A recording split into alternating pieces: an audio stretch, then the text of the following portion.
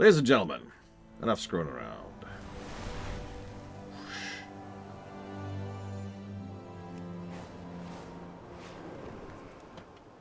Oh, for God's sakes, now what? Now what?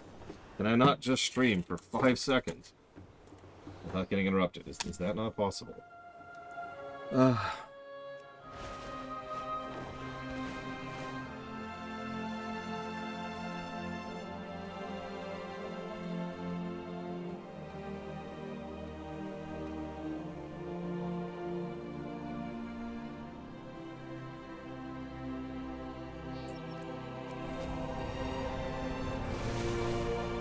Look, I'm just saying, Magister. Come here! Alright, Tyvan. What's going on? Oh, does he belong to you? What a strange large Bakar you have, stranger. Ah, just in time for the hunt. What brings you to the Shakar hunting ground, stranger? The Tirai would like us to train your Bakar as a hunter. We don't usually accept such requests from other clans, but I'll consider it. Her gift is quite generous, and a fully trained beast of this size would be a sight to behold. I bet I could take down a bull. I will have to see him in action. Trust your eagle eye. Go and hunt the nearby beast with your Bakar. Bigger the better. I'll observe from here. Be warned, I will accept only the best. Good luck. Come on, Tyvan. We got this.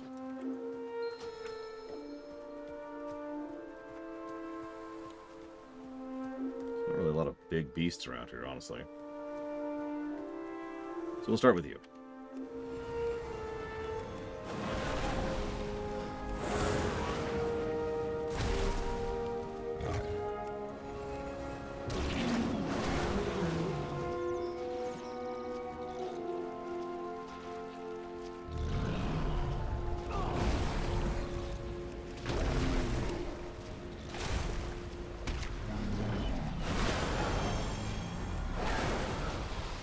What? What?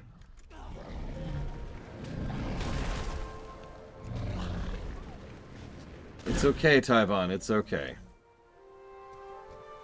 Yeah, he's alarmed that I'm hurt and growling. He whimpers, unwilling to fight back. Tyvan, it's fine. It's fine. Calm, chill, peace. Now let's fight something even bigger, Tyvan. Okay.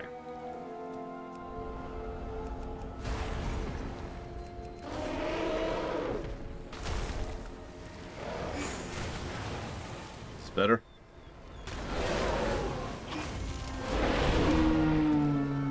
Hey, how you feeling, Tyvan?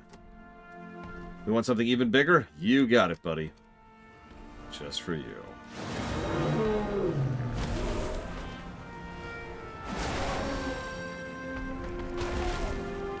I'm not really hurt, Tyvan. Are you hurt?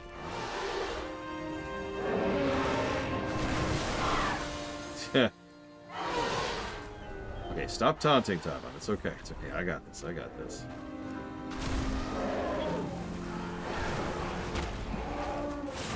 Look, violence is great! Now, ironically, we probably will not show off the quest about that in Dragonflight. Because getting to that quest is a little bit more random and time-consuming than it should be.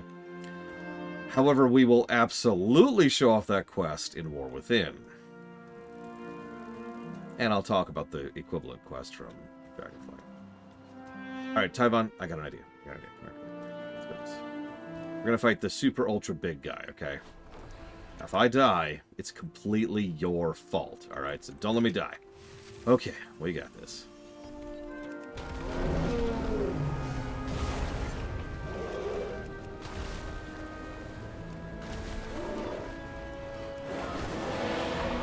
Tyvan, no! No! Tyvan! Help! Help, Tyvan! You're killing me! Oh, God! Why would you let me die, Tyvan? Why? Okay, good buddy. Since I'm technically the tank right now, we're gonna give ourselves a bubble. I'm also gonna do this. Yep.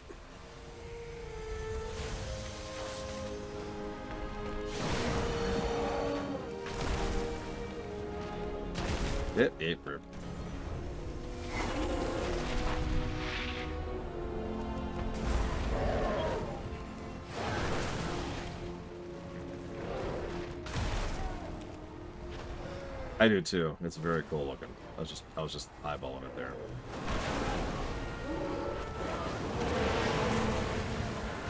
No. Okay, so there's a ruby blessing. So he technically died. It's okay, Tyvon. We're still here. We're still here. Everything's fine. You didn't let me die, technically. I mean, I did die. And it's all your fault! Scritch, scritch, scritch. You let me die, Tyvon. Why would you do this? My hearth awaits you. Your Bakar, while massive and strong, does not seem to have the will to do what needs to be done. He's too soft. Ugh, I'll give him one more chance. But this is it. Stay sharp. Perhaps they need to be shown the proper way to hunt by his own kind. Borrow some of our trained Bakar. Take them and bring down the Drake. Let's see how Tyvon behaves in a pack. Go well. Come on, boys. Let's go hunting. I just saw that Drake. She just roamed by while I was fighting the mammoth. There it is.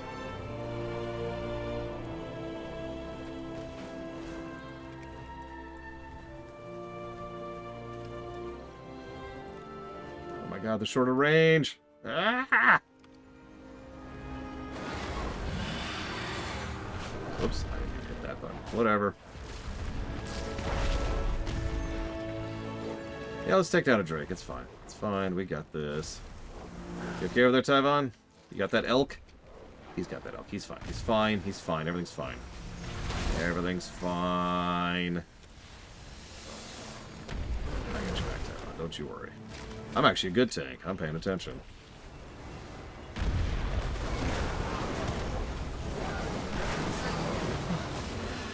Good boy. See how easy that was? You got this. You're fine. Everything's fine. Alright, so I'm gonna just leave him in your care and walk away forever. Well then. Very disappointing. I'm afraid Tyvon just does not have it in him to hunt like a Shikar. Even with the other Bakar fighting, he could not shake his unwillingness to attack his enemy. What a waste. I know, Tyvon, you're such a waste. Isn't that just the right thing to say to someone, is that they are a waste because they're not willing to do one thing? Don't you agree, Mr. Red? Off with you then. Return to Tarai. Tell him not even I can train Tyvon to be a hunter. He simply does not have it in him. He is the most unferocious Bakar I've ever seen, but he would even try to make friends with the wild game if we let him. Ha! Making friends with animals. Ha ha ha ha. I just noticed this buff is 10 minutes long. The shards.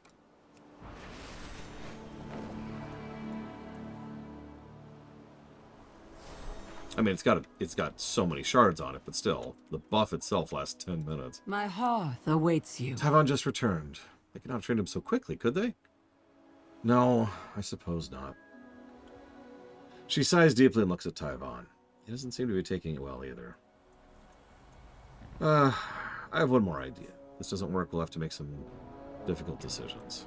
Farewell. If Tyvon is really unferocious, as... Well, I don't think I can, actually. See, it won't let me.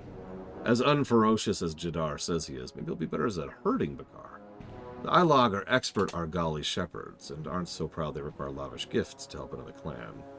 Please send Tyvon to shepherd Tevitai at the Malek, a spot between the two hills to the southwest, where they train their Bakar. Oh, Onara, please let this work. If it doesn't, I'm a lot of ideas. Care for the land. Seriously, can we get Swiftshot in here? Care for you. I think he's got this. Well, you want me to train a dog? Yeah, okay. Hey, Tyvon, what's up? He does not seem his normal happy self. He seems to realize he has let Selbek down and is determined not to let it happen again. Don't worry, I got you back. It's gonna be fine. So listen. How do you feel about eating corpses? Hold your dog. Hello. What can I do for you and your very large friend? Go well. You want me to train your Bakar in shepherding? Well, that's certainly what we do here. Never trained one so big before. The Argali don't seem to be bothered by his presence, though. And they're very good changes of character, trust me. I'm willing to give it a shot, but herding Bakar needs to only be gentle but smart. If they're unable to take charge of the herd, the Argali won't obey them. It's harder than it looks. Where will the wind take All right, you? Tyvon, we got this. He seems to want to interact with the Argali and the other Bakar, but not without permission, so he fidgets while staying seated. Okay, you want to give this a shot, boy? I think we got this. Okay. Go get him, boy.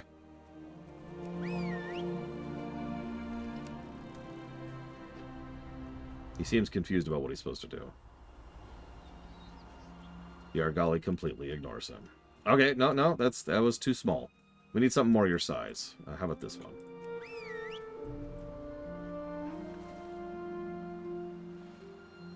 No.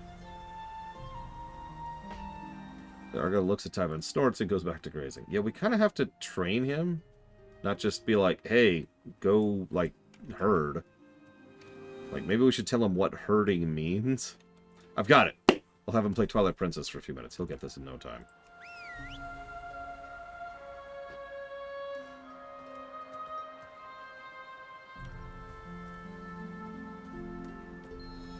They don't seem to understand your commands. Try showing him what to do yourself. Yeah, thank you, game. Sup? Bruh.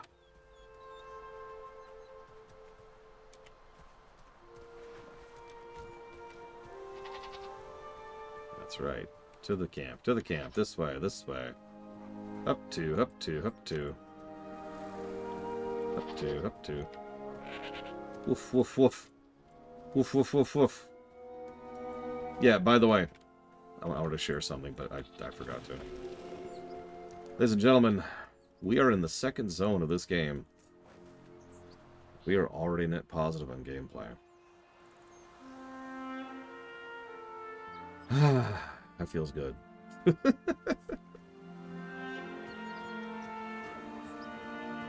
No, that will not change. We will never dip below net positive again. No, we're not actually going up. Tyvon still seems confused. He just doesn't seem to be grasping this. He did great, though, in the market for a new career. Stay sharp. Since the Argali don't seem to have much respect for Tyvon, we should see if he can handle the herd's ram next. He's the boss of all the Argali here. He's quite the stubborn thing. If Tyvon can assert dominance over the ram, herd will start obeying him. You can find him over there on the hill. Good luck, Tyvon. If this isn't hope, there's not much hope for you being a herder. Off with you then. Sorry, Tyvon. If you don't succeed this one time, your entire career is over. Is this a commentary on something? Am I missing something here? What was I going for? Right, over here, yes. Hoarded power.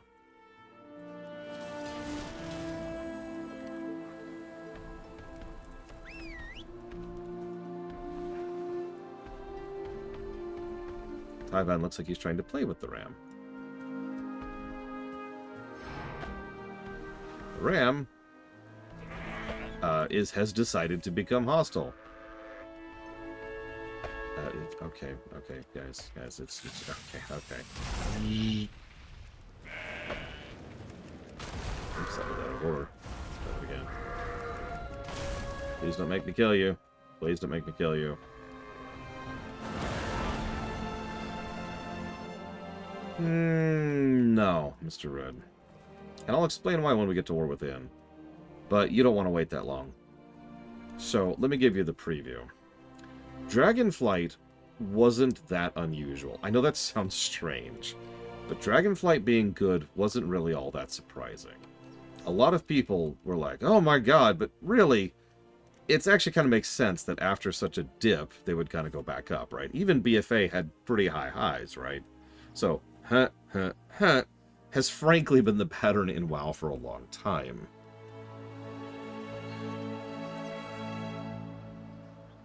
Yeah, that's actually true. Baron is correct. Dragonflight was a paradigm shift. A very desperately needed one.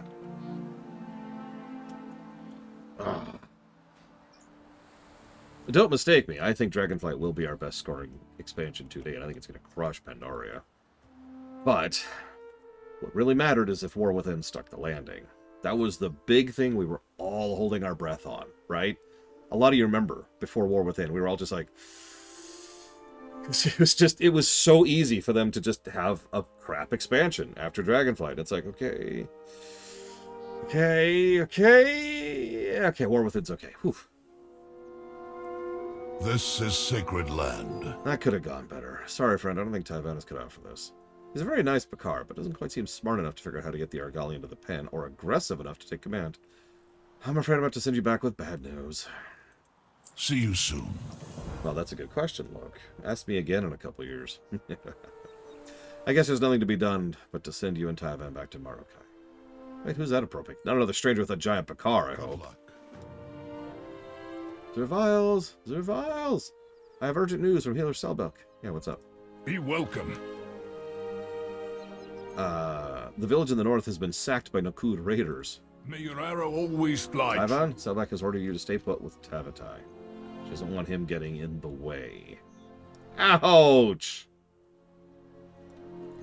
Don't worry, boy. You'll be safe here with me until the emergency's over. Best be getting on, Zerviles. Whatever happened at Darokhan sounds serious. I'll send Tyvan home later. Tyvan sits and mopes. He seems to be very upset.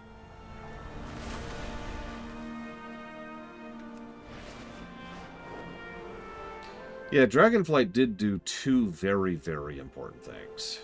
First of all, it was better than Shadowlands. I know, duh, but that was something that was important. It was an immediate and noticeable upswing in quality. But the second thing was retained quality. The fact that Dragonflight stuck the landing within itself was very, very important. Imagine for a moment if Dragonflight launched well, but each patch was kind of crap. If each patch kind of dipped in quality or was generally bad, that might have been that. Where are your manners? Where will the wind take you? The treachery of the Nakud knows no limits. Only craftsmen live in the village of Darukhan. They stood no chance against the raiders. We desperately need your help, Zerviles. The Nakud are still nearby, and we must tend the wounded. Search the village and carry any survivors you find to me. We will triage and stabilize who we can. Go well. Jemay? Jemay, can you hear me? I see only minor injuries, but they seem to be in shock. What happened? Okay.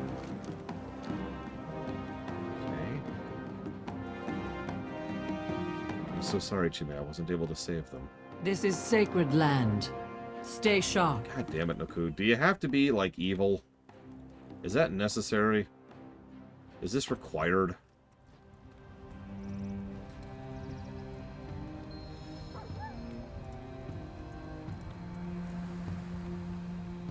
Ugh. Typhon, what are you doing? Ugh. Now that is a good boy. Yeah, Kata was the first time that sales started to trend down. Not sales, sorry, subs. In fact, I believe to this day, Wrath was actually the absolute peak of subscriber count, concurrent subscriber count. There's some debate about that because, you know, those kind of figures are actually more malleable and hard to track than you'd think. But, yeah.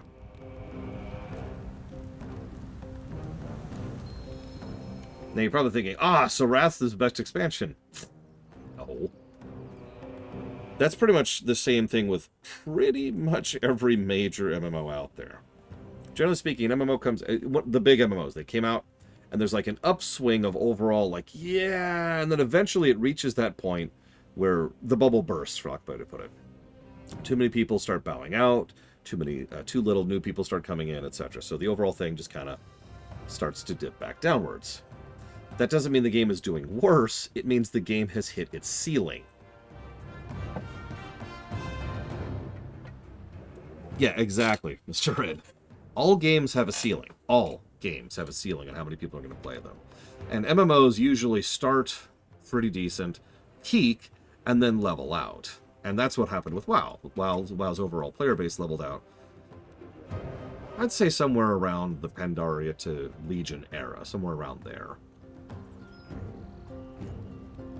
We seem to be going through another bit of a resurgence, and at least partially, because of how much effort has been put to smoothing over the onboarding experience.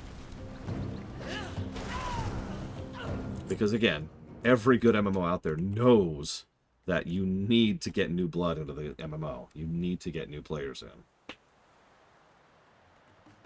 You know, I'm not actually sure when FF14's Wrath moment was. It probably was Heavensward. ARR was certainly a miracle, but by all accounts, Heavensward kind of exploded.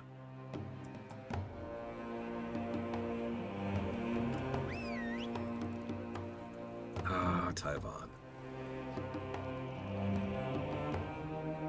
It could also be Shadowbringers. I'm admittedly biased there because Shadowbringers was when I finally started actually enjoying FF14. Yeah, I know. Pathetic. It's true, though.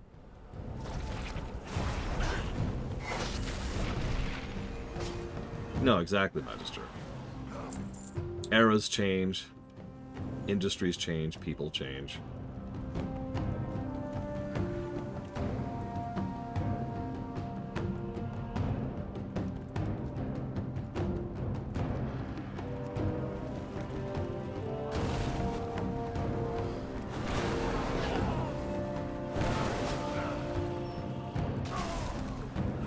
Yeah, FF14 is doing quite well for itself. And WoW is still the king. And honestly, I don't see that changing anytime soon.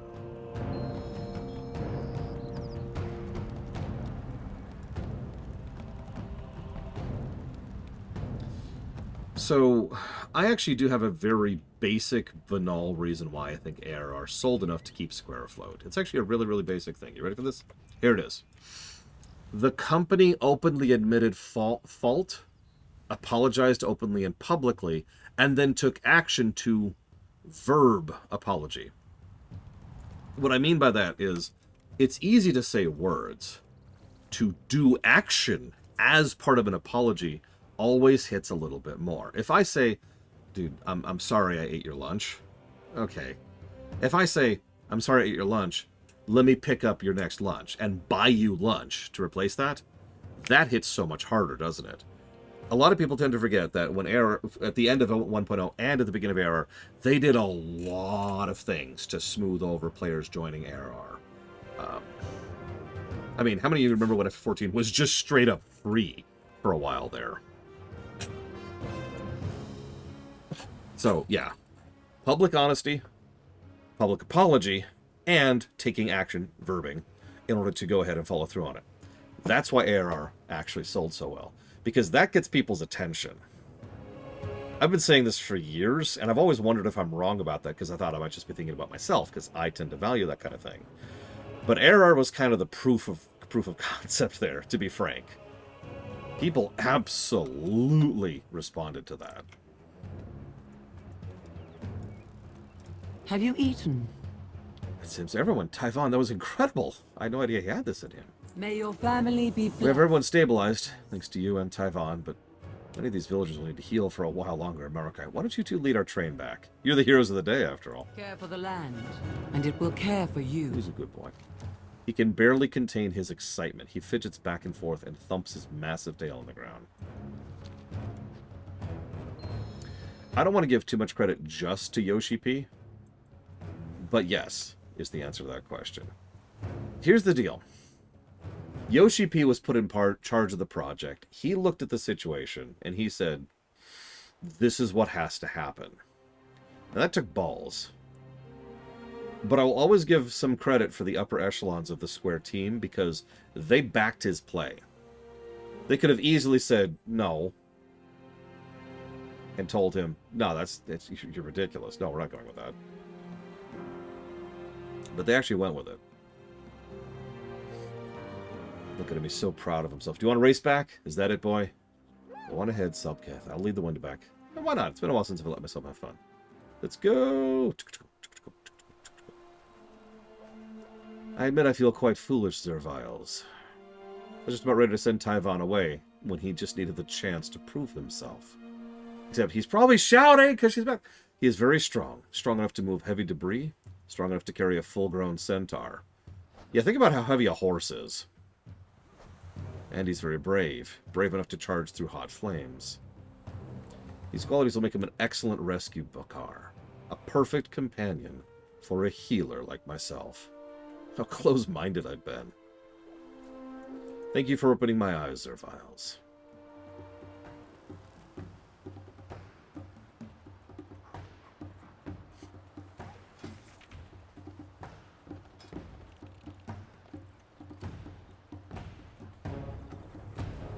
You don't have to be what the world expects you to be. Be who Tyvon knows you can be, is the flavor lore on that mount, by the way.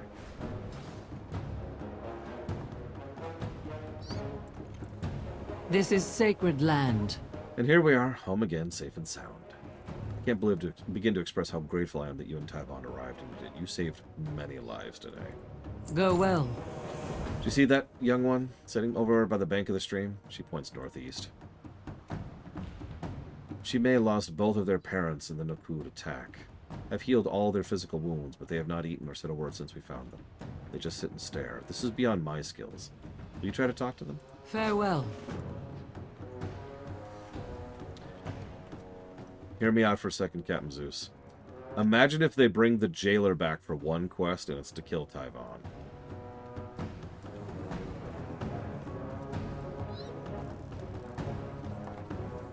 I unironically think that they would have a substantial subscriber loss if they did that.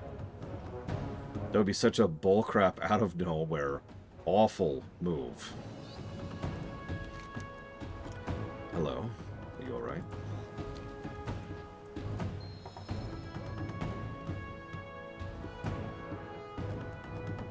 She may is unresponsive. Try tapping them on the shoulder. Still unresponsive. Tyvon, where are you going?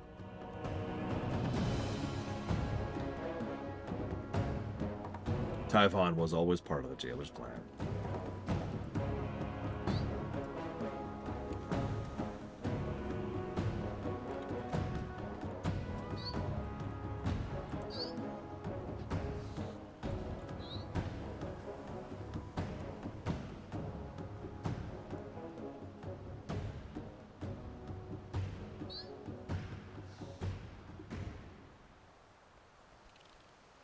She may have started petting Tyvon, if you can't see that.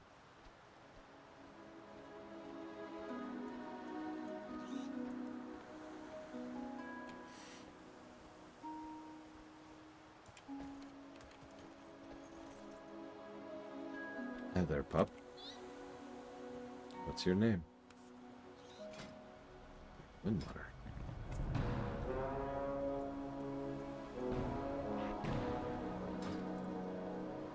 This is Tyvon, and I am Selbek. Selbek. You are safe in Marukai now. Hi, Tyvon. I'm Chime. Miss Selbek? Yes, Chime? Can I have something to eat?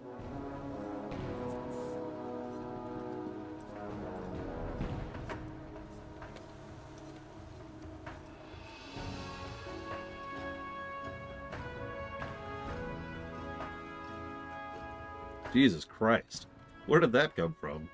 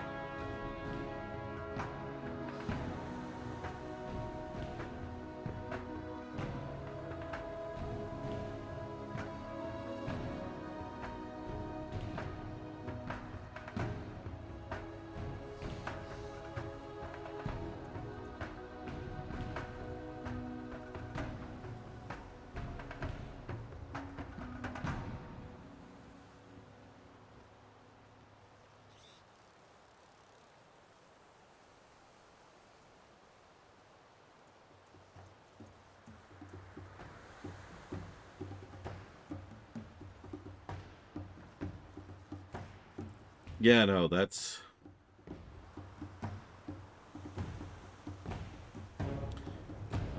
My hearth awaits you. So this is his true gift. Ooh, hang on. How could I have been so blind? He's different from the other Bakar, but he has proven himself a valuable member of Clan Tirai. He will stay by my side for the rest of his days, rescuing who he can and healing who I cannot. And yeah, I actually have the toy. I guess I have done this, because I already have this toy. I do not remember this quest. Blessed with daughters. Wow.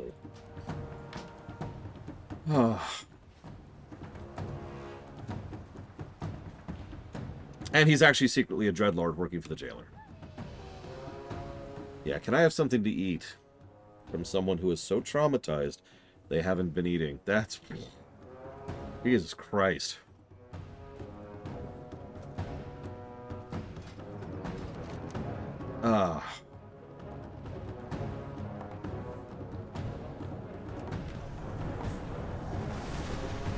That's true, we have encountered a pug dreadlord. That's not actually a joke.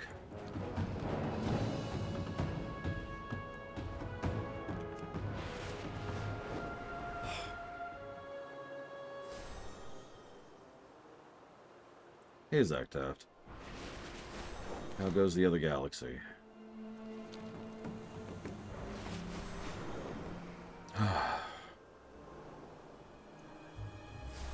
I'm going to check something super quick, because I have a feeling I've actually skipped a couple things.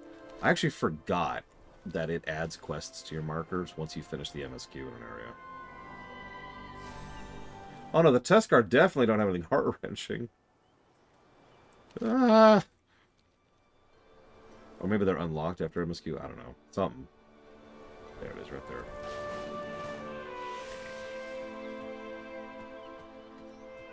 I don't blame you. Everyone really should avoid the Wrath of Vader. That's not a fun time. Go away. You don't matter. You don't matter. You don't matter. Ah! I'm going to switch back to Devastation for overworld stuff.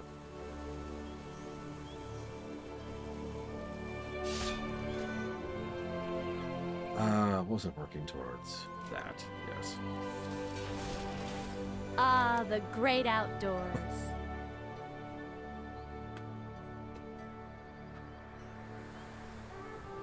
So I've only been sitting here for about 30 minutes now.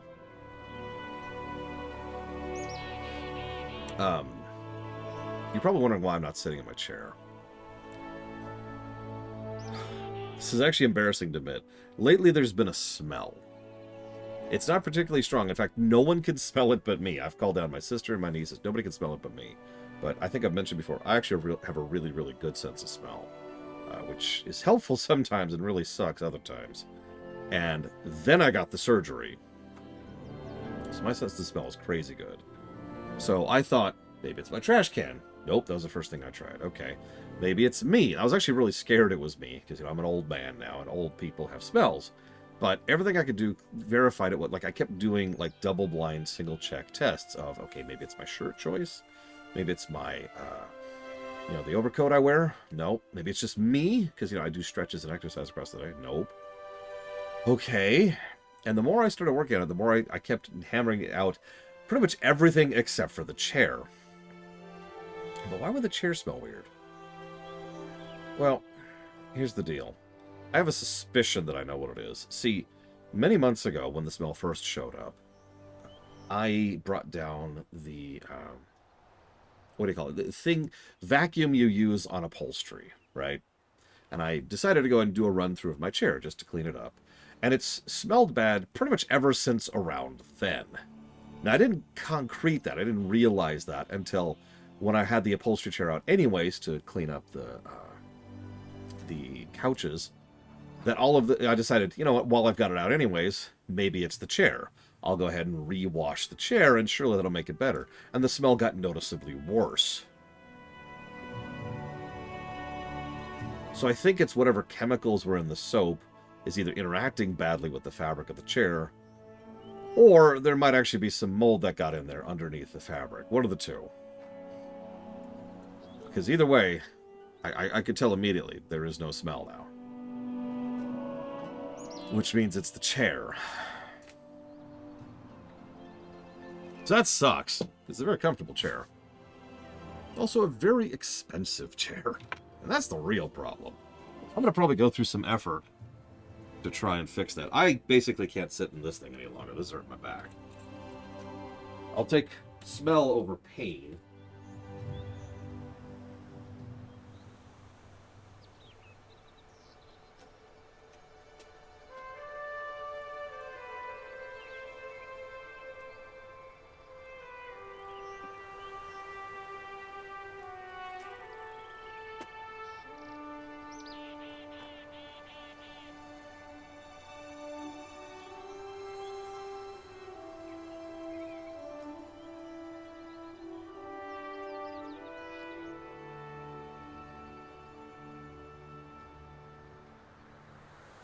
We'll see. I'll figure something out. I'm not swimming in money enough to be able to replace a chair like this right now, you know what I mean? But I do sit in it a lot. Recthier! Yeah, I know, right? It doesn't happen very often to me. Usually, I'm pretty good at cleaning. Are you here to visit the beautiful Lilac Ramble? I'm so sorry about the current state. I promise it's not usually this untended.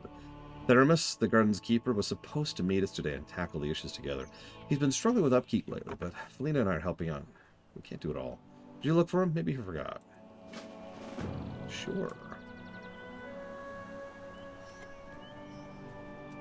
I have to warn you, Theramis hasn't been feeling well. We don't know what's wrong, but we're glad you're here. Okay. I'm sure it's fine. Whatever it is.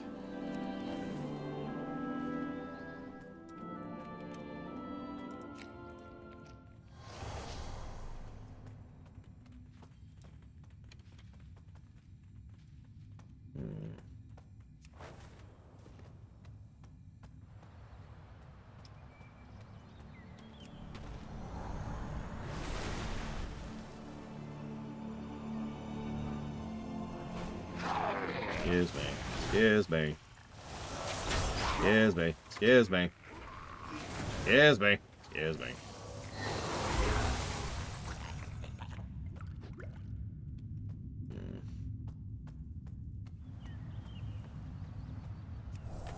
Listen, this isn't World of Peace. I'm sorry. I will never stop making fun of that. I haven't actually heard anyone use that argument literally or legitimately since Legion. No, BFA. BFA. I always forget, or rather, I always try to forget, just how bad the community was around BFA. It was pretty bad. All paths begin in the dream. The druid does not acknowledge your presence. His aura is sullen and distant. He gazes at nothing in particular. We shall do this again soon. Did this dryad send you? Tell them to leave me alone.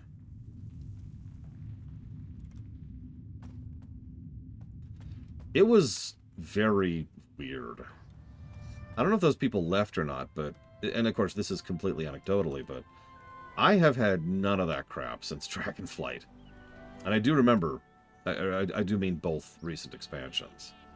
Like, I will very occasionally meet an asshole, but for the most part, you'll see what you saw earlier during the first shift, when we were doing the group quests up at the arena of whatever it is.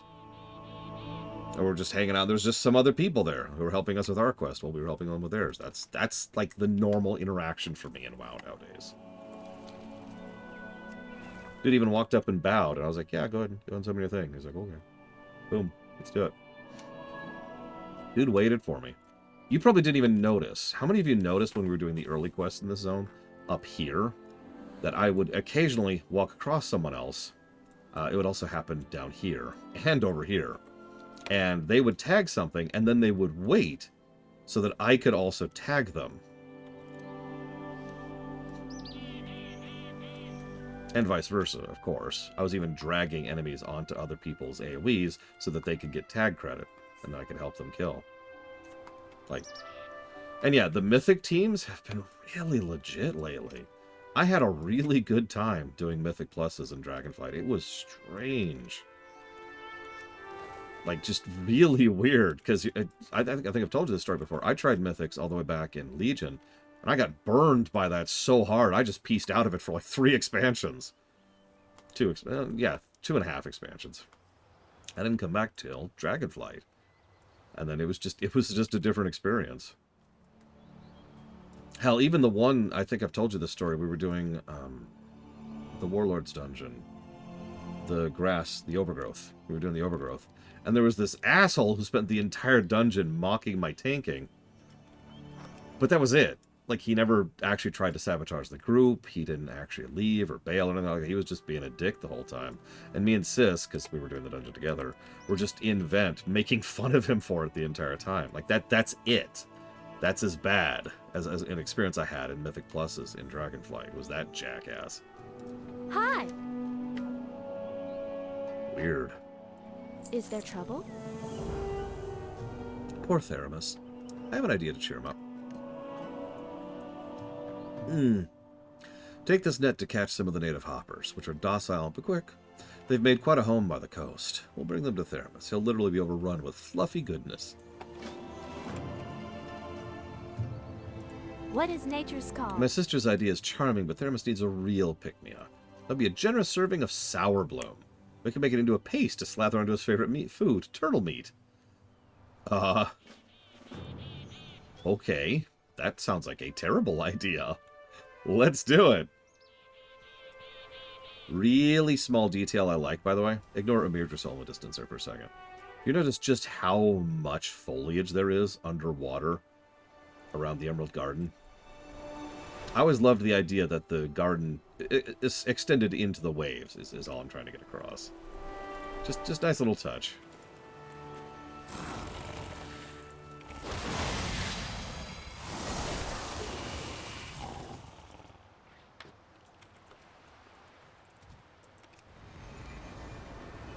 Yeah, actually, the overgrowth. Yeah, I agree.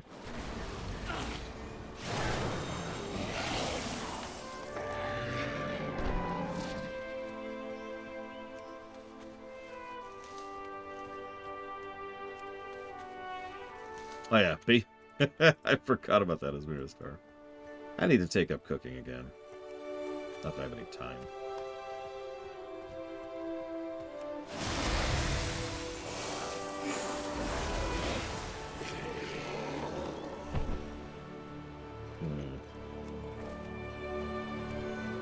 I think I know what you're talking about, Brigman. And yeah. Yeah.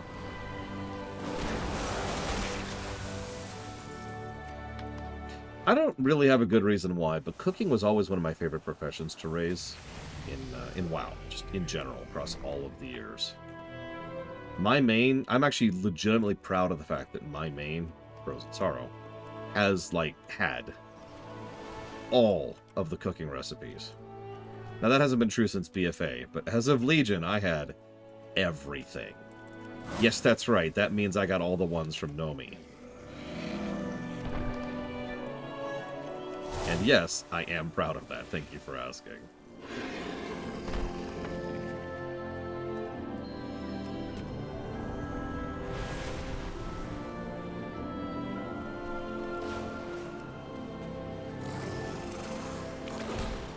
Some of them were kind of a pain to get to. I mean, I have Dirge's kicking chimeric chops, for God's sakes. I don't even know if you can get those anymore.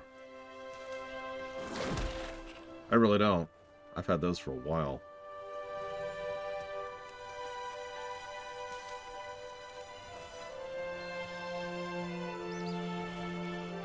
Well, you remember the Drakthir we saw back at the expedition who was, like, fascinated by the concept of food that wasn't just rations. Of course, Naltharion would build a robot. A slave race whose only purpose is to fight and not really care about things like, you know, food, flavor. He actually reminds me in many ways, or I guess they remind me in many ways, of the, oh my god, I can't think of their names. The Dominion race. No, not the Jem'Hadar.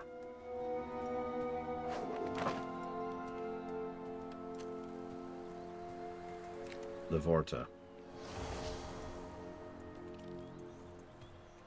Literally built without a sense of aesthetics, because why would they have a sense of aesthetics? What practical purpose does that serve? It says so much about the founders. Because it's pure negligence. They could. They could give them whatever they wanted to. They're the founders. They are the best geneticists in the galaxy. Didn't even bother.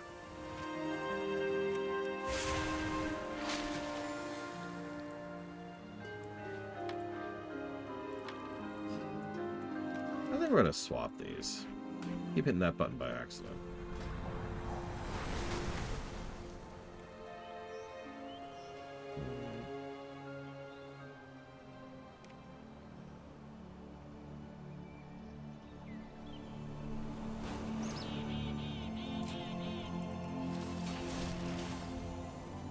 Why? In this case, Uthor, why?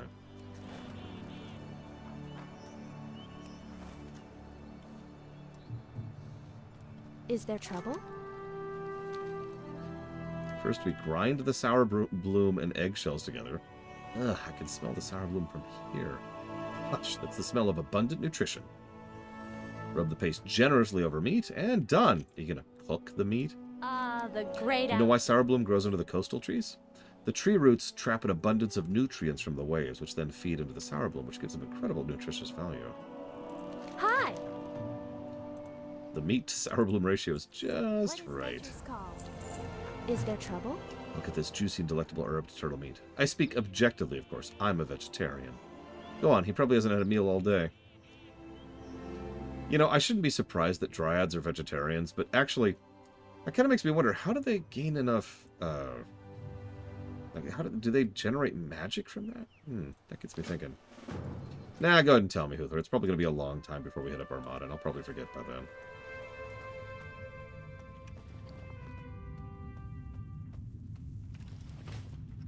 Hey, Czar. Yes. Do you suppose Brought your favorite we shall food? meet again? Turtle meat. I suppose I can't say no. Blah! What in Aeonar's name did you do to it? What? I'm deathly allergic to bunnies! Shoo! Shoo! Out! Ah!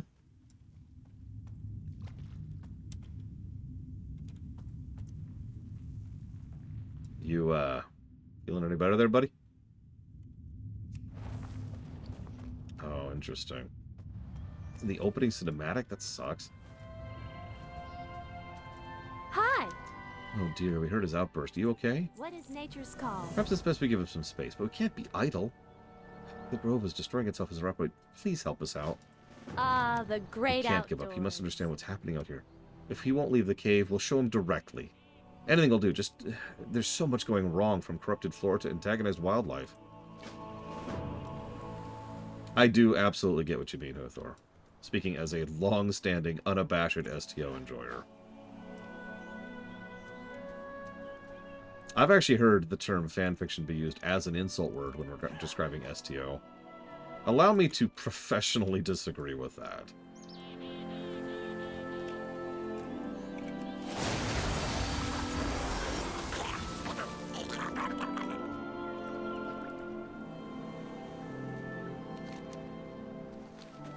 I get you.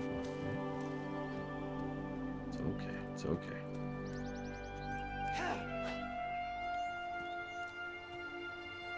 I was actually thinking about that recently. I don't remember what brought this up. Oh, yeah, I do. Someone was trying to insult me in my comment section by saying that I was working on my fanfiction. That I was taking time off from work to work on my fanfiction, or the rewrites. Now, the rewrites are 100% fanfiction. I've never been hidden about that. What caught my eye was the fact that it was being used as an insult. As if it was an appropriate enough insult by itself to just say, oh, you're working on your fan fiction. Which makes sense, because a lot of people use that as an insult word. Or I guess insult phrase. And that's the thing that got me thinking. One of the core things that makes something identifiable as fan fiction is the tendency to be very continuity heavy. Because that makes sense, right? People writing fanfiction like X, Y, and Z. They want to see more of X, Y, and Z in their particular work. As I've demonstrated probably literally thousands of times at this point in my career, the overwhelming majority of fiction is bound by rules and limits of what they can use and how, whether or not they can get an actor involved, whether or not they can showcase a character, whether they get the rights to that character, whether they want to acknowledge something at all. There are all kinds of limitations that hamper professional writers in actually writing stories for their works, right? So, what we end up having is stuff where continuity, especially in long-form fiction, tends to get thrown out of the window a little bit. Honestly, that trend has only really, really recently started to reverse. For a lot of reasons. The Wire, Breaking Bad, Game of Thrones, which, you know, very much popularized the concept. Where is... But I'm getting off track. The point is that continuity-heavy thing is something that a lot of people I have seen over the years use as the identifier, the marker of what actually makes something fan fiction.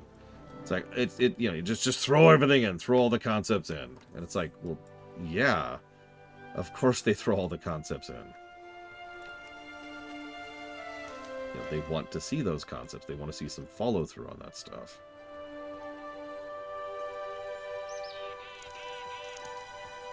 Back when I actually circled around fan fiction sites, sort of in early aughts at this point, one of the most common types of Chrono Trigger fan fiction that I would see all the time was something dealing with mages Shala. Now, if you don't know Chrono Trigger, that means nothing to you. If you do, your reaction is probably something along the lines of, well, duh. But I can actually explain simply for those who haven't played Chrono Trigger. Those two are very interesting characters who have a lot of hints of story, but their story doesn't actually stop, or conclude, is what I mean. There's no conclusory point to their story arc. At a certain point of the game, they just kind of leave the narrative. In fact, during the ending, it has a hint of, I must go and do this thing. And then they leave, right? So, of course, people are going to write about that. It was a dangling thread. Duh. Is there trouble? What is nature's call? Ah, the great outdoors. Hi! I swear I'm leveling faster. Grumpy or not, Thermos has a job to do. While he hides inside, he can't see the consequences of his absence. Let's go. We'll show him the evidence. I don't think Breaking Bad ever crossed a line for me. Not by memory, anyways.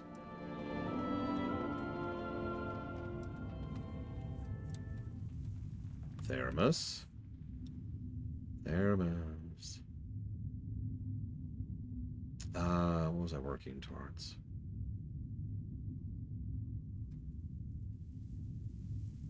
Yes, that right there. Well met. Thermos takes note of you without fanfare. You're still around. There's nothing remarkable to see today. The gardens are a mess. You take care of a weed today and it pops up again tomorrow. Nothing I do seems to matter. Very little matters nowadays. Safe travels. I told you to leave me alone. Look what's happening, Thermos. Oh no. This is my fault, isn't it? The forest needs you back. I know. I'm sorry. Be well, friend of the forest. Heal from your pain, wild one. Remember your beauty. It's rejecting my magic. It's rejecting me.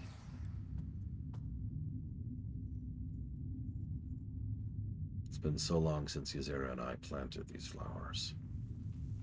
I miss her. I don't know why I stay here without her. And there's his motivation and source of his depression right there. Ah, the great outdoors. I think it worked. He left the cave. Selena. Is there trouble? Oh, no, I think I understand. He misses Ysera, and she can't come back. Come, I suspect I know where he went. We won't bother him further, but it'll be good to tell him we're sorry, and we'll give him the space he wants.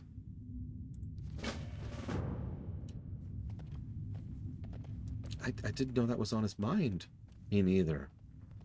It's been so long, though, since she left. Since things have changed. Yeah, as a reminder, it's been since Legion. She died in Legion. That's, under the new timeline... Oh, God, I'm not sure where Shadowlands heads. That is a minimum of 9 years ago, though.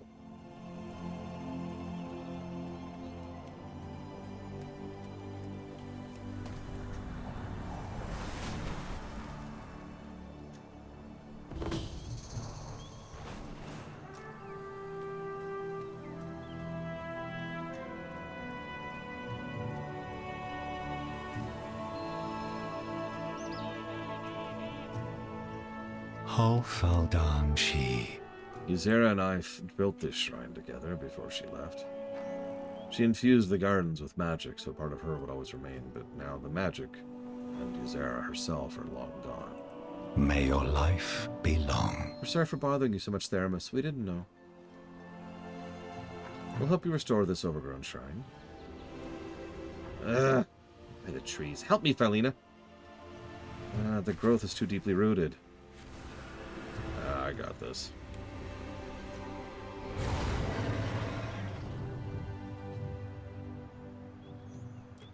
There's an inscription. It just says, Theramis. I had hoped to leave word with you directly, but this will have to do. The aspects and I are needed elsewhere. For how long, I cannot say.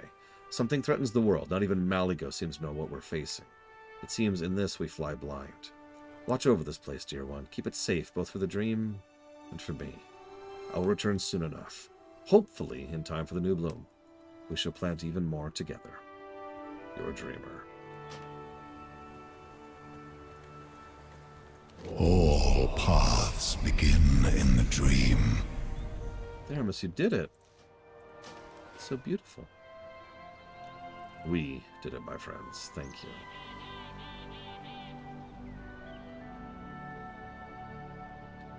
Those hoppers should have worked. Maybe if you'd cut a dozen more? Well, maybe you should have added 1 pound less of sour bloom to his... I'm kidding, sister.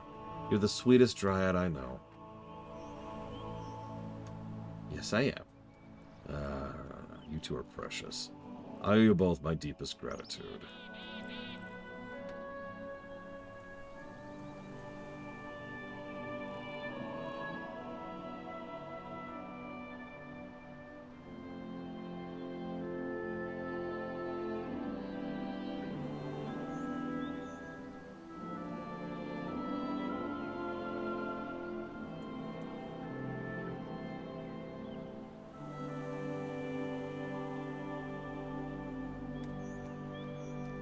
No, Huthor.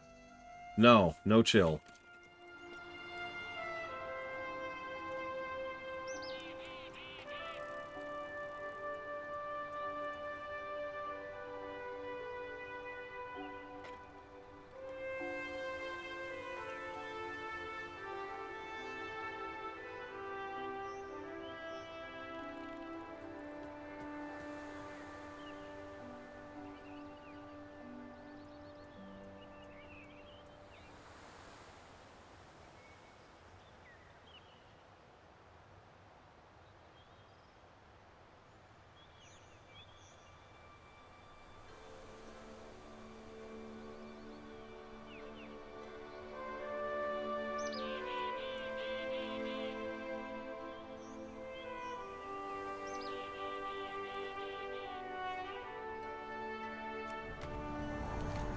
Yep, no chill. Sorry.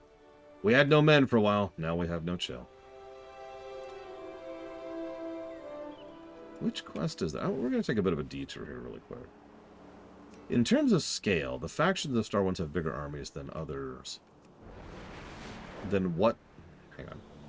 I think in terms of scale, the factions of Star Wars have bigger armies than what's in other sci-fis like Mass Effect. That's not a question. The Nokud are unwavering in their combat prowess. But that makes sense, given that Star Wars is a much larger setting than most other settings tend to be. Remember, Star Trek is like one tiny snippet of the galaxy, like, not even a galaxy, of the region of a galaxy. Something like Battletech is such a dot, you can't even see it if you're seeing the whole map. Mass Effect? Even though Mass Effect is galactic, really, if you actually, like, were to paint how much of Mass Effect is actually explored space, it's pretty small. It's just centered around the relays. It's like there's a relay here and there's like a spot around there. There's a relay here and there's a spot around here. Star Wars is like, it's like half the friggin' galaxy. That is a huge swath of space. And yeah, Warhammer 40k would be another example.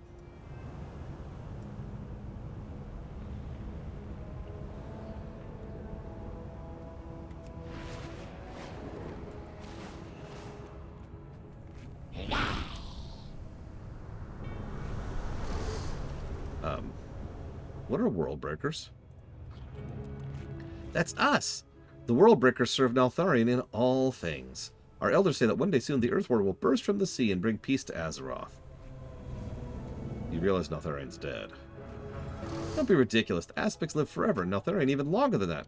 He can't just die. Okay. The emissary needs us. We've got to help her. We barely met her out ourselves. If the voice of Neltharion discovers we left. Well, if you don't help, I'll find somebody. Oh, here's somebody. Hello! A Worldbreaker needs your aid. Wait, hang on. Let me read that initial. Ahem. He starts reading off of his hand. The Worldbreakers welcome you. I am Ingot, third disciple of the voice of Neltharion, and... I need help.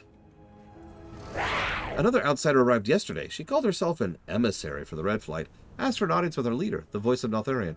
The voice got terribly mad. He said the Earth Warder was testing us, and we had to execute her. I know we're not supposed to trust outsiders, but we don't have to kill them. Please help me save her. Some of the other disciples are very mean. He rubs a fresh wound on his snout. It used to not be like that, but when Cyanogoth came, he said, we should value strength above all else. Everybody fights all the time. I try to fight back, but their hides are too thick, and I'm too small. Not you. You must fight bullies all the time. Dude, you have no idea.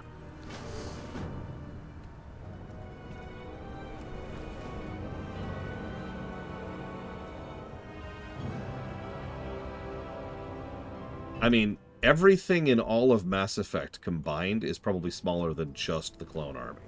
Just one army from Star Wars.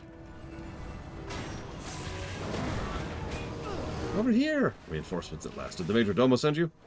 Yes. Yeah, we literally just spent time killing the Nokud. And technically we've done the dungeon. Just go with it. Just go with it.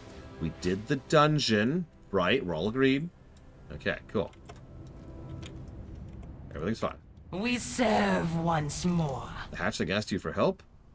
Perhaps we can save the Worldbreakers after all. May the flights protect us. When we heard rumors of a Deathwing cult, Major Domo Celestra ordered me to bring these erstwhile Scaleborn back into the fold. We'd hoped it was a simple misunderstanding. Clearly we were wrong. Their leader must be dealt with. But first, can you get me out of this cage? Sure, let me get the key here.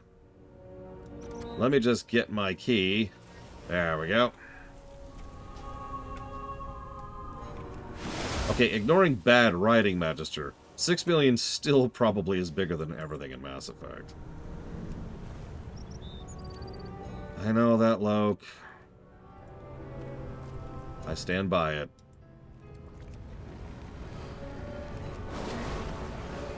Again, bad writing does not count when it comes to theory crafting. When someone has obviously made just a big, dumb mistake, you don't count that as part of the theory crafting. That destroys the point of theory crafting. Like, you essentially can't theory craft for any setting if you count every big, dumb mistake they made in that setting. Trust me, I watch Star Trek.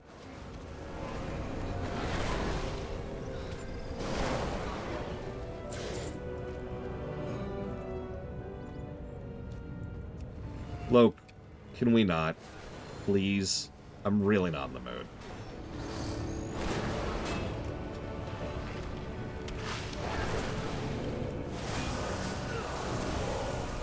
Argue with Zach to FD1. I really don't care.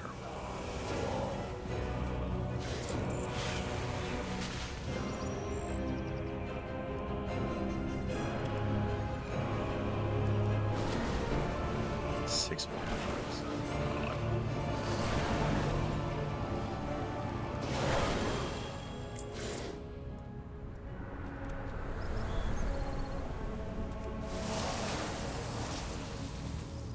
I really like that talent. Yeah, it's okay. It takes only a few hours to get to the center of the galaxy in Kirk's time. So based on that evidence, we now have to theory craft. That's actually a great example of what I mean.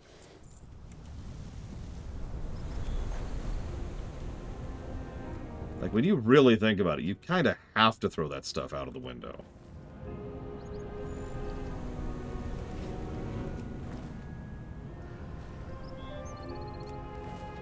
Yeah. Oh no, we're on the other side of the galaxy. Okay, it's going to be a few weeks trip back. So we're going to have to buckle down. very next episode. All right, we're home! Cool. Why do we care about that wormhole again in DS9? We don't. Oh, okay.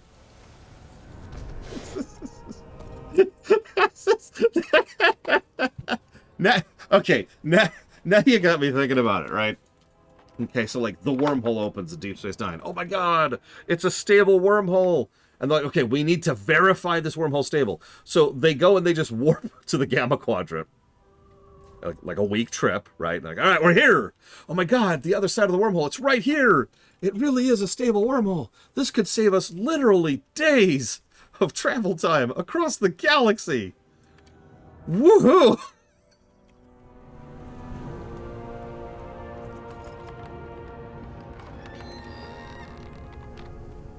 Think of the bananas. Oh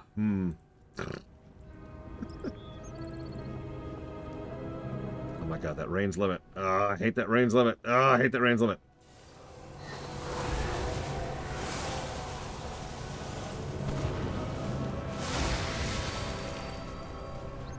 Few days, my holodrama is ruined.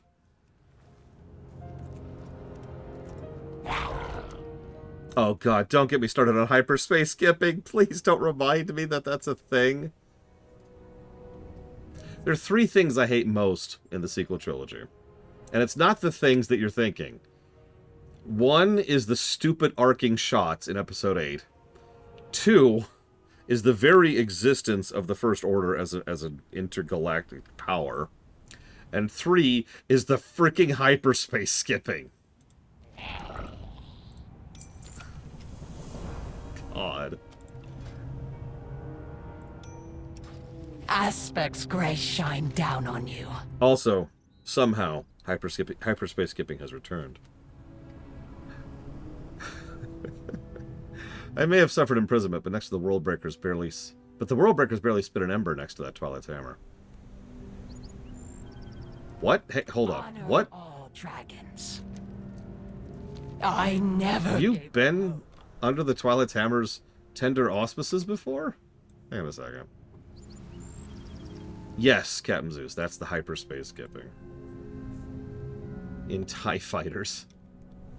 No, I don't even. We're done.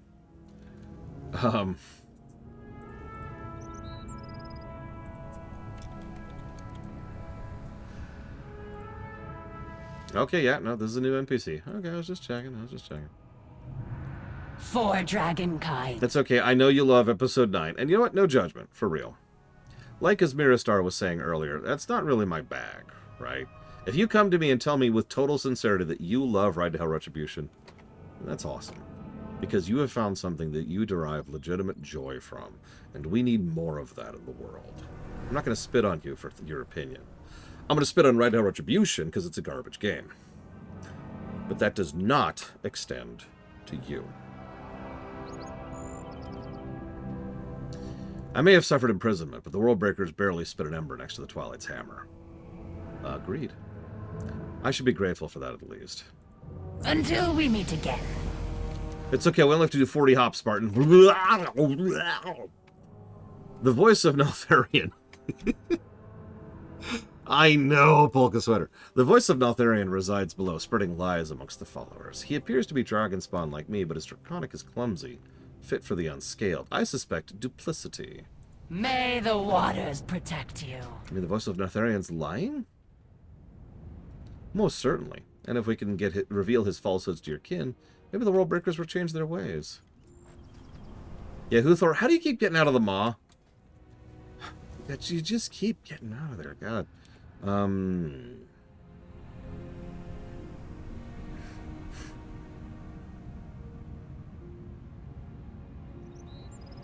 Those are interesting buffs. I'm not going to go for those because this is my buff spec, but those are interesting buffs.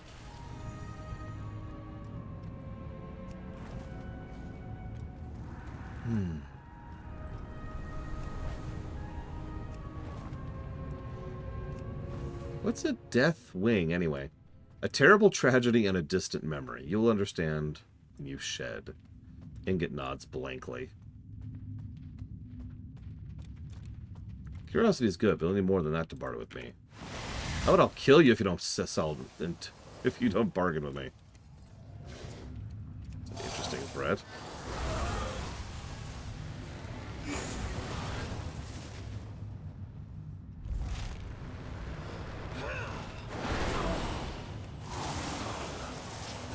Yep.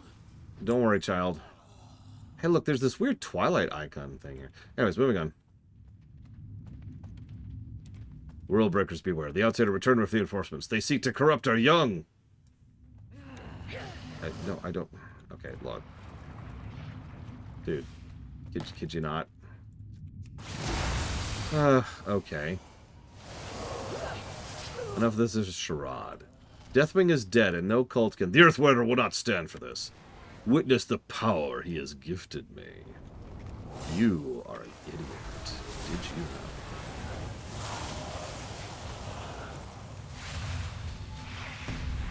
This illusion stifles my power. Die, meddlers! Oh my god, it was an ogre all along. It's all... Your Deathwing has lied to you.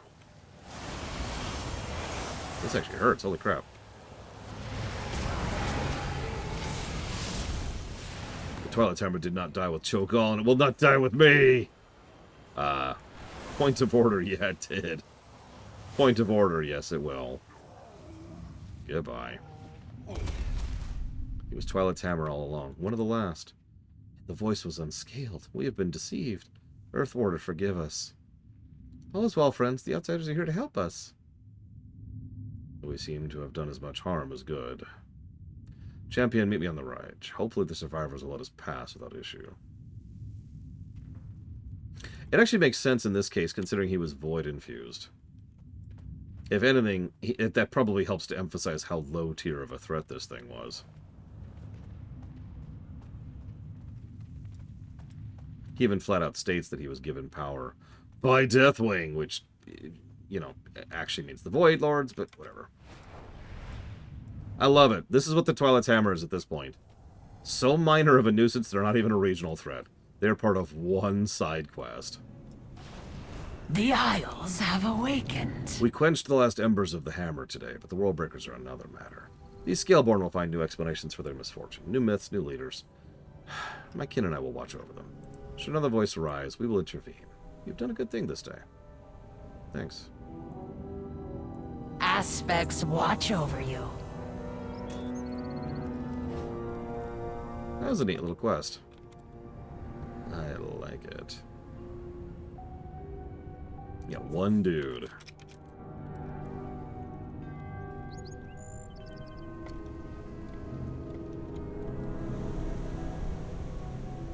Oh, sorry, you did actually mention that. The odds of them sharing universe is almost non-existent, I would say. Just because the fundaments of the setting work differently. But if you restructure a couple of things and remove a couple of things specifically from WoW, I think it could work. I mean, I think I've told you the story of when me and my friends were actively theory crafting about why the Zerg were in Silithus. You know, back before Silithus even was a zone, it was just a big empty place with Zerg in it.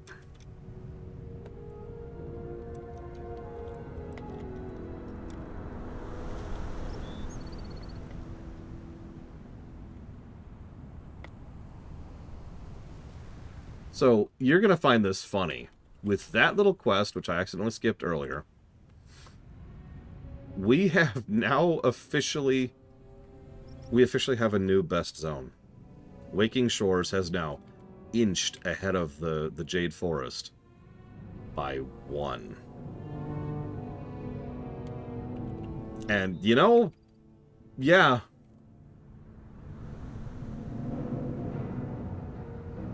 Yeah.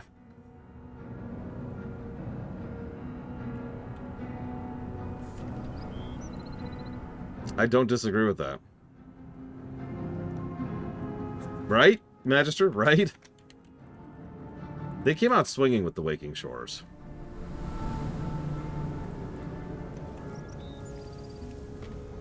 Pretty much everything about the afterlife, the Titans, the Void Lords, all of the mythos, essentially. Get rid of all the backstory and the history and the world building. Throw all that out the window and it might work. Hey, the siege is actually happening right now. Well, I did swear to review these events, so let's see how far in this event is. I've probably missed most of it.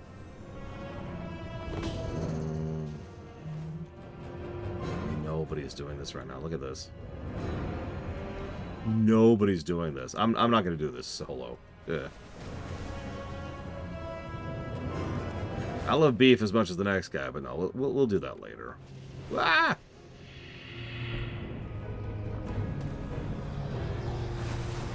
Oh yeah, because this is an interesting little tidbit.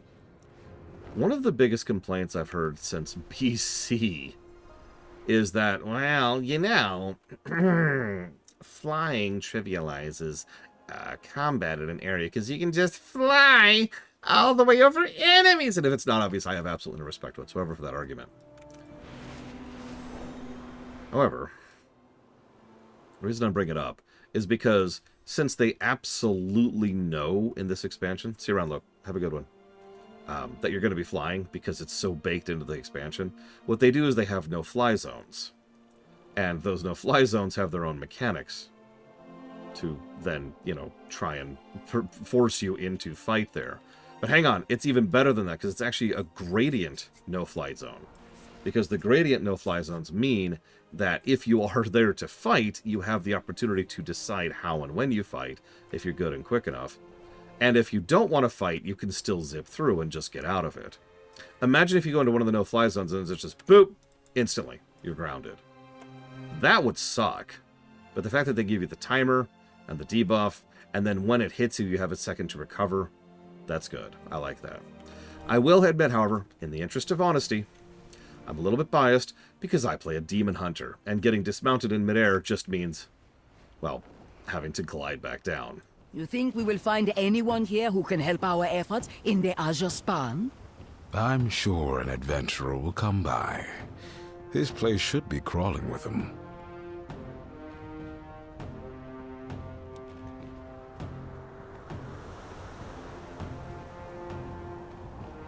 Yeah, what do you want? Glad I could help. You looking for a gig? We're doing a big opening sale on our new crafting order service. We need to draw attention. But the wind took my flyers. I think some of the local goats ran off them. Can you get my flyers back? If you ever need anything. Or... I feel like I recognize these two. I feel like I want to eat them. Yes. Yes! Wait, nope, they're amazing. Okay, never mind. Volpera are stronger than we look. You think any of these big guys will spar with me? Taking bets how many I can handle at once. Make them fear you. Centaur, I know I'm thinking too about caravans, huh? So do I. It's never safe to travel alone. What do you need? Trying to be a better person. The Volpera, they've been making sure that. They agreed to take me along one of their adventures outside Voldoon if I agreed to be their friend. Still hate that song, though. Some things cannot be undone.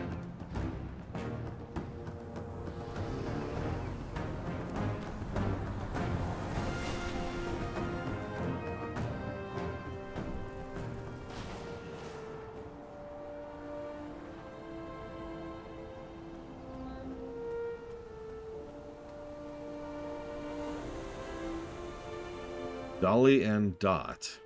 I'm sorry.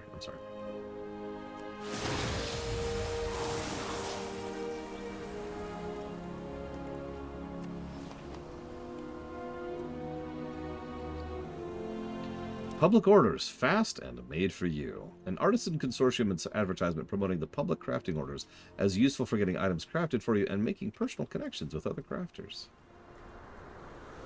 Join today. Please stop. Okay, you're just dead now. Like, you are dead. I was gonna let you live, but now you're food.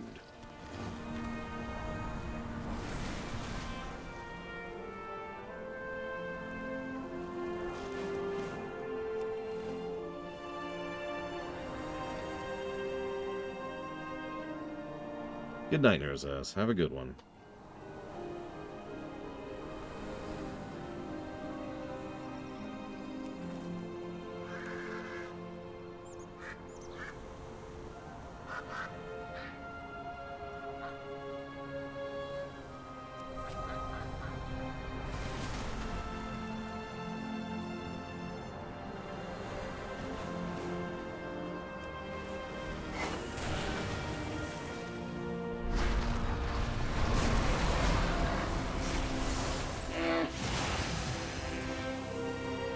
Custom, high-quality beer. Better business with personal orders. An artisan's consortium advertisement promoting personal and guild crafting orders, which can be used to order custom-made high-quality items with better guarantees than public crafting order systems.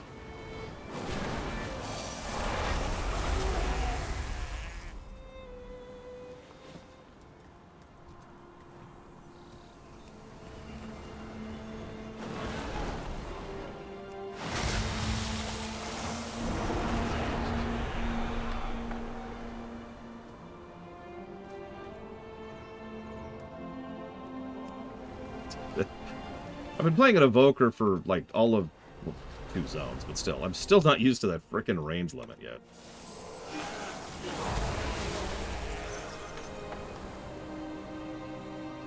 An artisan consortium advertisement promoting crafting orders can be made for any items, including rare and unique items, only advanced crafters can make. Okay, so personal opinion time. One of the smartest things they did with the crafting order system is they made it so you can give BOP items to another player. Welcome, friend. Hurry back. Be careful out there. Pleasure doing business. You know what I mean, right? For a really long time, going back to vanilla, I think, a lot of crafted items were BOP. You made them for yourself. But with a crafting order, I can make a really nice item, and you get it, because it technically goes through the system. So it's BOP on you, even though I'm the one who actually makes it. That, yeah, I'm in favor of that. Then again, I've been arguing for a while, although I'm not sure if I'm right, that they should just get rid of BOP. Like, Let me have a look at you. not forever, but like get rid of a lot of things that are BOP. Come again. Moving on. Let's compare notes. Watch yourself out there. Okay, I do believe that's officially, finally, the end of the Honor in Plains. Good lord, that took longer than I thought it meant. Also true, Mr. Red. Ah, yes, crafting items should never have been BOP! I agree completely with that. I'll be right back.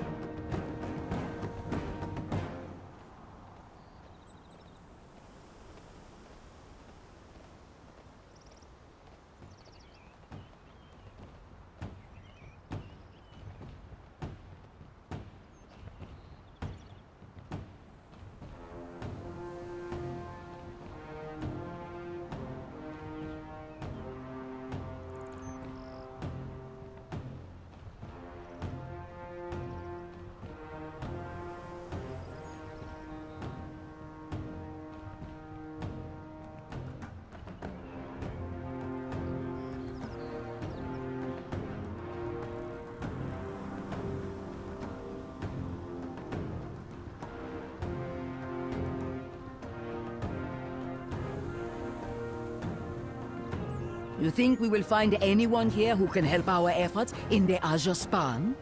I'm sure an adventurer will come by. This place should be crawling with them.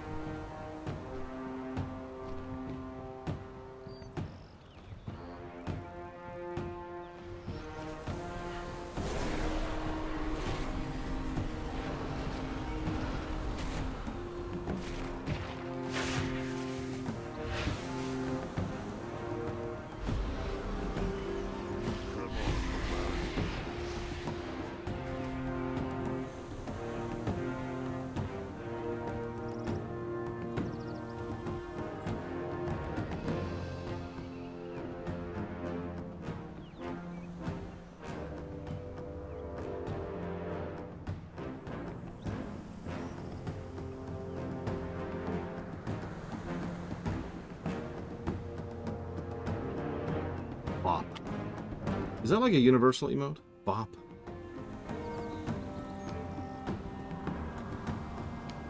Okay. Can I help you? Greetings. Bakina and I are here on behalf of the Kirin Tor. Kirin Tor are working to safeguard the wild arcane magic throughout the arcane span. Halagos, aspect of the Blue Dragonflight, and one of our leaders, needs aid in reclaiming the Azure Oathstone. If you're willing to help, keep traveling on the road. She can direct you where you can be helped the most. Keep a keen. Glania can help direct you toward the Kirin Tor's efforts in the Azure span. Make sure to tell her Masood and Pakina sent you. Ooh, how many more adventurers should we find? Maybe 3 or 4 more? 5 adventurers seems like a good number to have for any task. Haha. But, jokes aside, there's been some hints before that, in lore, we're generally following each other around as a group of 5, you know, a full party. It would make sense, too, because if you think about it, a huge number of the dungeons, the plot dungeons, we go straight from quest into dungeon, right? So we're probably already grouped up when that happens.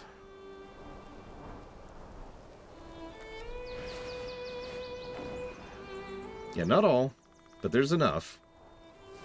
I mean, we probably... I am sorry, but I do not know how to do this, fishing. Can it not wait? Right. If you all insist on examining fish for this essence, then the least you can do is help me catch more.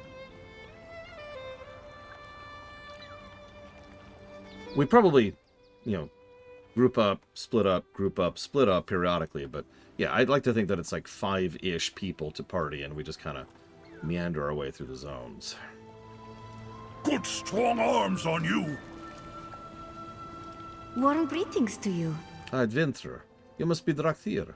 The Kirin Tor could use your aid. However, some of your allies are also here looking for support. I suggest you speak with them before investigating what the Kirin Tor require. Please, take care. It is apparently a dream zone. Jesus, that was not what I was expecting to have happen. And now it's not a dream zone. What? Now I'm confused. Well, look what the net pulled in. May your cast land true. Greetings. Be careful. Oh, hi, Emberthal. Before we move forward, I want to see something just real quick. I think it's actually not there. But if it is there, oh, that might work out well.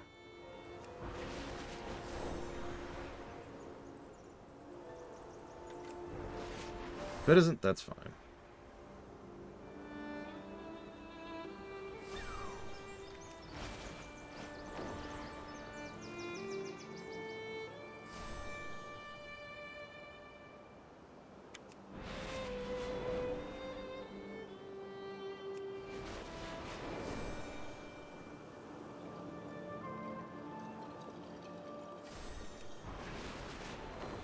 No, there's no soup up. You can actually see on the map.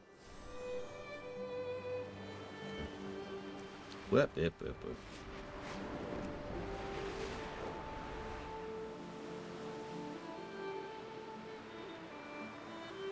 When we have kids sledding in the ice. This is so adorable, by the way. That's a kid carrying his sled up. And then down he goes.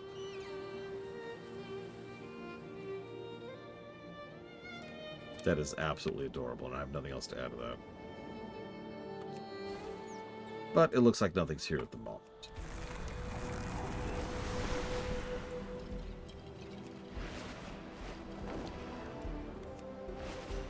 That's fine.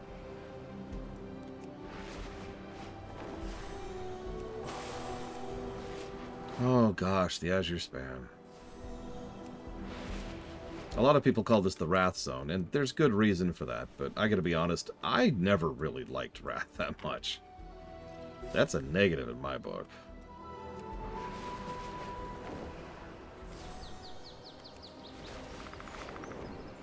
By the way, this is my favorite zone of the initial 4. Frozen Grizzly Hills. Love it.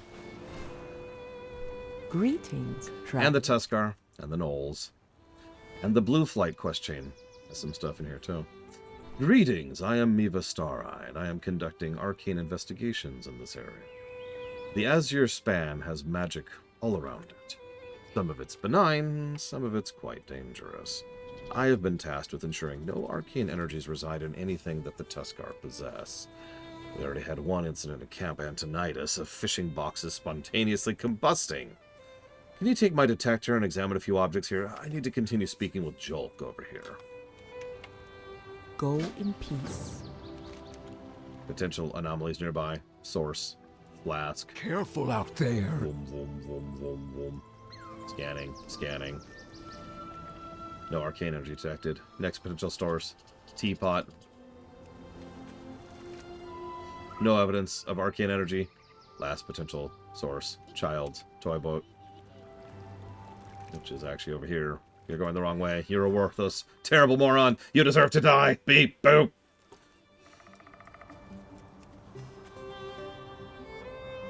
Immense, unstable arcane in boat. Risk of explosion immense. This boat is mine. Papa got it for me. Leave it alone. No. Oh, okay. Well met. A toy boat that's a magical time bomb? Oh, boy. I'm loath to part a child from their toy, but it would be of great value to the Kirin Tor to study how it absorbs so much arcana.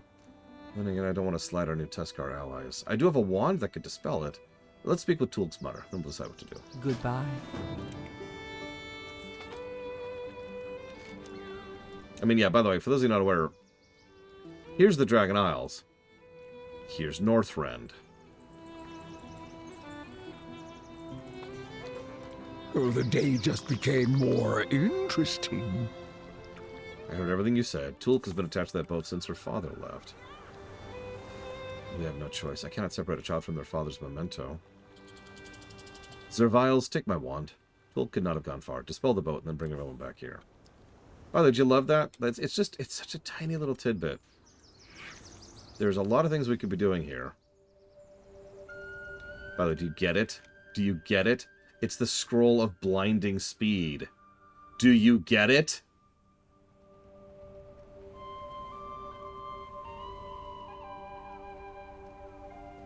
We're going pretty fast. We're almost out of the zone. This is hard to do. See how far we can get. There we are.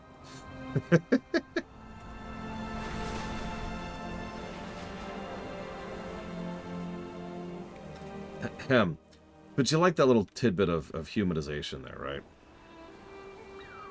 Oh god, you're right. Prototype drive system. The Kirin Tor very much want to study this item for the magic and figure out what's going on in the zone. They want to keep their toy. So when faced with a confrontation between the two things, she immediately says she can't take the toy from the child and says, okay, fine. We'll just go without the absorption. Bodhi, how come you're glowing so weird? No, no, no, no, no, no, no, no. You fixed my boat. Now I can play with it forever and ever. You're the best. You're welcome. Look, I've seen enough kid deaths today. Well, in this expansion. Can we not add any more to the list, please? How may I aid you? The wand should handle any dispelling, if we're not too late. May the eternal... Oh, we did the right thing today. There will be more magical opportunities to research, but this girl will not get more gifts from her lost father. Go in peace. I'm glad your daughter could hold on to her father's last gift. No magical research is worth that. Last gift? Guess you had a nice haul of fish from the gimlet. Dad, you've been gone forever! It's only been a few hours. And guess what? I made you another toy boat! This is way cooler than my older boat. Tulk will be the most spoiled girl in Viscara if you keep this up.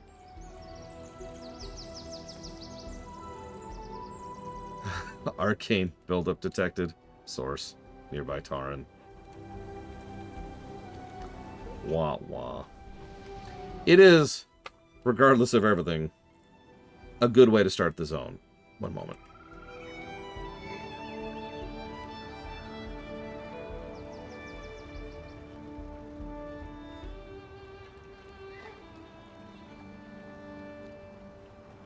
So, up here in the Waking Shores, our first few quests were very exploratory. Yeah, stairs in the distance. It was exactly what it needed to be. We had the no, really the HVA is over stuff. We had the quests about, okay, let's help the people who are foolishly getting themselves caught. No major threats, no nothing, just da-da-da-da-da-da-da. Okay, cool. Nice, simple, early indicator of the kind of low-tier stuff we're going to be dealing with. How do we start the Onren Plains?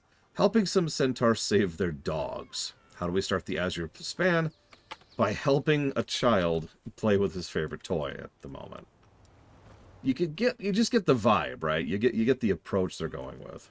Have you come to tell a tale? Another pair of hands. I could use some help catching enough fish to bring home a meal. These Kirin Tor seem concerned about something called magical anomalies in the area, whatever that means. You're all welcome to stay as long as you pitch in and help out. Grab a fishing pole, start fishing. Many hands make light work. Your story. And now we're helping a mage learn how to fish. The fishing is good today. Oh, may your nets always be full. Well, look. Yeah, by the way, I hate to comment on, music. Today. Do you notice this is very Grizzly Hills music without actually being ear-piercing? It's one of the only complaints I have about Grizzly Hills music, is that it actually hurts my ears several times. This music does not have that issue. Yes, I know, thank you. Oh god. Hang on. There it is.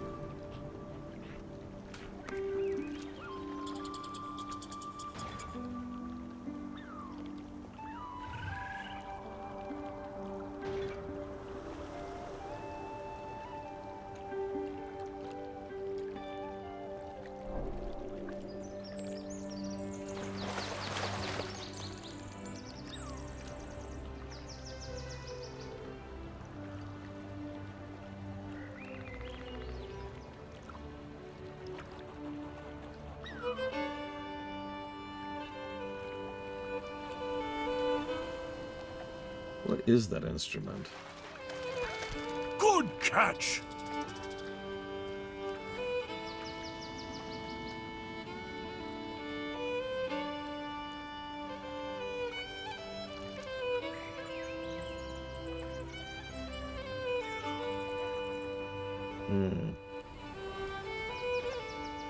It's very distinctive, and I can identify it instantly. Or rather, I can pick it out instantly, but I can't identify it.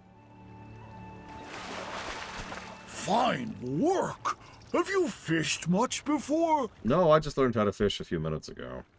I haven't touched fishing since... Say it with me now. Legion.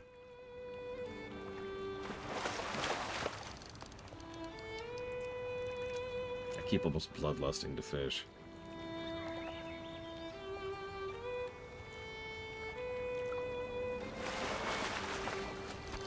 That should do it. I've got 5 myself. Glania, how many do you have? 1. Good strong arms on you. Let me know if you need a few tips. That'll do nicely. Thank you, adventurer. Always be full. This is plenty to bring back to Iskara. You both have my thanks. I have fought demons on Argus, survived the trials of the light. I will not leave here until I acquire these accursed fish!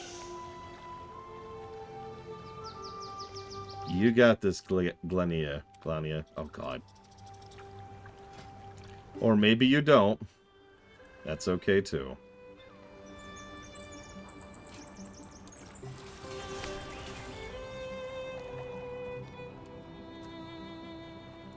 Let us begin.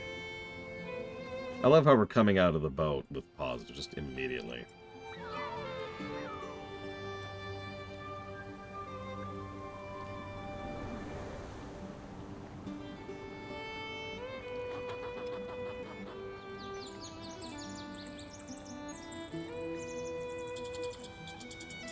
Yeah, she literally just said, I'm into space, yo. I was there first. I have video recordings of it. Records of it.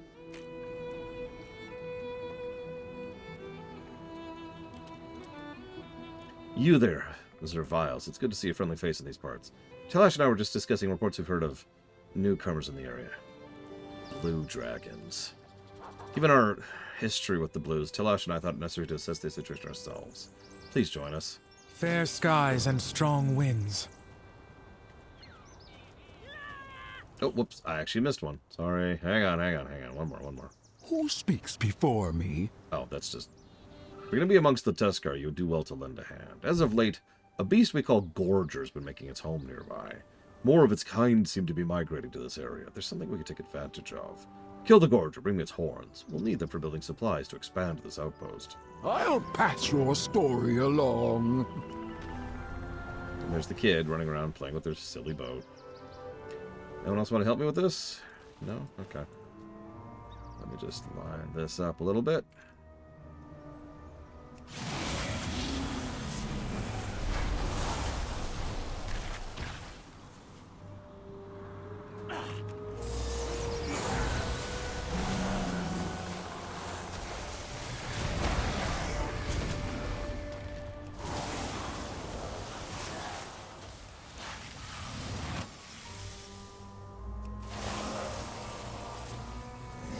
Sorry, I didn't mean you, Kiro White Noise. I'm sorry. There's enough other players here, I figured another player would join me.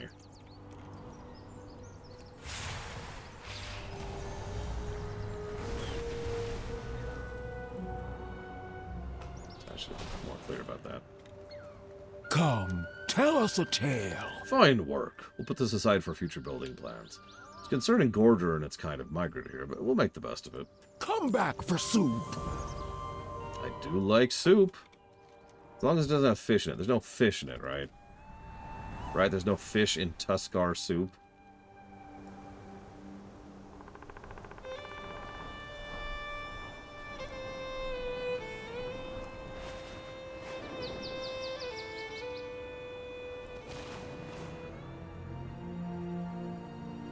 This is crawling with blue dragon spawn and mages?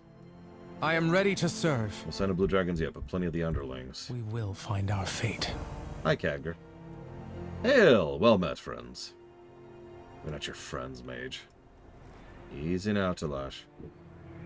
I apologize if I startled you. Arcane wards were activated and I felt obliged to investigate. My name is Khadgar, Archmage of the Kirin Tor. I am Scale Commander Emberthal of the Drakthir. My companions are Azure Viles and Talash Greywing. Why don't I have a last name? We are new to this area. We come seeking information. Is that so? Well, come see me in the camp. We'll try and find the answers you seek. Khadgar, you have legs. We will shape our destiny. I do not have time to quibble with sorcerers. Go and treat with this Archmage.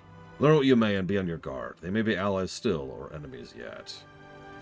Our reports indicate there's a large archival complex to the south of here. That's where I'm going. Fair skies and strong winds. Just sneaking about.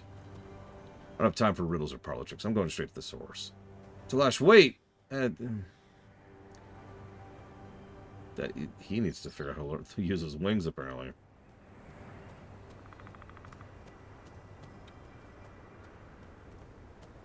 Hi, Khadgar.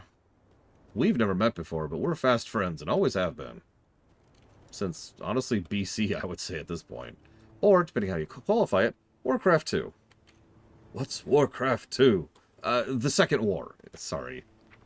Timelines, you know how it is. This land is full of curiosities. Do you serve the blue?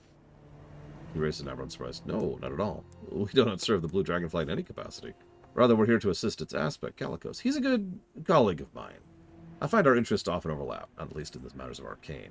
So, yeah, we were imprisoned by blue dragons? I see. This is grave news indeed. Don't worry. On behalf of the Kirin Tor, I am deeply concerned to hear what Malygos did to your people.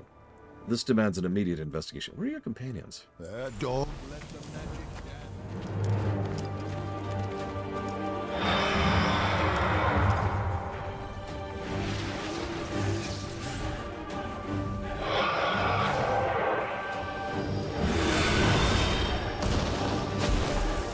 Hang on, guys. Bandit raid. I'm sorry, from now on, the Primalists are just bandits. I'm just going to use that mentality and see how much it changes my opinion on them. They're just bandits. They're just bandits. They're literally here to attack the outpost. Come on. How are you, traveler? Primalists have been hunting the Kirin Tor since we arrived in the Azure Span. They detest our practice of arcane magic. Because arcane is orderly, therefore, QED! I'll send word to Calicos to return from the Azure Archives. In the meantime, we need to hold them off. It seems that one of our main arcane defenses was destroyed in the initial attack. Bring the pieces to me. I'll reassemble it. We'll speak soon. Yeah, they're a bandit kingdom, or a would-be bandit kingdom. They very much want it. The Isles welcome you. Greetings, Drakthir. I am Althanas. I wish we could have met in less chaotic time. We were helping the Kirin Tor study the history of this place for just a few moments before the Primalists attacked. I fear several tomes may still be out there at risk of being destroyed by this dreadful assault. Could you recover them? If they're damaged, the history of this place will be lost. For dragonkind. Yeah, exactly, as Mirister. Like, I admit there's a little bit of headcanon being smeared on that. I still think they have some issues. But mentally adjusting them to being bandits...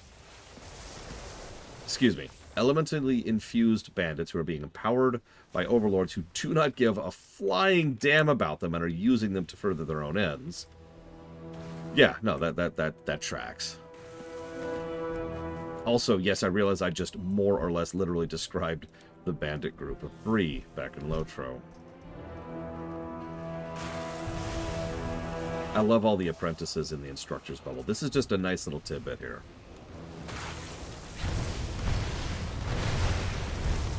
Did y'all quit it with the bombardment? God, people.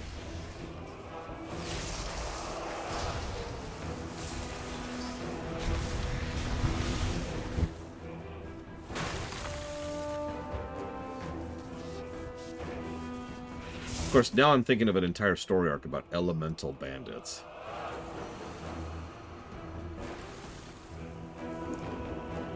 More apprenti under an instructor.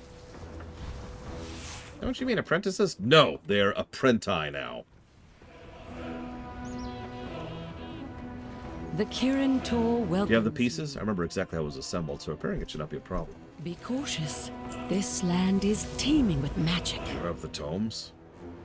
Aspects. Oh, what a relief. To lose all that knowledge, I could not bear the thought. Honor all dragons. I've assembled the pieces of the device you... Place it near Khadgar and use it to repel the primalists. Keep your... We just need to hold them off a little longer. Caligo should be here soon.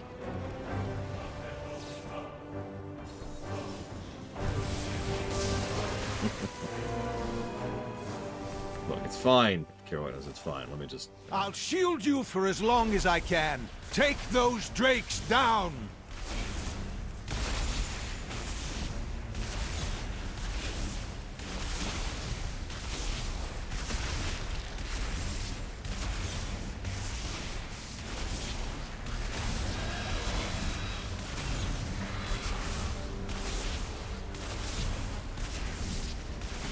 I'm probably spoiling story for Valerian. Sorry, Valerian. And Mr. Red. I know Mr. Red's never done Breland. Actually, yeah, Primal Drakes are almost universally pushovers, which makes sense when you think about it. The only thing they have going for them is their one trick. And we've actually talked about the concept of a one-trick pony many times in lore. I actually like a one-trick pony when it's written well. Fine work. Hold, though. More primalists are coming. Fall back. We'll set up defensive positions. No, I got this. The Kirin Tor shall not fall to these monsters. Calo goes, I got this, buddy. I must return to the archives. Send help when you can. The Azure Oathstone is proving difficult to reclaim. I need to fend off the primalists to the east. It may fall on you to aid Caligos' adventure. Oh, no. Sorry.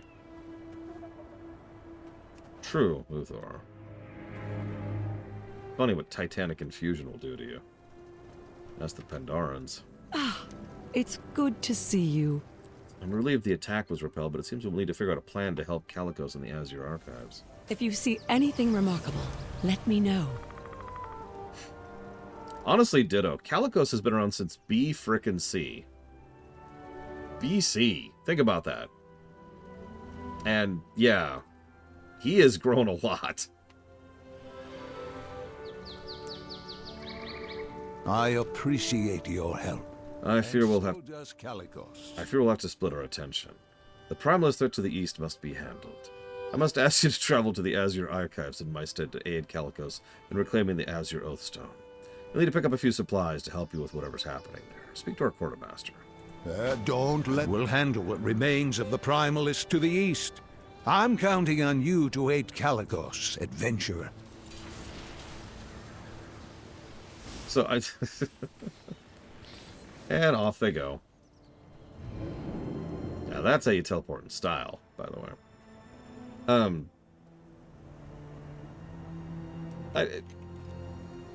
Okay. I know Huthor would disagree with this, but did you notice that, like, when the expansion tends to be really solid, Khadgar's there? And I don't mean as a cameo, like in Shadowlands. I mean like he has a presence in the narrative.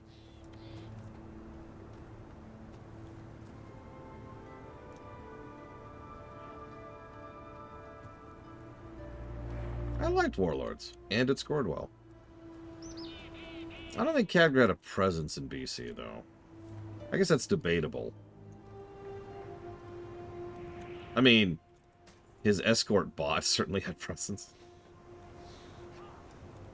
I am being a little bit facetious, but it is funny to me that he just kind of pieced out of BFA completely. In lore, by the way, he flat out told us, I ain't having nothing to this. Bye. And then he came back for Dragonflight. I'm sorry, that does track. You know what would have made that even better? Imagine Khadgar shows up in Shadowlands and is like, whoa! Okay. I'm too old for this. You have fun. And then he just leaves. And that's his cameo in Shadowlands. He just shows up, just pieces out like, nah, I'm good.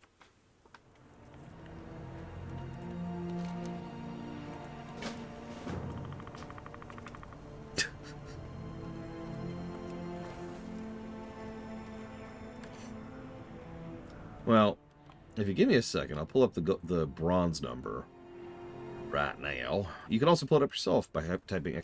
genre. So Warlord scored 192.2. That's kind of low for WoW, but for just in general, that's pretty high. And I stand by that. That puts it above Wrath, above BC, and above Shadowlands. So I guess that's not actually, that's actually the middle ground, relatively speaking. At the top is Pandaria, followed by BFA, followed by Kata, and then Legion, then Warlords. Yeah, that's the lineup. It was, Magistrate. Hi. Sure.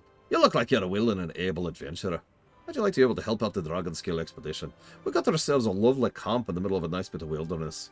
There's plenty for you to do if you want to take a trip over there. Talk to me, sis.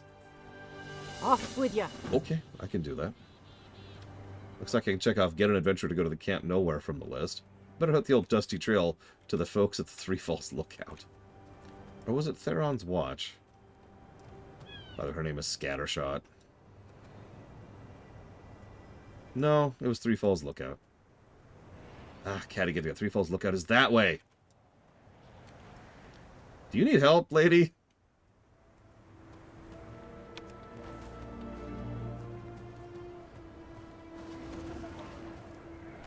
So I put very serious thought into not experience locking us on this character. The problem is I realized I can't do that. We'll lose the ability to do follower dungeons, and I kind of want to do follower dungeons. Your needs can be met here. Sigh.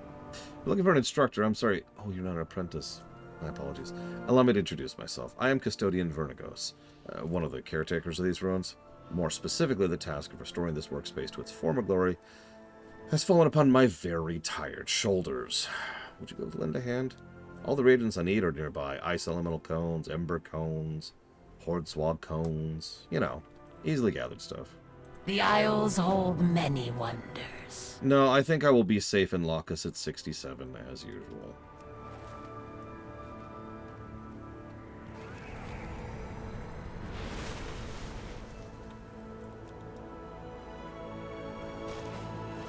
No reason to risk it. It's a shame. I was actually looking forward to seeing some of the hero talents.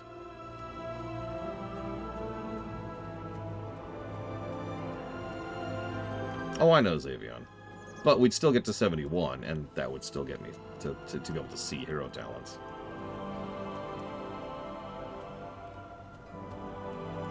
I know this because if you remember, that's exactly what happened to our Death Knight. I think he's like 71 on the dot, maybe 72.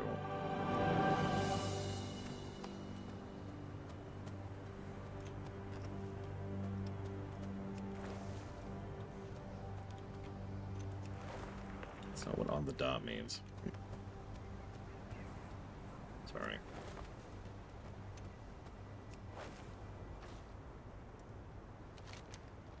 What's this? Oh my god! I am a chair. Please remain seated.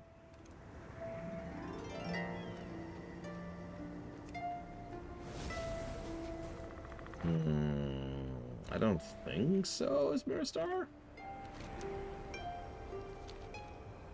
Ah, this is the in case Khadgar isn't available, bring this package.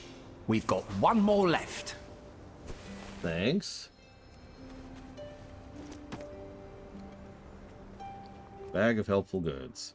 This bag is much bigger on the inside than the outside. It holds a massive amount of goods you can only assume will be helpful.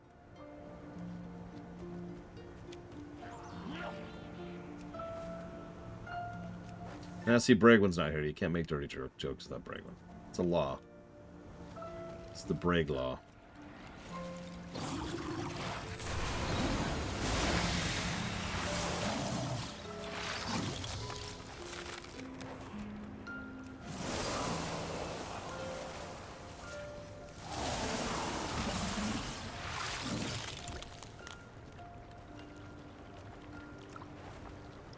Look, if there's an adventuring item in all of existence that is better than a bag of holding, I don't know what it is.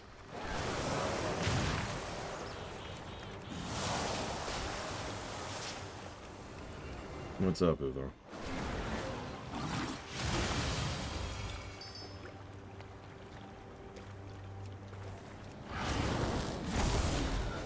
I don't think I ever saw that's a multicolor attack before. What? You're not allowed to use Resto Druid in progression. This isn't Wrath.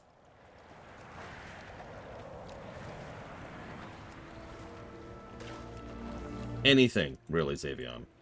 It's called the just-in-case concept because the idea is, well, you never know. There might be something I'm not thinking of, or something I'm not keeping track of, or something that I haven't thought of, or whatever, right?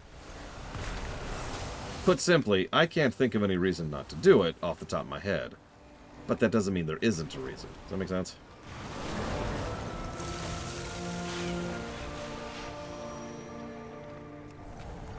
So yeah, I'll go ahead and lock myself at 67, just in case, because I do know that 67 is safe.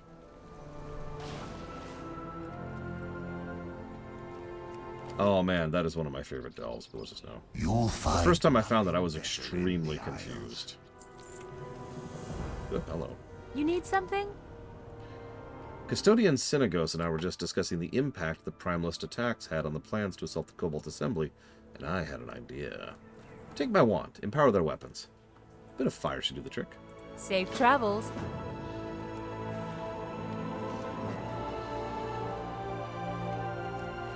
What's doubly funny is, so I think I've told this story before, but I didn't actually know that alternate delves existed. By completely random chance, I'd never seen an alternate delve before. By complete luck. So Pax and I were just doing a delve, and we were like, we like that delve. Let's knock it out really quick. So we went to go do that delve, and it was different. And we were like,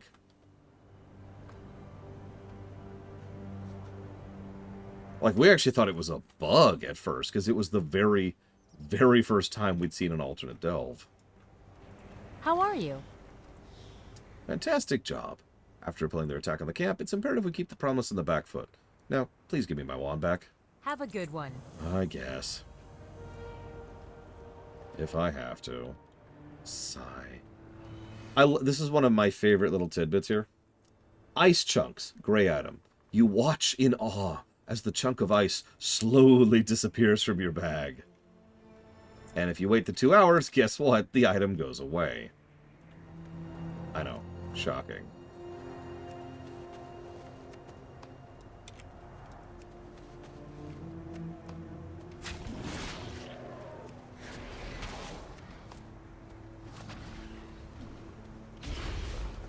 Yep, the ice stone has melted. Yep. Nothing over here to see. Let's see here. I was actually active when that happened. I was playing when that bug was live.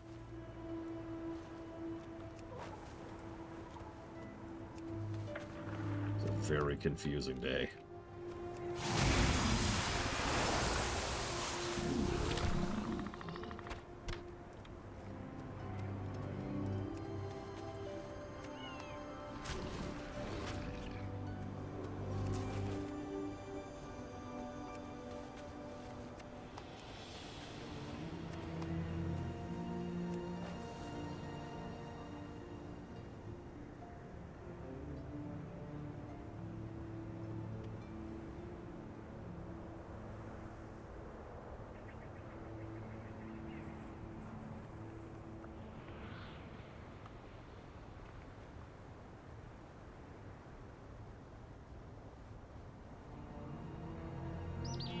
Remind me which that one was, Smearstar.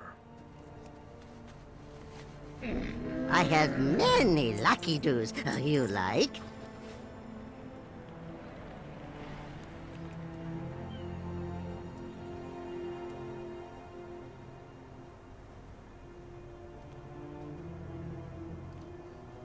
God, I can always tell when I'm on a tall character because the eloping gait of this mount is slow. Yeah, it rings a bell, but I don't remember the specifics. That's why I asked.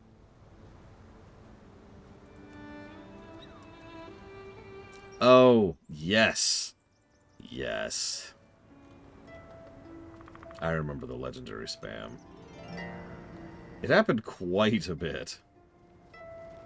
Someday I may even get that thing, with all that extreme amount of spare time I have.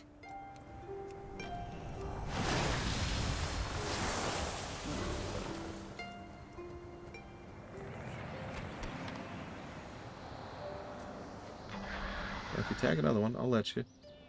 I'm here to steal. Uh-oh. I do like to get tags, though. Yeah, I'll pull one over. Over here, over here.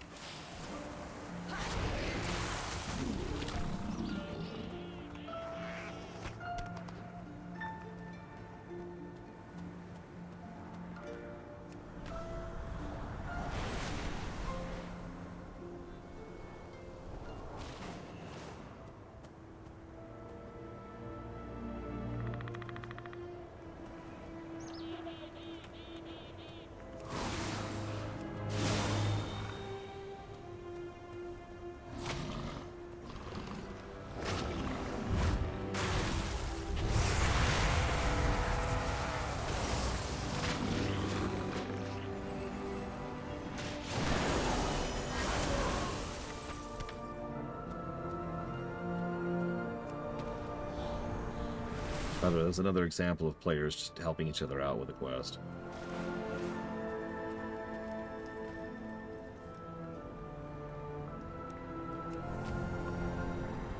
Just because players happen to be nearby and could do it.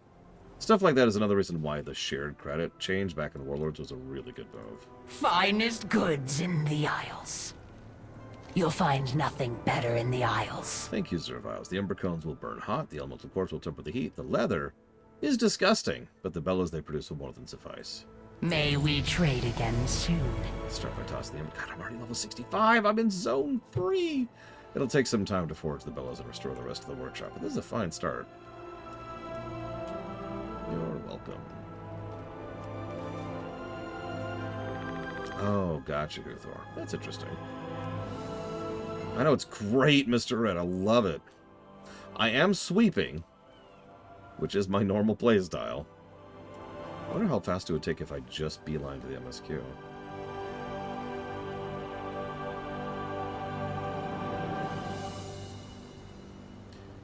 Hey, you. I have some mail for our apprentices in the field. Care packages, gifts, things they've ordered via magical carrier. Standard fare, really. Am I doing me a favor handing them out? Sure. Suspicious portal that's talking to me. So I'm only going to get a couple more levels. So 2 more. Let's see. That increases essence regen. That increases the damage of my next 2 spells of the same color. What else we got? What else we got? Fire Breath has a chance to make Living Flames be insta-cast. Which one's Living Flames? Oh, that's Living Flames. That's... yeah, let's do that. Boop. Insta-cast chance on Living Flames.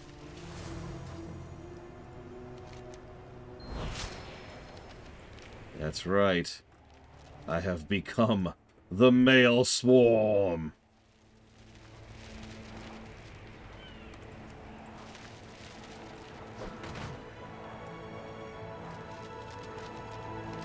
As absolutely weird as it sounds, I agree with the idea of hitting level cap before you finish up a zone. Finish up an expansion, excuse me. Oh no, my miniatures. Couldn't you have just handed it to me? If I can explain my reasoning very briefly. If you did what, say, WoW Vanilla did, and require you to have done everything and still not have an experience to level, then that's not good. If you do a thing where you level so quickly that you finish leveling in like 2 zones in a place that has 5 or 8 or 20, then that's no good in the opposite direction. Too fast and too slow are both bad for the obvious reasons. You want to design it so that you can do. If you beeline just the MSQ, you should be good to go by the time you hit the final zone, right? FF14 actually has stumbled on this exact same point a few times. You don't want to enforce doing other stuff in the overworld, but you also want to reward people for doing other stuff in the overworld if they decide to do it. It's a band, it's a range, right?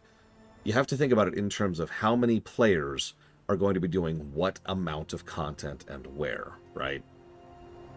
And as I've said many times, leveling, not questing, leveling is simply too minor of a thing at this point in WoW's history. And that's fine. That's kind of where WoW's at, right? FF14 takes a while to level, RuneScape takes 1,000 billion years to level, Guild Wars 2 doesn't have levels, and WoW levels quickly. We all have our differences, and that's good. Nightwing isn't good. Nightwing is great. Thank you, Nightwing, for the sub. Yeah, no, exactly, Zavon. Imagine if you had to do all of Cataclysm in order to hit 80, or all of Cataclysm all the way up to War Within to do 80. That's insane. That's awful. I should mention, while I do think leveling is too slow in FF14, and I do, it's nowhere near that bad. It's nowhere near as bad can be, and bad has been.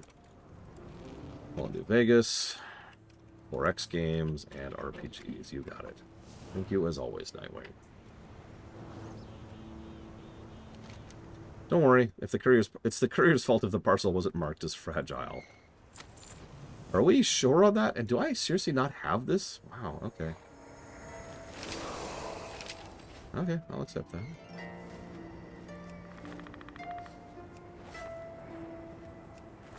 Again, I've played MMOs back in the day. And it used to be much, much worse. Even WoW Vanilla used to be much, much worse about leveling. Oh, the thrill of the hunt! You didn't think retirement would keep me out of the game, did you? My eyes aren't what they used to be, and my hands are certainly less steady, but they can still hold the reins. This whole Dragon Scale expedition is quite the operation. Have a mind to do me part. As for the Azure Spand, well, it reminds me of some of the... Whoa, whoa, whoa! And, okay, I lost him. Reminds me of some of the best places I've been, is actually what he just said. No, come back. Nessingwary. Nessingwary!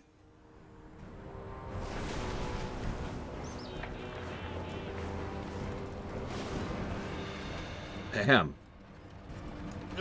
You can't beat the smell of fresh pine in a breeze. I've heard whispers while passing through Compound tonight. Talks of mutilated fauna being found across icy steppes. Some blood, nothing more than bloody spatters. Whatever it is, it's got the mages scared and made the local wildlife scarce. Poke around the top of the glacier. If I was a bitten dwarf, I'd say that's where the apex predator with its salt would stake its claim. May your aim be true. Hang on. You're not here to hunt? I've bagged enough trophies to last me 10 lifetimes. Take Tiny and Junior here. Sure, I can put their heads on a wall as easy as pulling a pint of Dunmorog Stout, but it makes my job as a wagon driver significantly harder. I suppose that makes me something of a conservationalist. I'll be hunting. No. You know, there was a time when people scoffed at the idea of a dwarf hunter. Meta jokes. They said we were too short, our guns and our gazes were too close to the ground. I've trained many young hunters who've put that stupid old myth to bed, but none more so than the gnome Addy Fizzbog. Now there's a lass who knows her business. Whether with a book or a blunderbuss, she's pound for ground, my equal in every way. I wonder what she's up to these days. Yeah. I trained her, by the way, Nessingwary, not you. Tell me, Zerviles, you ever suffer from nightmares? I don't.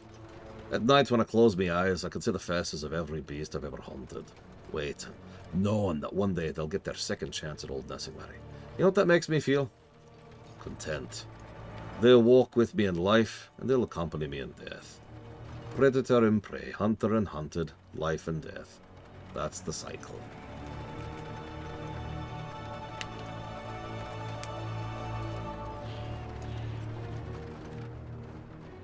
Ronin shield. Keep your weapons handy. These parts are more dangerous than most. I hope you like to hunt. You see those prints in the snow? Yeti tracks. Something's riled them up to hunt them this close to the road. See if you can't hunt under pack later. We don't want them ambushing travellers. He's a particularly mean brute. Collect his head. That should dissuade the others. Hey, be safe out there.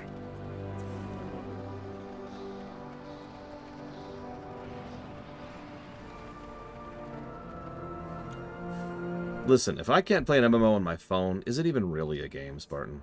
Honestly. Does it even count?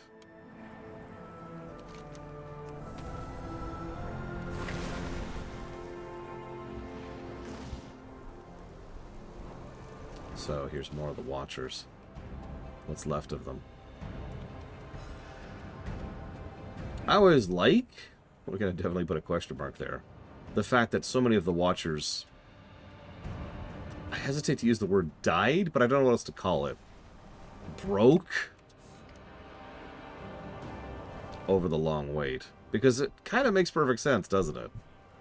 Logically speaking, at some point or another, all of the Watchers would have died, and that would have been the end of it. You know, too many of them would have been too far gone beyond any possibility of reactivation.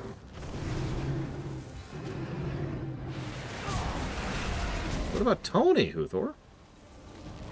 Tony. I'm getting about him. I see how this is. Okay, this hurts. This really hurts. Oh my gosh. That's sort of my point, though, is that, like, all of them, I think like a couple lived, but pretty much all of them died. Because, yeah, 10,000 years, just try to be shocked, is a really long time.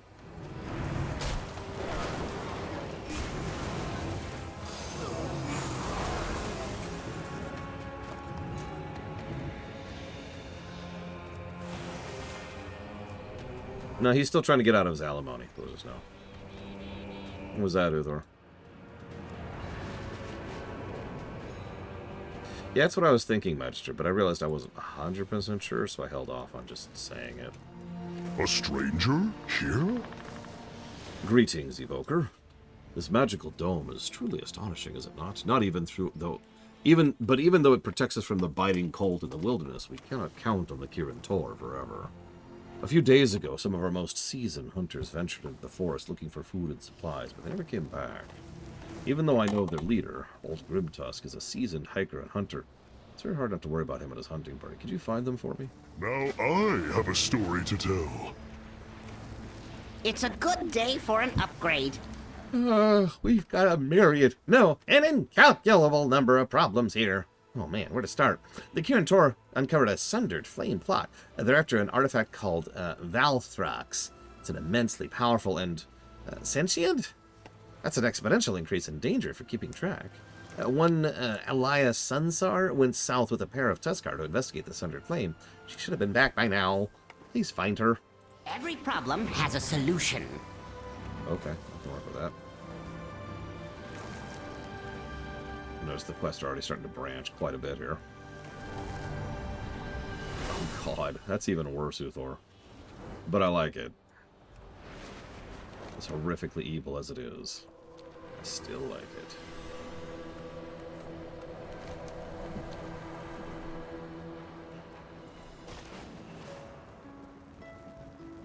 Why is there a... Never mind. Victory lies ahead. This is terrible. I'm not going to actually hick. It'll make me hick. My tools seem to have run off when I wasn't looking. I can't stand the thought of them all out there, no doubt scared out of their minds. Would you round them up for me? Just be patient. Try to soothe their nerves. You want me to soothe the nerves of your tools? Or just give them a whistle. The wee little things seem to respond to that. She whistles at you. Welcome. Uh-huh.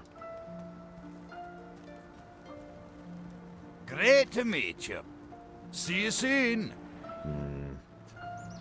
I don't know how much of these is the winter is the Furbog quest, and I don't really want to do all of those because I've kind of already done all that. But the Winter Pelt are a special case amongst the Furbogs. I'd categorize them as a wee bit isolationist.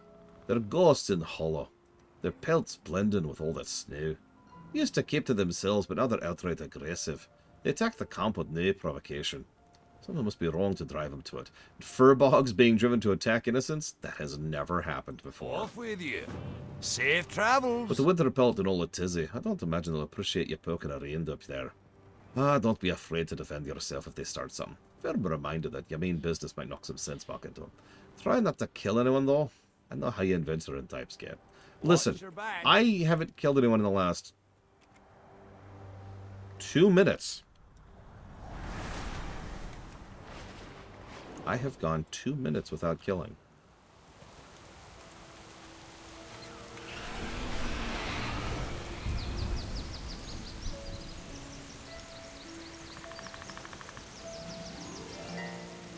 But honestly, that's longer than I thought it was going to be really blunt.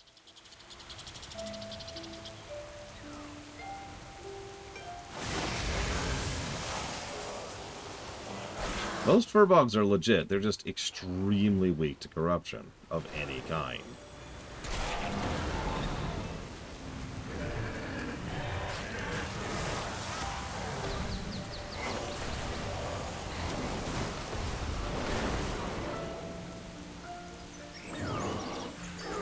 I wonder what they're saying. It's a shame Furbog doesn't share. It'd be kind of interesting to see what they're saying here.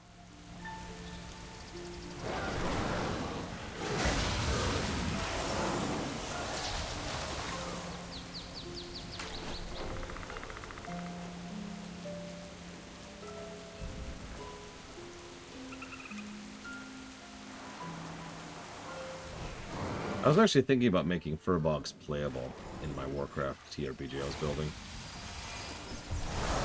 The detriment I was going to have was pretty obvious. They're so conductive, is the word I want to use, that they're adjusted to whatever area they're in and what kind of magic is there. Thanks, Uthor. Thanks for clearing that up. So, like, if you're in an area where there's a bunch of demons, you would be kind of using fel magic. And if you're in an area with a bunch of corruption, of, like, the nightmare or whatever, then you'd be using void magic, and so forth and so on. I actually still plan to do that if I ever turned that into a full rule set. I never finished.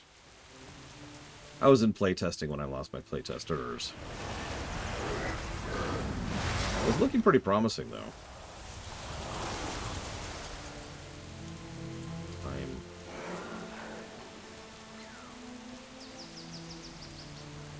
I think so, Xavier. That sounds familiar.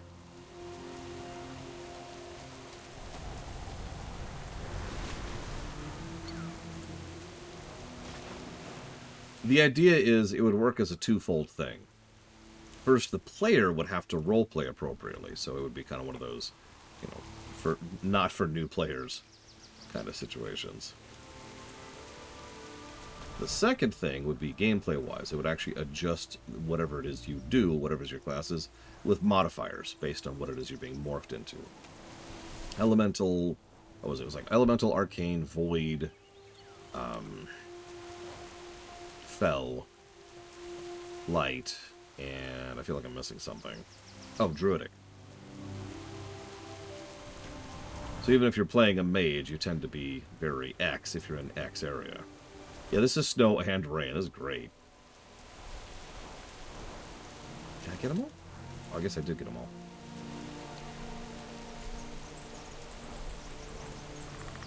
Death? I guess we could add death to the list.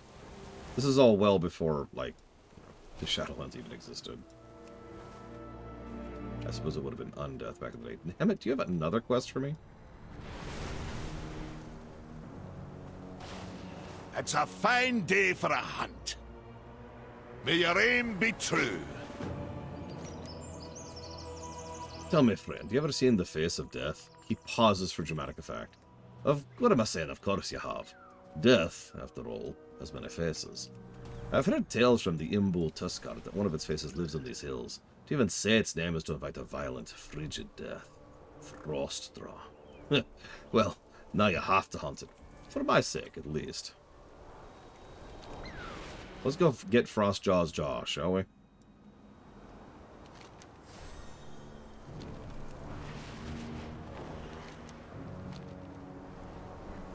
But yeah, one of the ideas behind the Warcraft TRPG I was building was that race was supposed to be a really big choice. In other words, it would substantially alter your build, even at a gameplay level. I think I've already talked about what I would do with trolls. And how you can make bargains with Loa as like a regular gameplay feature. Even just like a dungeon or a raid or whatever. I'll take that.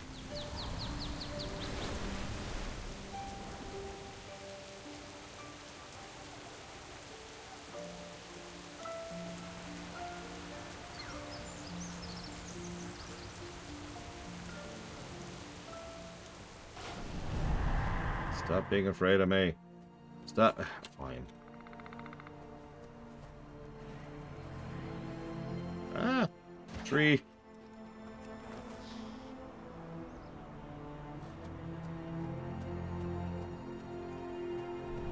What's really stupid is the impetus for that was actually the RTS, Warcraft 3. I think I've mentioned before, I love the idea that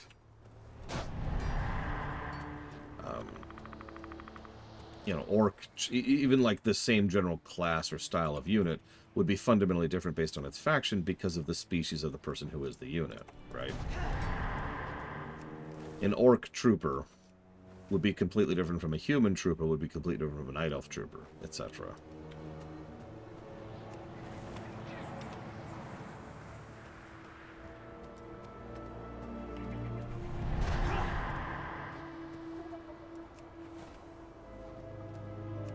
Yeah, they don't fight the same way, they don't use the same kind of equipment. I also admit this goes back to WoW Vanilla with the idea of the Tauren.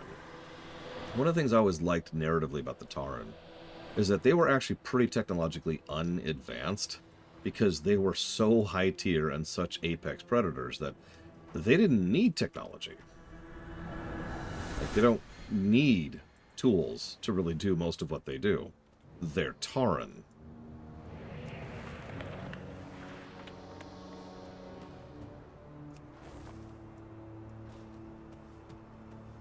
Honestly, Pandorans would later be another example of the same concept.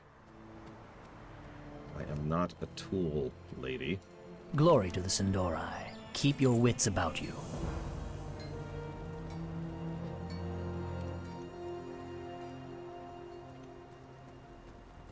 What's on your mind?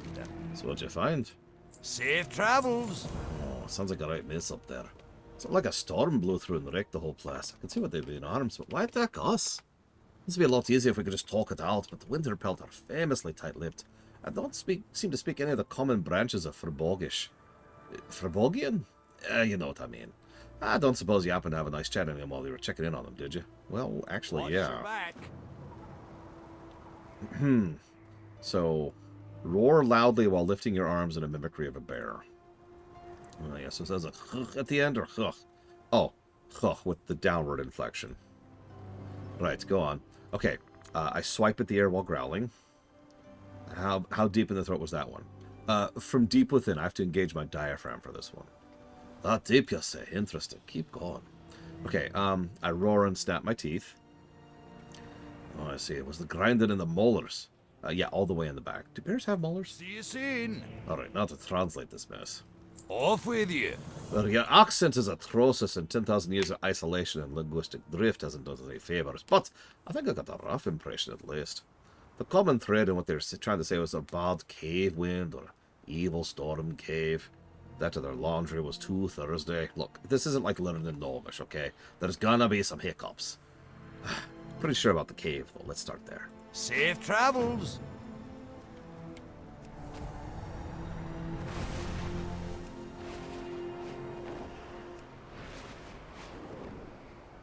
Actually, yeah, Drakthir are a great example of a race that probably, honestly, don't actually need weapons if they don't really want to use them.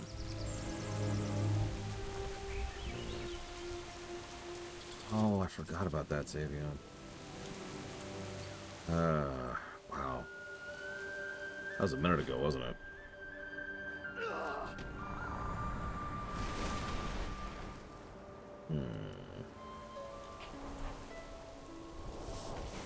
I I see we have a visitor. Do come in.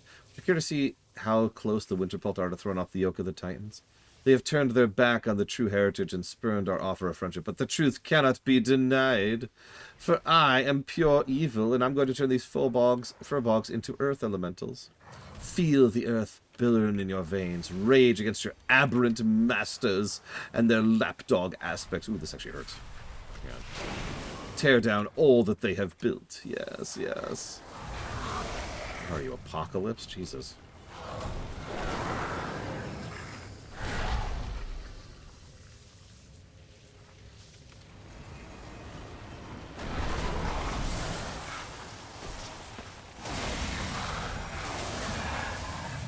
Seems even all the gifts I give them, the Furbog are not up to the task. Pity.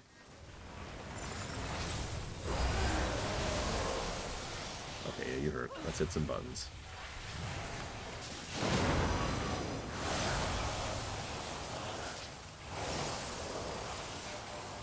Oh yeah, Pandorans are actually really tall. It makes sense. They're bears. The Furbog speaks in a growling tongue, looking between you and the fallen Primalist. While its words sound harsh and unwelcoming, it makes no move to attack. You're welcome.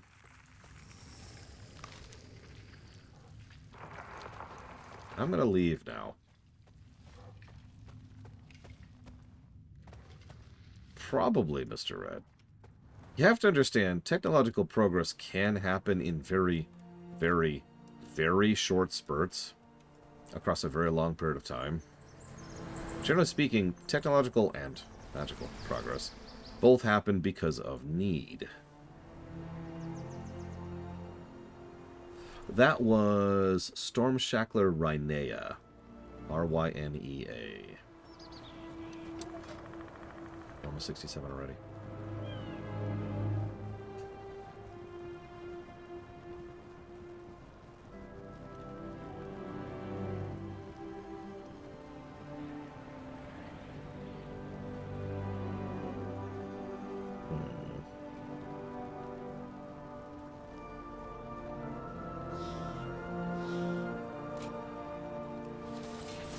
What can I do for you? Told you I had the right part about the cave, right? Now I can see about establishing some proper diplomatic relations. See you soon. Green again. Why, this Winterpelt variation on the Furbog has proven to be a tough nut to crack, even for me. Oh, I've got some colleagues down in Camp Nowhere who might be able to help. I hear there's other tribes in the area. Watch your back. We'll look into that. Ice Furbogs sound cool. No pun intended.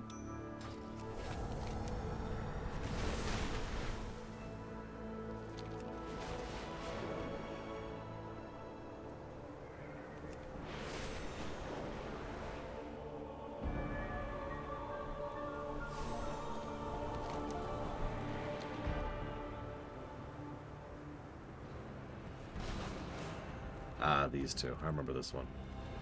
Give me a sec. Let me jot down some notes really quick.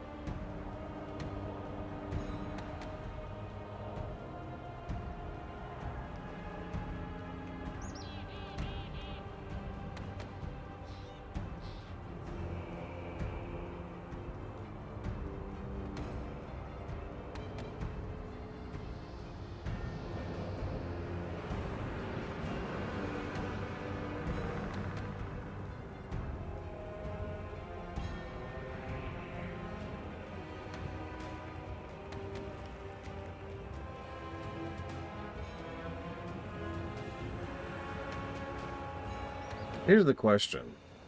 I would like it if there was a way to kind of pull influence.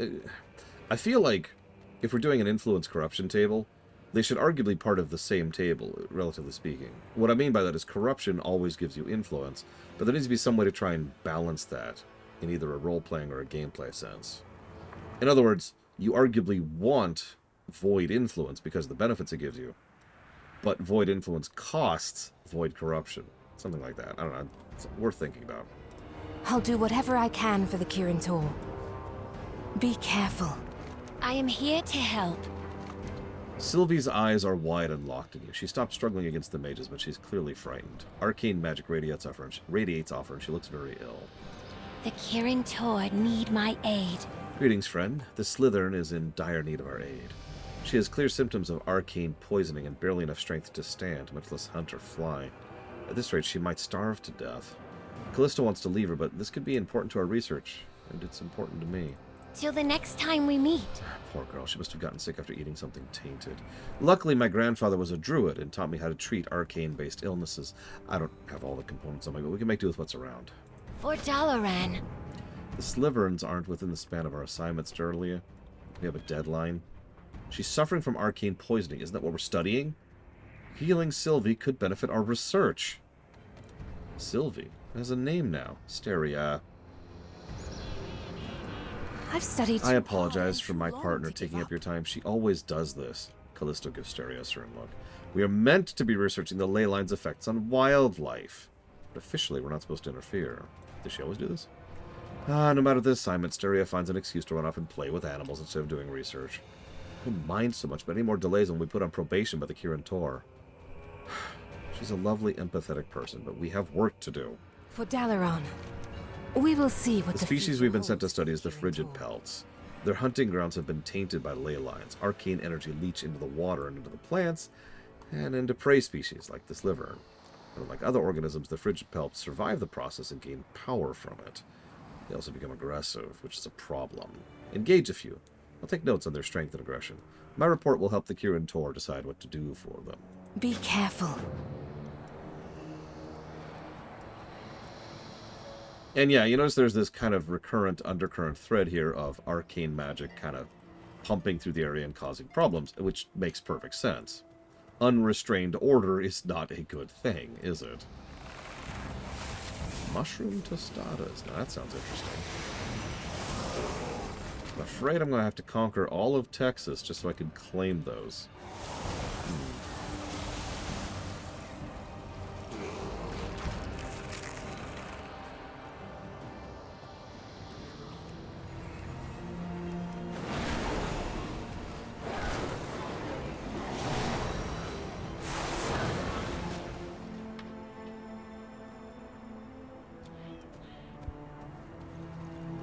I was like, why, sir? Why did you conquer our state? I needed tostadas. What? You don't understand. They're tostadas.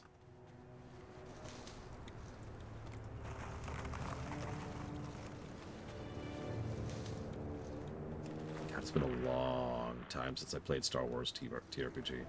Hey, Wolverine. 1 second, please.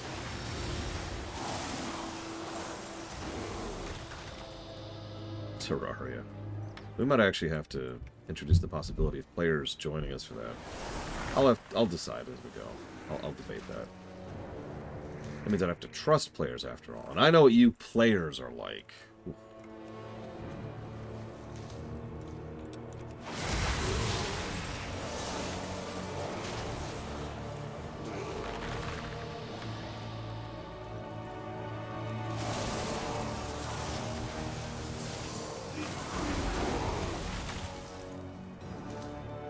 Yep.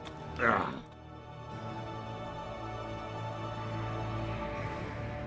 Hashtag other players. Terraria, Skyrim, and I can't spell. Thank you, Wolverine. Always. Appreciate you.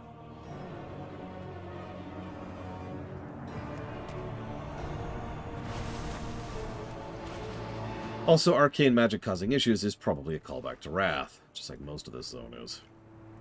Peace be with you. Let me know if I can help. The Kirin Tor need my aid. Arcane magic versus natural magic. Always use both to make a safer place.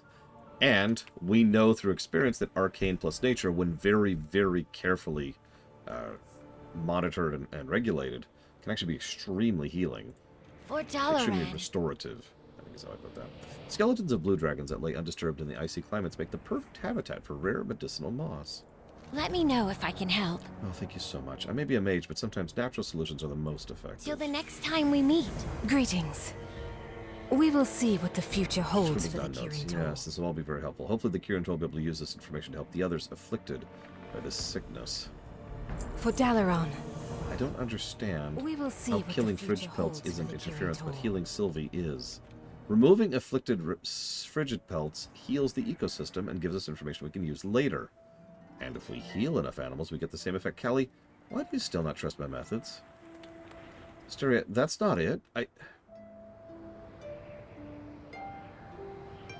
Peace be with you.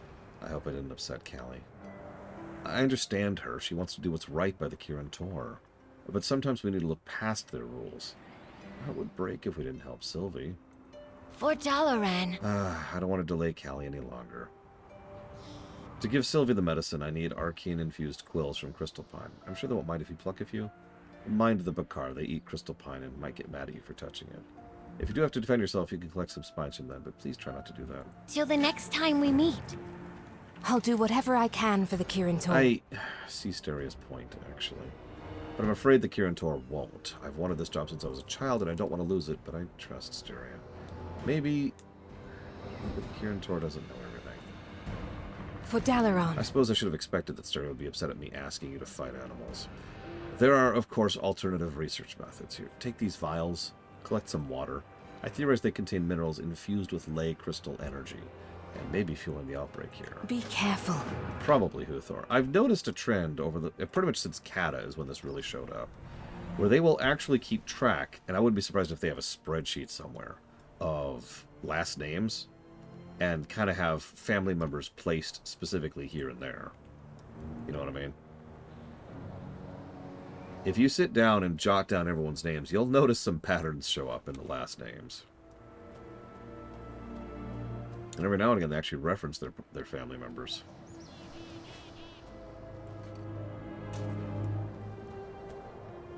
Listen, I'm sorry, I need some quills. No, please don't kill me. Okay, you can kill me, I guess. Oh, now I'm gonna kill you.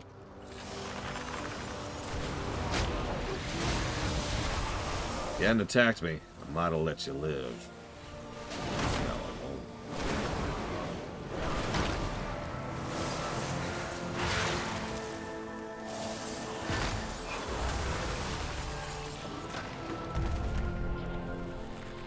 Well, I mean, how many characters had names in Warcraft 2 or 3?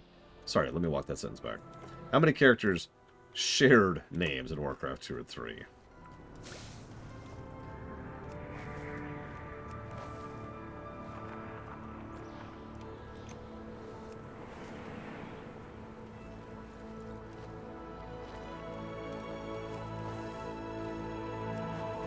Oh my god, my double jump sucks!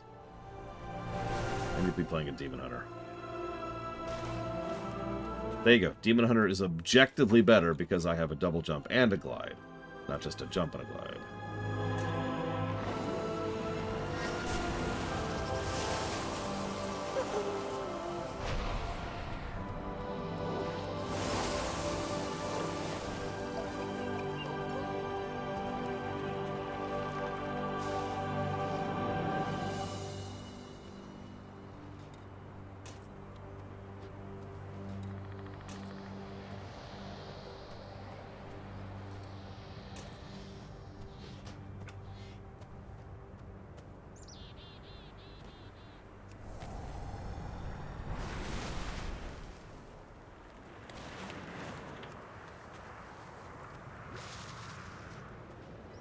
That's a good point. We had the two Tyrannesses. What's her face? Kalia didn't even exist back then. And yeah, Jaina and her father.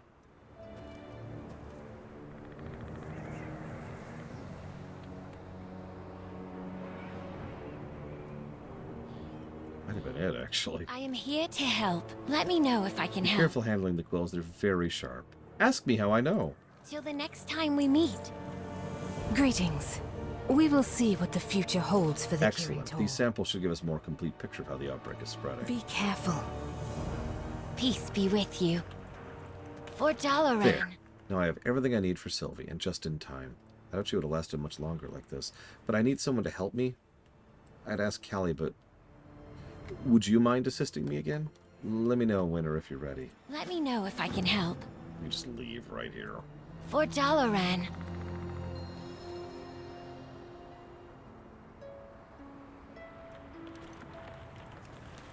Okay, I'm gonna grab these up. Oh, there, it's okay. It's not gonna hurt. I promise. Hysteria, you're going to hurt yourself. Don't worry, I just need your help holding her still. What if I tell the Kirin Tor... What would I tell the Kirin Tor if you get mauled by a sliver and you weren't supposed to be treating? I've studied too hard and too long to give up. She needs your help. For Dalaran. Fine, but if I get my face eaten off and we lose our jobs, it's your fault. Promise everything will be fine, my love. You know I'd do anything for you. I'm just worried about her research. Okay, you two hold her. I'll administer the medicine. There. Feel better, boy? Ah, it's attacking me. It's alright. She's just happy to be healed. Wait, that's not it. She seems worried. The Kirin Tor need my aid. Let me know if I can help. I'm glad Callie finally lent a hand, even if she didn't agree with my methods. We've always made a good team. I hope we always will. Till the next time. I healed her, but she's still clearly in distress. I wonder if... For Dalaran. Till the next time. Now if she's healed, I think she wants to show us something. Let me know if I can help. Alright, Sylvie, lead us to what's troubling you. Go on now. And we're 67. Callie, I know you're skeptical of helping Sylvie. But thank you for your help, my love. You're welcome. I just worry the higher-ups will think we're slacking. If that happens, I'll take responsibility myself. Let's go help Sylvie. Okay.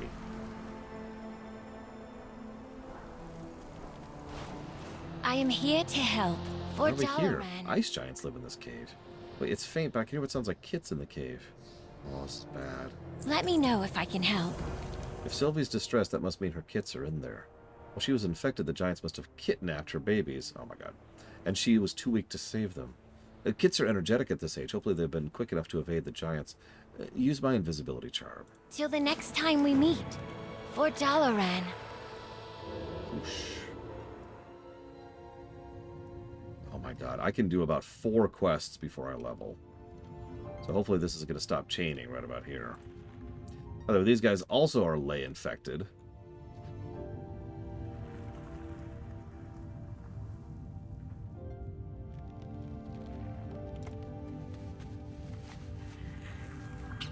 Get out of here.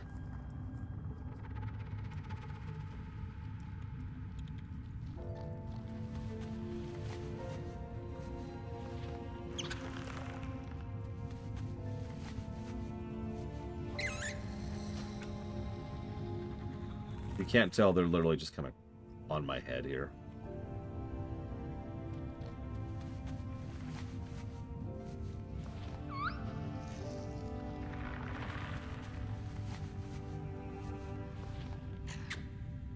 Have a kit pile.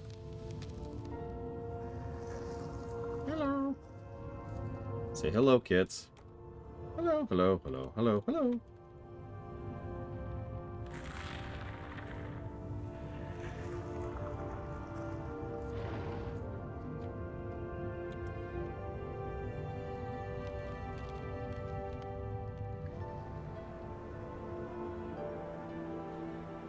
Here you go. Peace be with you. Till the next time we Now meet. that Sylvie's healing, these kids will be in good hands. Pause? Pause? Let me know if I can help. You have my thanks. And Callie, sorry for stressing you out. It's alright. I'm sorry for being so hard on you. You know, this is a good case study for our research of ley sickness. We should add it if we finish everything else. Really? Well, let's get back to researching then.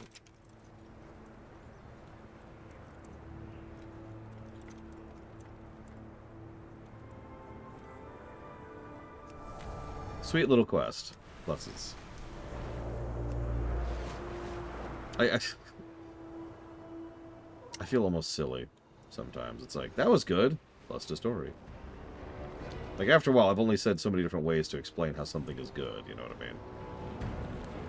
That there quest, that there did a good job of being good at being a quest. Oh, wait, hold up. I'm stupid. I need to go freeze my axe. Is that someone's coming? Hey! Over here! Yeah, I'll be right back. What? Sorry, gotta go prevent myself from gaining experience. Huh? Honestly, and y'all are gonna find this funny, to this very day, I think StarCraft 2's score is actually lower than it should be. Because I got to the point where it was just getting difficult to properly explain how it continued to be good.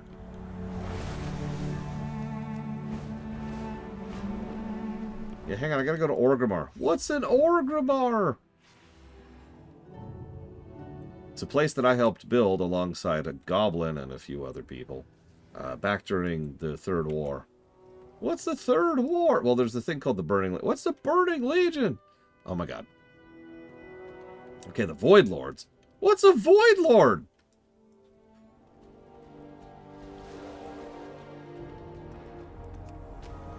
New Death Knight. Oh my god. You know what? Hey, Darian. Harness your hate. Make it champion. The veil between our world and the Shadowlands. No, hang on, hang on. Hang on.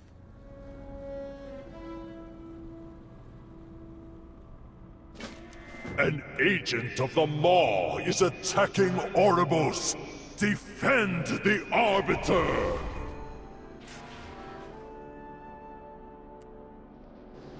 There's this guy called the Jailer. He's behind everything. What do you mean, everything? I mean everything. Okay, that should have get rid of them in front of Orgrimmar. If it didn't, I'll do that later. That should have cleaned up Orgrimmar a little bit here. Hey, they're gone. I need to do that on, like, all of my characters. Just clean up, you know?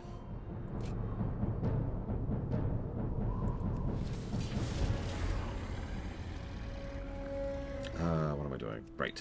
Experience.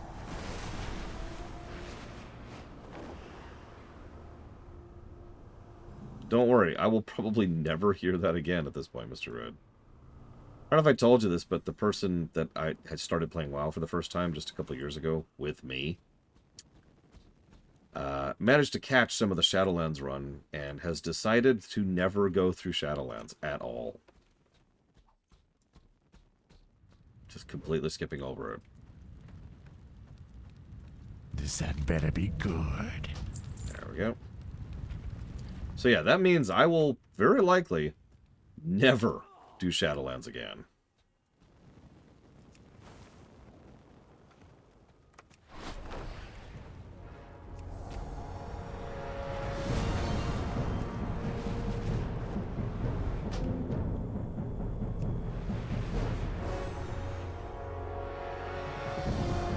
I am more likely to do BC again than Shadowlands. And you know I don't hold BC in high regard. Oh, I know. Imagine if this was FF14. I know what you're thinking. Why is that significant? If this was FF14, every new character would have to go through Shadowlands in order to access Dragonflight.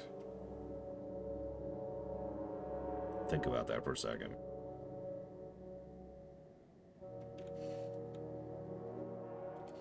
Man, I can't wait to play War Within. What do I have to do first?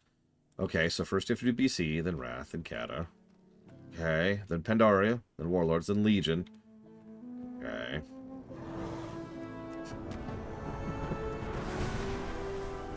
After that, you need to go off. We're not doing Veldraken yet. Yeah, get 5 levels as we're going. Okay. Then you have to do BFA, and then Shadowlands.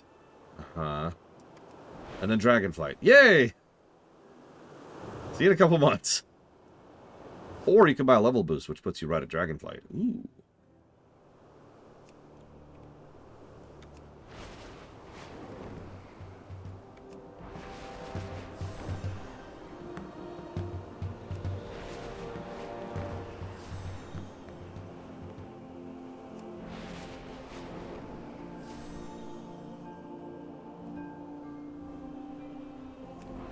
think so, Uthor.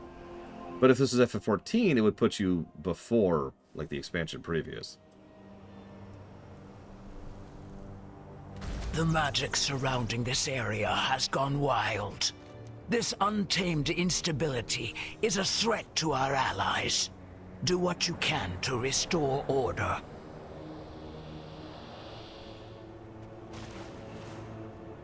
Okay. I can restore order, peace, and prosperity to my new empire. Yeah, vanilla in this case literally doesn't exist. Oh god, that would be even worse. That's the only way that would even be worse. Imagine if you had to actually go through vanilla, and then BC, and then Wrath, and then Shadowlands, and then you could experience War Within. Another friend of mine has been considering going through FF14. I emphasize the way I phrase that. Considering. Because the fact that they have to go through everything linearly and in order has definitely been kind of disinclining them to that. That's odd. Is order a negative influence? No.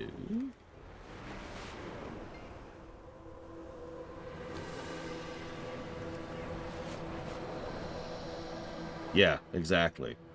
The equivalent is, imagine having to do vanilla, and then BC, and then Wrath, and then Kata.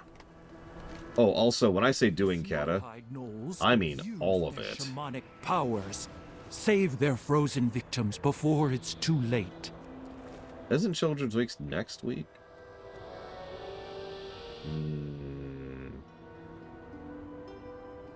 Hang on. I am very wrong. When's Children's Week?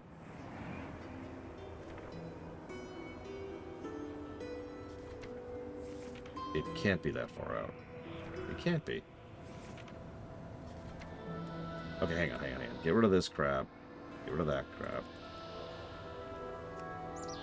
Yeah, get rid of that crap. There it is. Starts April 28th.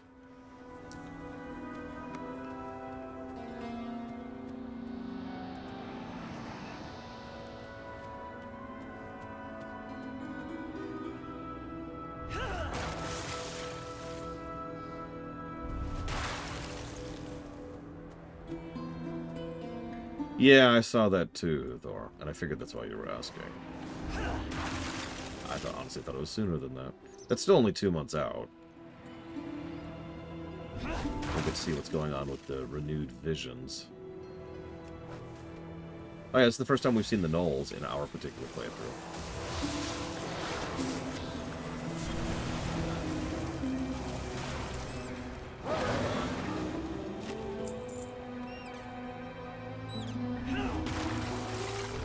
You struck a powerful blow to the Snowhide and helped bring peace to the spirits as well.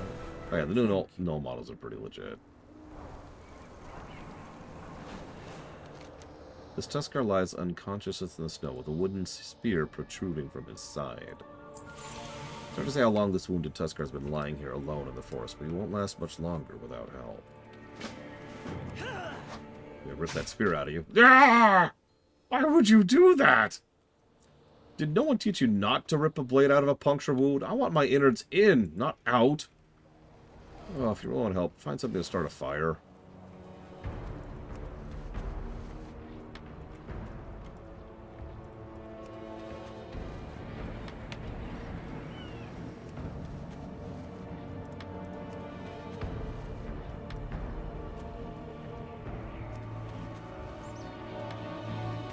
Here you go, buddy.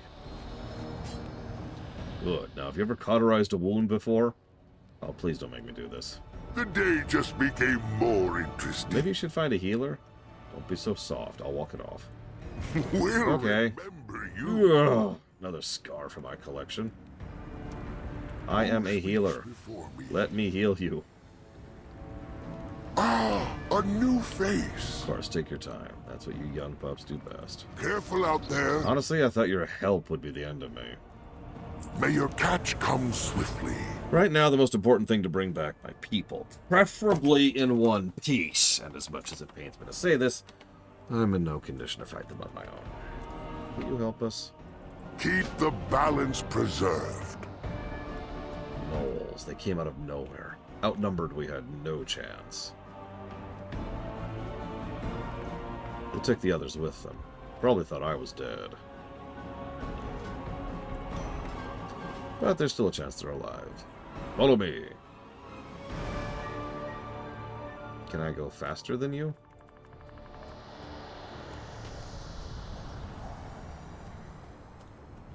Can I carry you?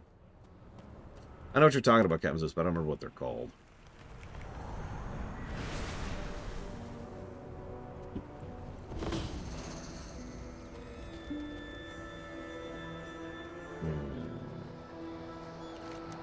You smell like death.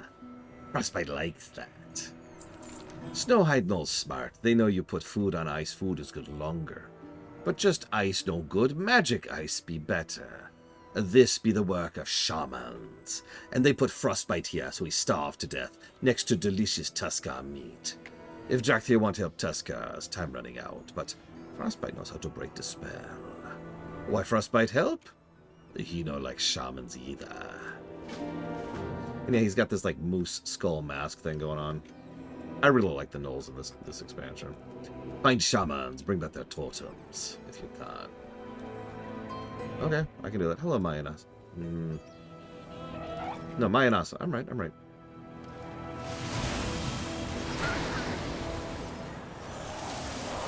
Yep, welcome to Decay Magic. What's Decay Magic? It's gross. No, that's pretty much the answer to that question.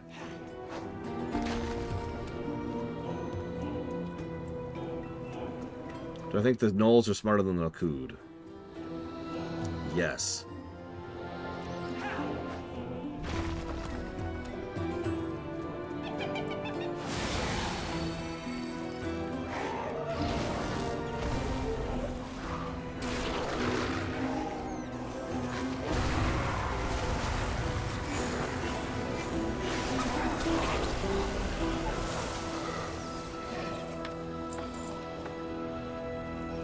Question for those of you who've played Evoker. I just realized, so my stuff goes up to rank 4 now, right?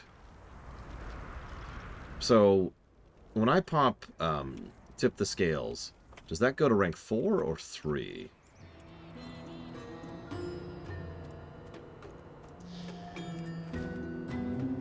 Yeah, let's not think about what would happen if we start seeing white mold all over the place.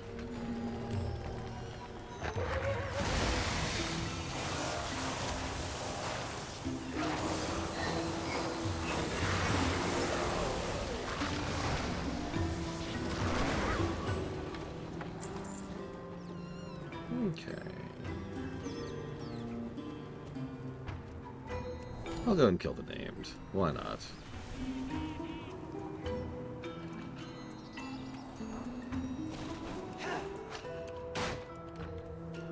Oh my god, no Gahoon. Please, no Gahoon. Again.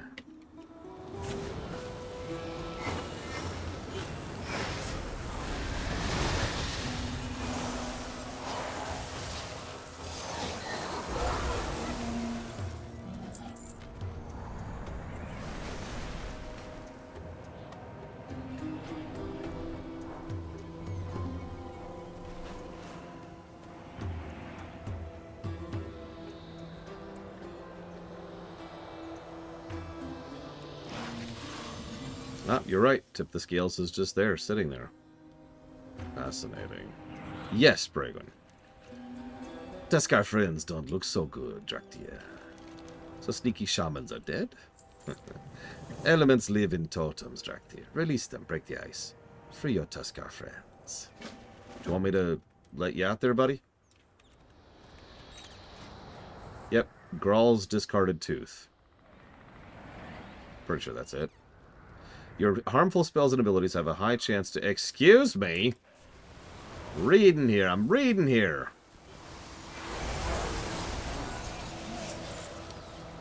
Have a chance to summon a spirit shark that does frost damage split amongst all targets and nearby enemies. It's a meteor strike. Yeah, when I say shark puncher, I mean it. I can't feel my everything. What? Run, you oafs! Bye.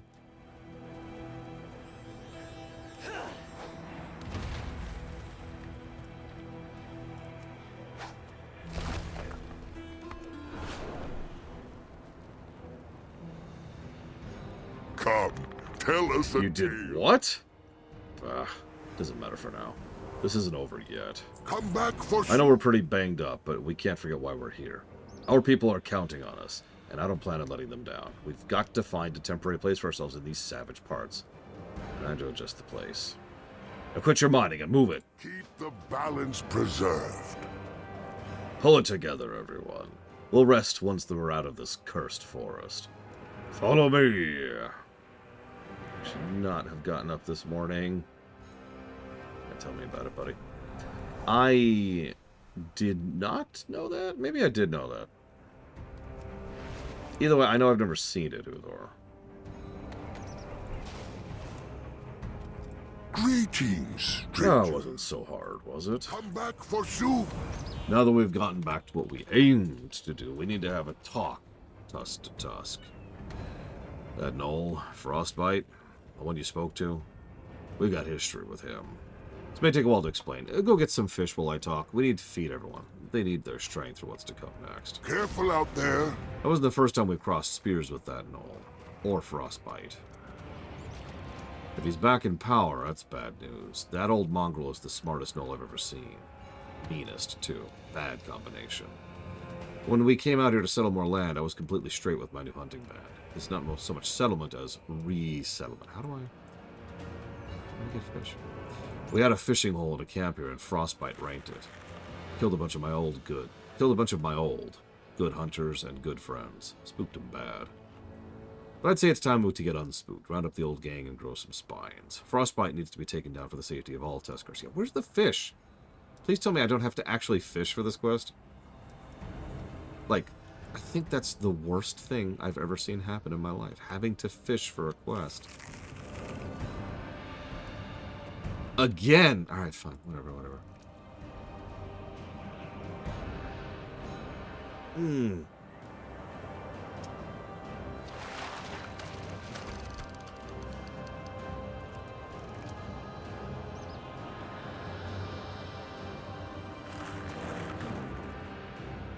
This zone is the worst zone in the game, Mr. Red.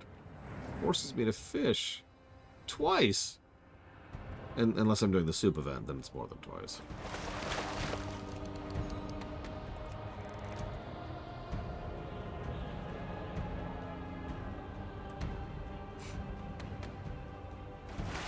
Yes, we found a zone even worse than Korthia. Well now, you're certainly different. A fish that's quite chewy. It's an acquired taste, I suppose. It's hard work fishing out here, that's the point. I'll pass your story along. Now you know what's at stake. Time to get moving. We'll remember you. Barst was one of the toughest furbolgs I've ever known. Says something about Frostbite that his pack beat him in a fight. Last I heard, Barst left for some island off the coast of Iskara. Called it his retirement or some other garbage. Tell Barst it's time to get back into action. Oh, and don't bite fooled by the way he talks. He'll tear you in two if you look at him wrong. May your catch come swiftly. Varsik is one of the toughest Draconans you'll ever meet. One of the dumbest ones, too, but he'll never admit that. He got spooked after Frostbite and started reevaluating his life or something. Said he never got to study the ruins left behind by his ancestors. Ran out to be a scholar. Get Varsik back here. He doesn't belong there anyhow. Bring more tales when next we... Last is my sister. She helps run the inn at Iskara now. Just give her this letter. Don't open it. May your catch come... I immediately go to open the letter. Where's the letter? Where's the letter? No! I don't have a letter to open. You bastard. You didn't let me disturb his privacy. How could you? Okay. Hang on.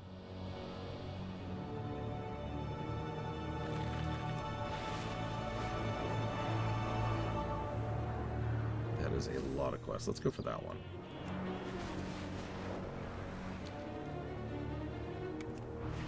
I open it and Growl's like, "Blah!" Just right there. Instantly.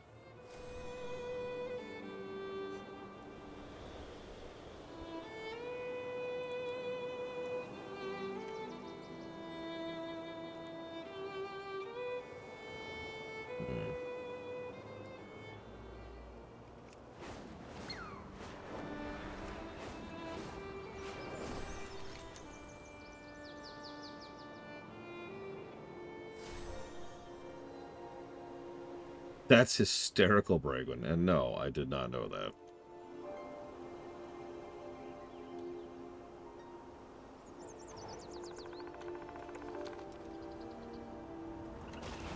Welcome to the Dragon Isles. Very nice to meet you. But as you can see, I'm busy trying to solve this puzzle.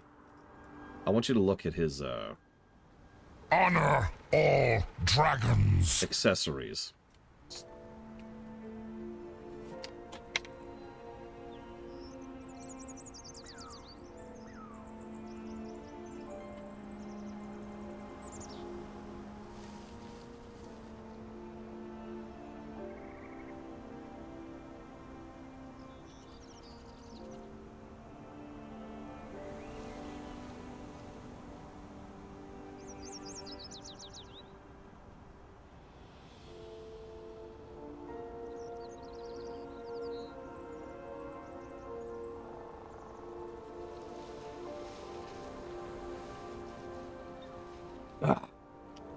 Enjoy the movie. Connects Cal. The aspects have returned. So, glory. Grimtusk wants another crack at Frostbite. I had to turn him down, but I left that life behind for the life of a scholar. I'm trying to uncover the history and make history, but I'm stumped by this esoteric riddle. See, the riddle is this. If you touch a nearby crystal, it says follow the pattern, but I don't know what that means. Guard against chaos. There, I'll summon the crystal, but I guarantee you, you'll be just as stumped as I was. Okay.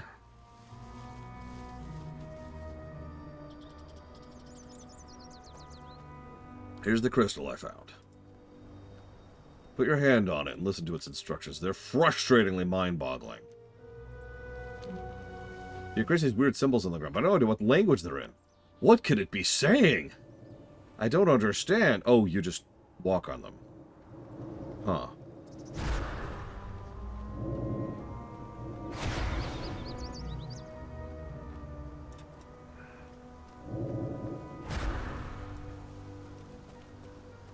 Congratulations, student. You have passed the elementary level of rune creation. This was designed. I think we have all the evidence we need. I think we've had enough of the crystal for now. For the glory of the dragon. I'm not gonna lie, this isn't my proudest moment. Victory in all your... Seems like I'll be able to solve the mysteries of this place just fine in the future. Never speak of this to old Grimtusk, okay? I'll make my way to his hideaway. I think I'll enjoy taking out some pent-up aggression on Frostbite. Aspects watch over you. See you there? Yep, but I gotta do something else first. Several something else's. Decay still lingers in this place. We must do. And then the world quest goes away. Well, you see, they're faceless, Disco, not faceless. Big difference.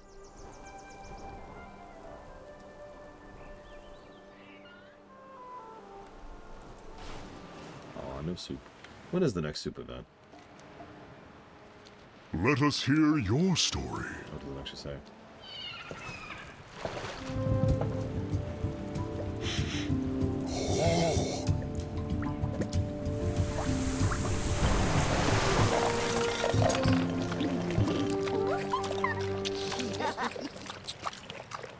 Soup's on.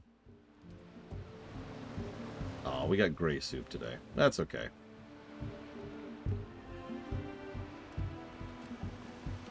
No. We don't even have the new tab out here.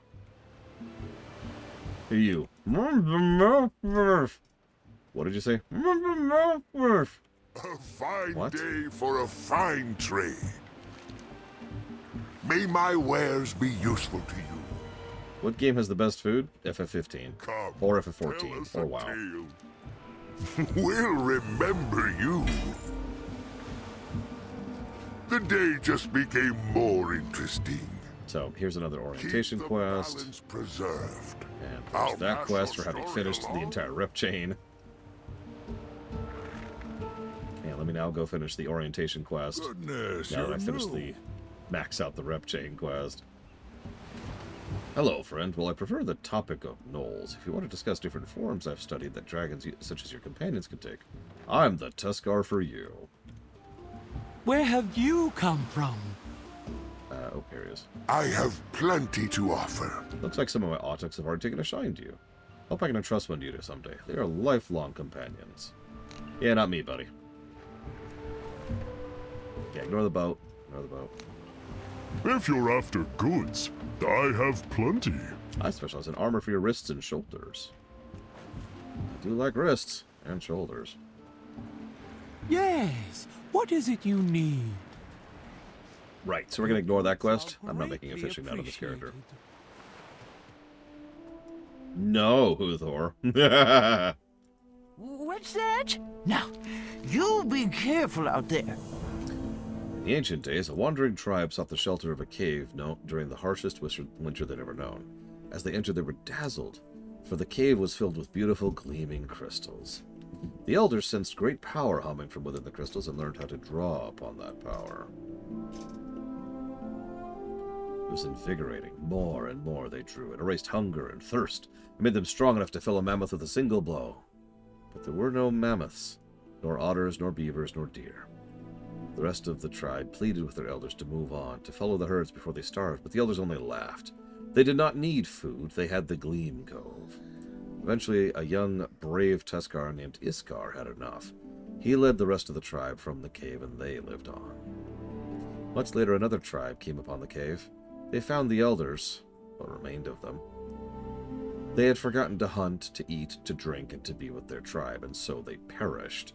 Only one remained, her eyes gleaming, and with her final breath she spoke no words of wisdom.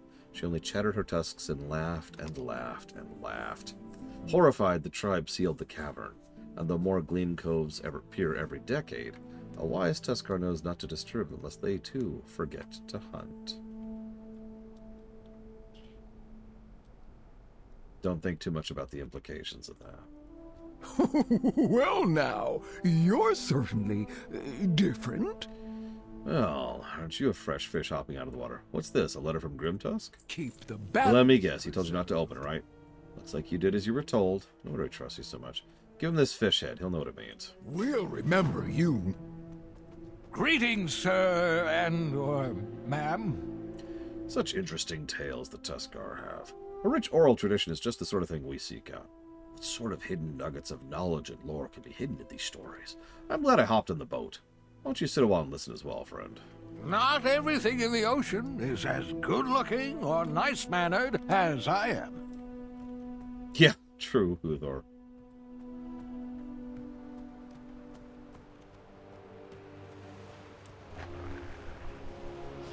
So, I wasn't really planning to cover Iskar, that is to say, Iskara, yet. But here we are. So you're probably wondering why this place is so threadbare. Remember, this is a very recent settlement. These Tuskar had only reached these shores during the events of the Forbidden Reach, which was a little bit ago, but not super long ago. So they're actually pretty recent settlers here. Well, what are you? Wanna fly kites later? Unlike, say, the Gnolls, who've been here for literally millennia. And the Centaur, millennia. And the Jardid, millennia. Mama says my tusks will be bigger than a mammoth's.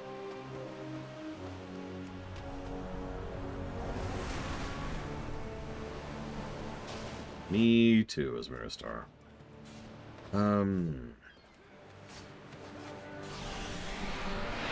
The reason I bring that up, though, is you can tell they just kind of plopped down here, right? Like, it looks like a recent and or temporary settlement. In fact, building-wise, they only have a couple of huts over here, the primary hut up there, the crafting area over there, and then the, I don't know what to call it, but like the underground safe haven place, which also doubles as the inn, I believe. Yep, which we were already in right here.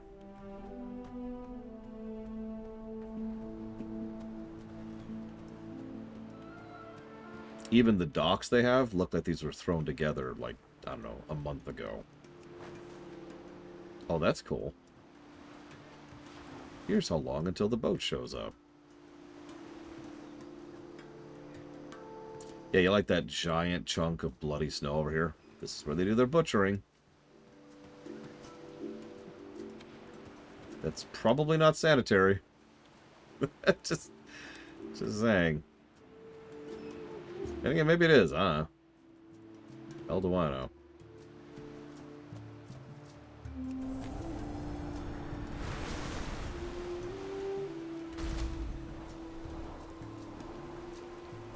I like how many of them are fishing at a given point in time.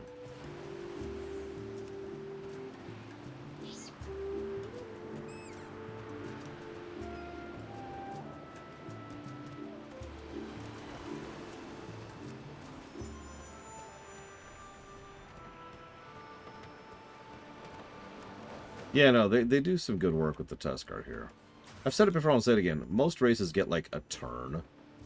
And once they get their turn, they tend to get development. Yeah, I love that texture in the ice, by the way. Especially with the way it layers in and out of the snow and the other types of ice. So...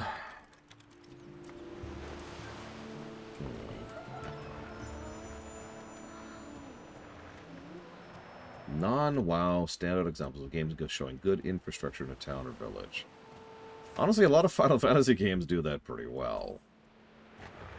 I've seen a few Dragon Age games do that. Cyberpunk, yeah. Red Dead Redemption 2 would qualify.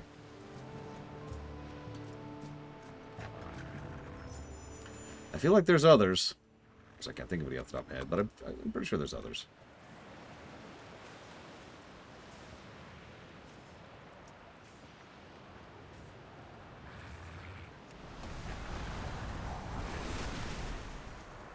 Wait, hang on. Night City is also probably the largest city we've ever seen in a game. Mama says my tusks will be bigger than a mammoth. What am I talking to here? You. I have many things that might interest you. Oh yeah, GTA 5 would qualify. Specifically 5. Ah, a new face. Bring more tales when next we meet. Okay. Swept through those. We do have that one. And that one. Before we start picking up more quests, let's try to finish up this chain, shall we? So we need...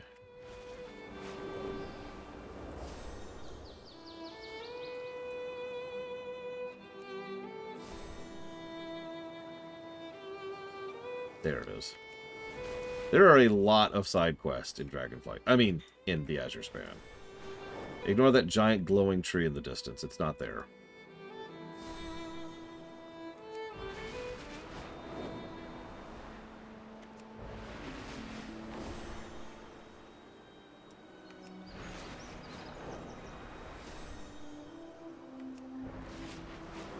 If I had one minor complaint about the zone of the Azure Span, it's that when you have very, very few glyphs, going up the zone, which means going east, is kind of a pain. Especially if you don't know what you're doing. Well, look at you. You made it all the way over here. How can I help? Well, gosh, it sure sounds like Grimtusk is in a pickle. I'd say I'm done with conflicts on the mainland, but Frostbite and I got a history and a score to settle. Oh, fiddle. I can't leave the others here undefended. We've got an issue with an elemental causing trouble at the beach. I'm the only one who could keep him at bay. Slippery fella. Literally. Tell you what, you deal with the elemental for me, I'll mosey on over to Grimtusk's camp. What do you say, champ? Sure. Hi, Giga. Not to be confused with the other Giga. It's a kelpamental. Kelpamental?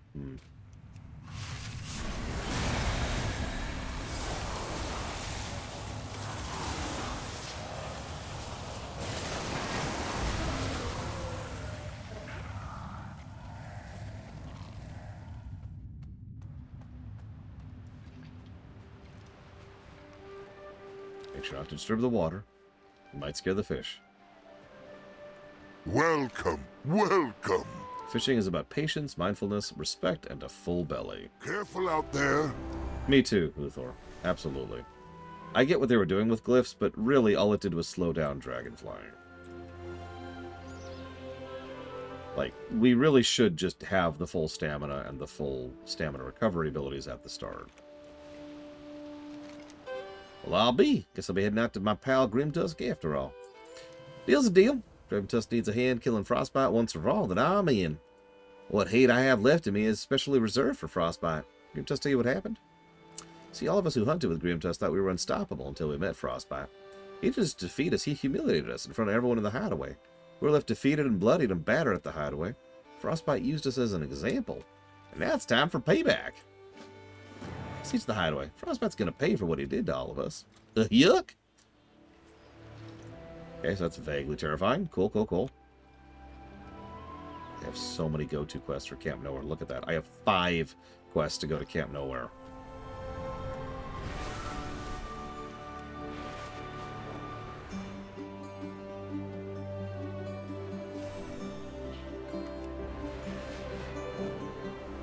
Three of them are talk to him at Nessingwary Jr. in Camp Nowhere.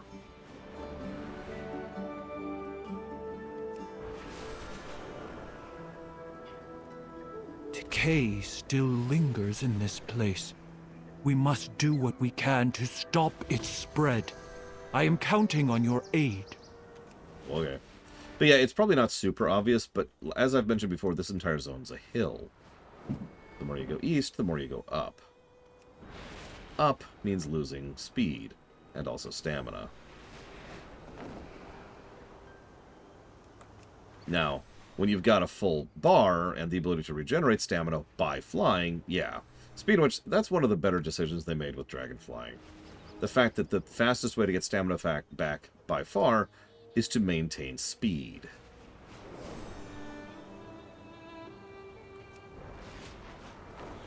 Literally rewarding you for keeping pace.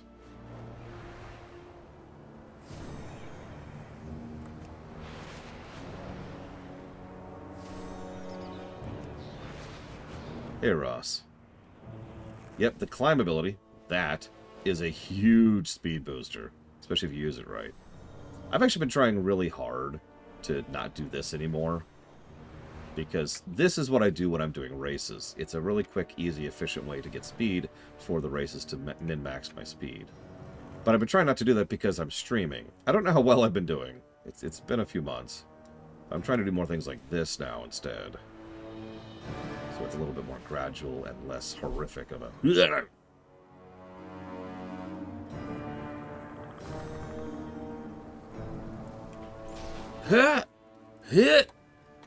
Sorry. Greetings, God, that's how you ruin skywriting in one movement. Make it so that every time you use one of the abilities, you go, huh? Come back for soup. Here's Barst, just as annoying as ever. I'll pass your story along. Hard to tell, but you think you see a slight smile. It quickly fades away. This'll do. May your catch come soon. There's Varsik. Guess he finally solved whatever puzzle he was after, huh? Keep the balance preserved. If there's anything I learned from my time out in the wilderness, it's that you don't deal with evil when you find it. You don't break its bones. If you don't break its bones and dig up the roots, it'll keep growing, and then it'll be harder to kill. These mountains were plagued with Frostbite's existence when I was a young pup like you, and it'll only get worse once he takes full control of the tribe. I should have done something about him long ago, but we're the only ones who can right that mistake now. Bring more tales when next we meet. I believe it got 1, Ross, because it wasn't particularly egregious.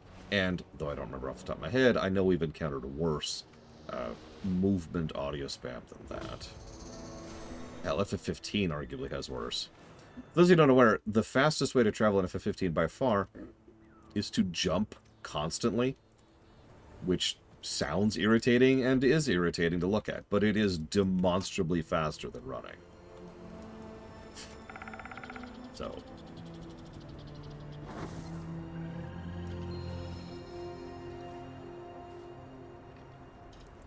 a Furbog, a Draconid, and 2 Tuskar walk into a camp. We're here. Let's get this over with.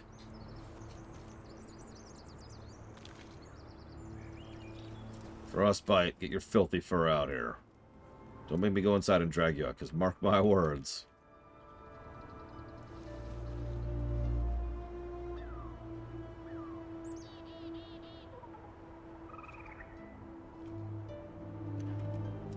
Is death you looking for, little Tusker? Frostbite show you death. Bold words for an overgrown hyena. You brought some friends, but we still outnumber you. Silly Tusker. They're not here to fight you.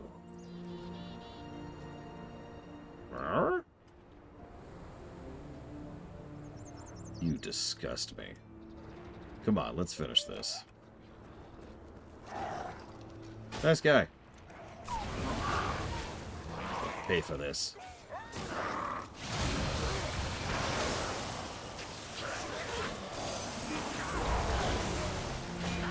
I haven't used this in a minute.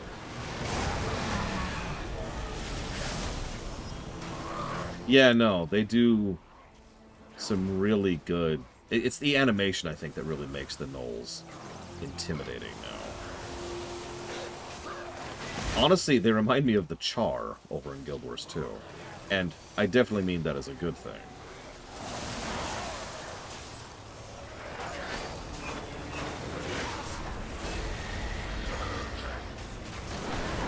It helps that gnolls are pretty big, too.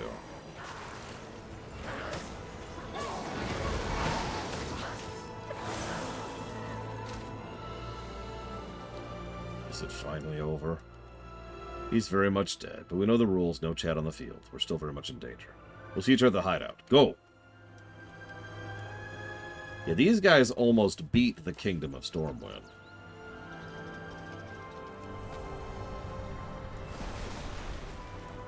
A fact I like to remind people of.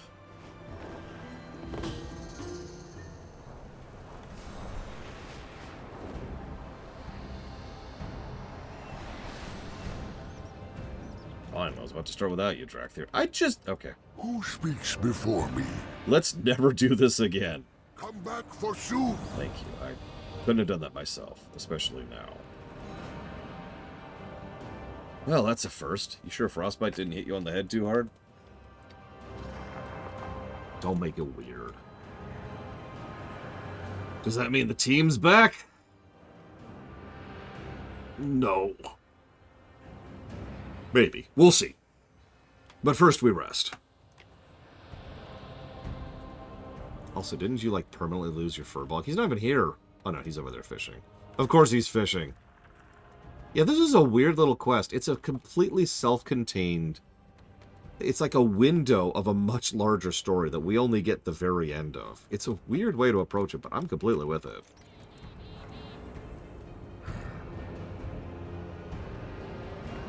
Like, you could just see it, right? There's a Draconid, a Furbog, two Tuskar who have ancient history with a Gnoll, and... Yeah, like this clearly is them doing their last hurrah to try and clean up loose ends at the end of the story arc. Yeah, it's a good way to put it. Someone else's D&D game. And yeah, exactly here, White Noise. Stuff like this helps remind us that the world doesn't only move when we're here. This guy, he's being his best self. Ooh, yeah, no. I know what you're talking about, Uthor. And yeah, agreed.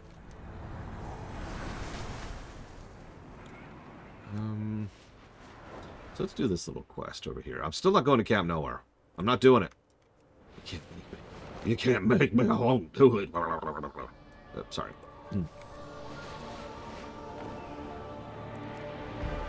Also, I just realized one of the reasons it's easier to fly in Dragonflight is because every zone is designed around dragon flying. I know I've already said that, but even a zone like this, which is mostly open with trees, still has obvious corridors and pathways. It's smooth. I've said this already. It's like a racetrack. There's arcs and angles and peaks. You can see your racing line that you're supposed to take through some of these places. You know what I mean? Like, right... okay, I'm sorry. I just did something visual for those of you listening to me, so let me try that again. To demonstrate. This feels designed, you know?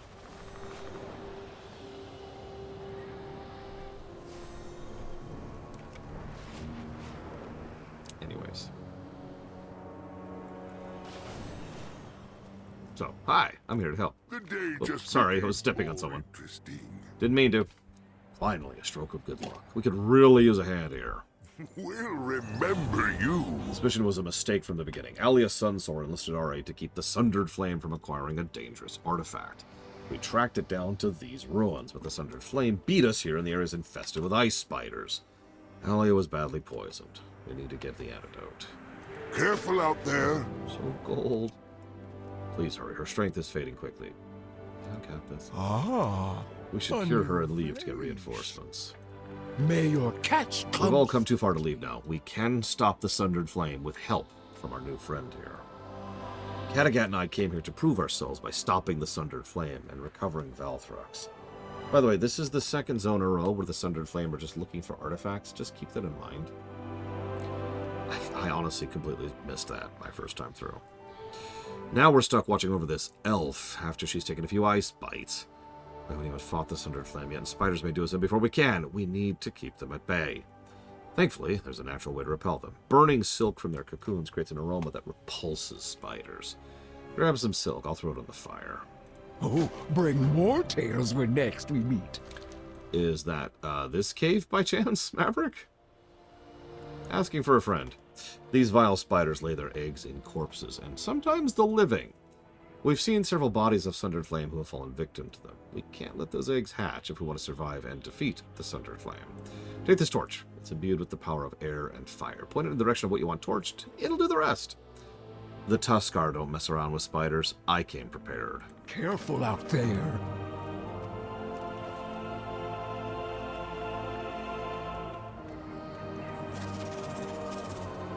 Yeah, honestly. I don't want to go too much into it, but yeah, I tend to enjoy the Sundered way more than the Primalist as an enemy group. They also do more to set them up, in my opinion, with one very notable section, which I will talk about when we get there. When we finally do the dungeons. I swear we'll get there. I swear. Maybe tomorrow. Maybe. Probably not, actually.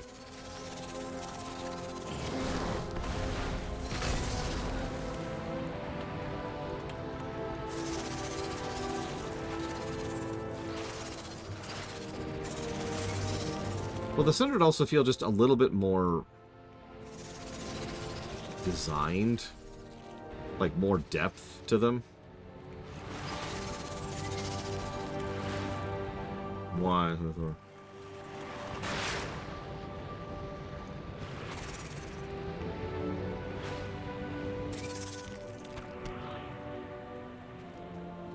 Yeah, the Primalists are like, also dead kids. Game.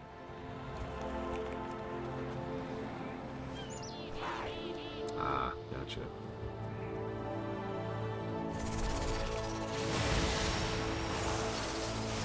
Yep, that's just a shark punching people.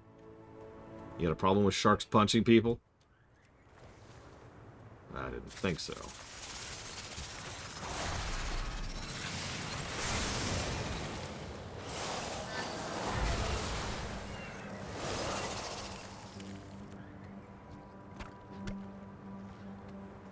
So that makes 2 Bandit Kingdom enemies. That's, interesting, I think is the word I'm going to go with there.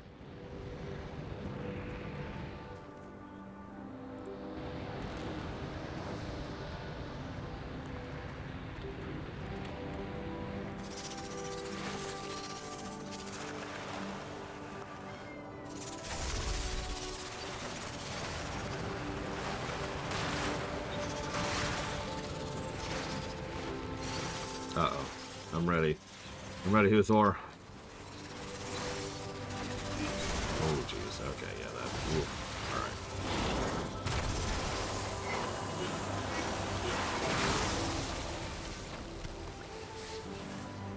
Should have killed me right there.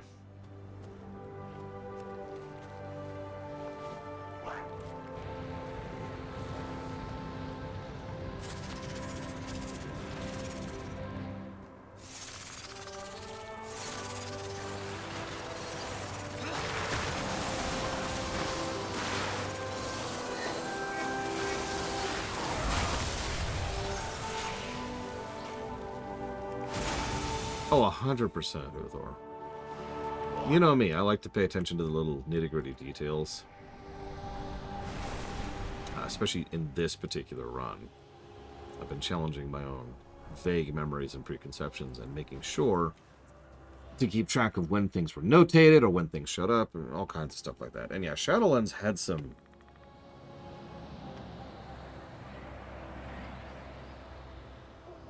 problems. It's... Oh. Greetings, stranger. Oh, bring more tales when next we meet. I could literally just feel the 9 to 5 vibe of Shadowlands. You know what I mean? The... Alright. Today I gotta work on... Oh, the Maldraxxus Covenant art. Okay.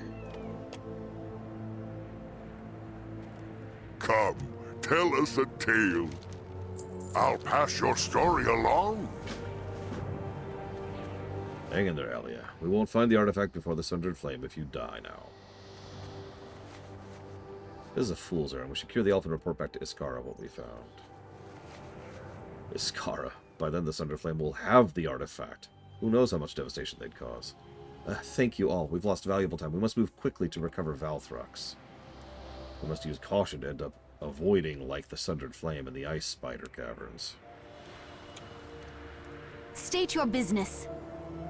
You have my thanks. I thought I would die before acquiring this artifact. The reckoning is at hand. Real quick, that's a blood elf next to me. Yeah, I'm almost double her height. It's not quite, but it's getting there. Now, keep that in mind. Okay, okay. This is me next to a Tuskar.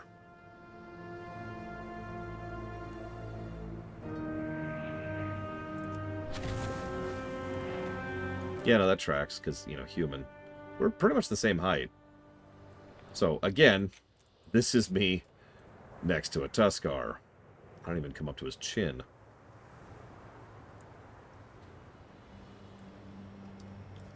The dark times will pass. I appreciate your aid, Evoker.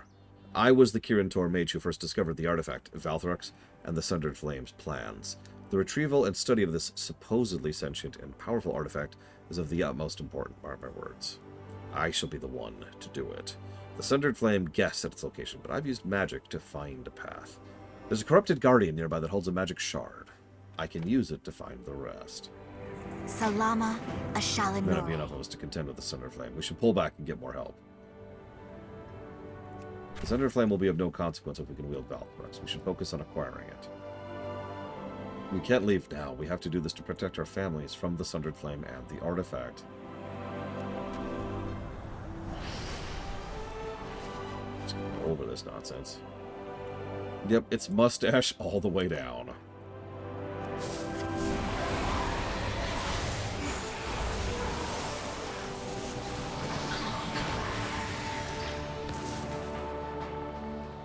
That's true, Huthor. They're not capital B bad guys.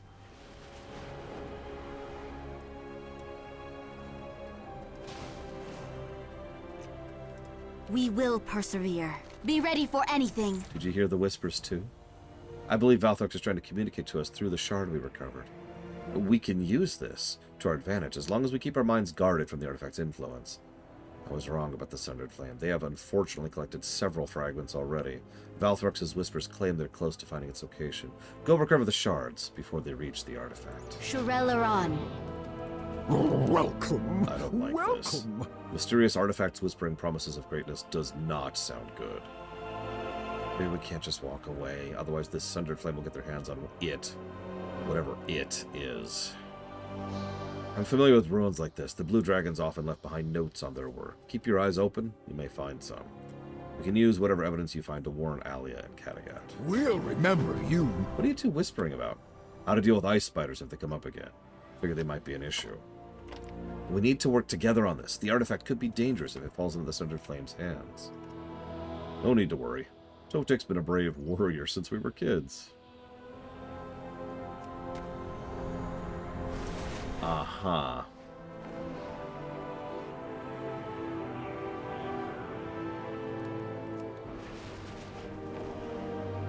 Yeah, Legend ZA is a big crossing my fingers moment for me, Verlictum. Who knows? Really, who knows? Hey, how you liking those ice spiders? By the way, Peekaboo. Hey! Yeah, you're all dead. You're all dead.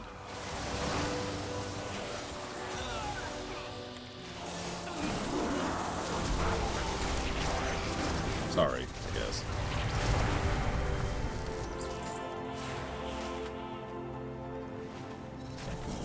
You know what? That's actually a good way to put it. The Sundered Flame are actually pretty well similar to your typical PMC villain group.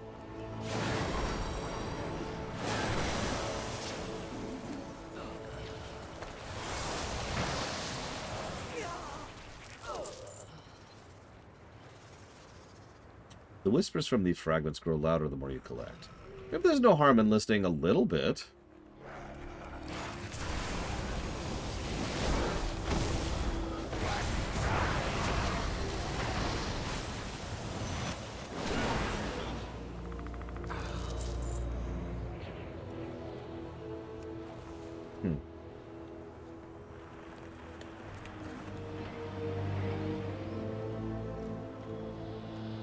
Yeah, the more I play, and we'll see, because we'll see, the more I think I don't actually hate the Primalists so much as they're just disappointing. They're frankly unworthy of main villain status, which is appropriate when you think about it. Jesus! Just ripped through me there.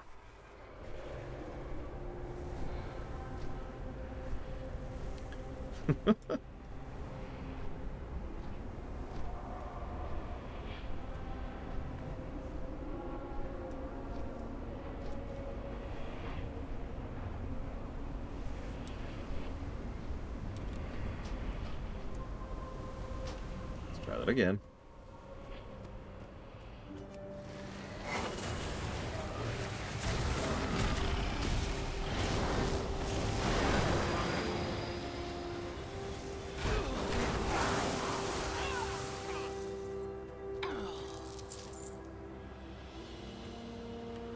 Yeah, that's true, Huthor. You're right. You're absolutely right. It is interesting going back through as opposed to through when it was no. I'm curious if War Within is going to change for me for the same general reason. Granted, we're not all the way through War Within yet, but, you know, honeymoon period has officially ended.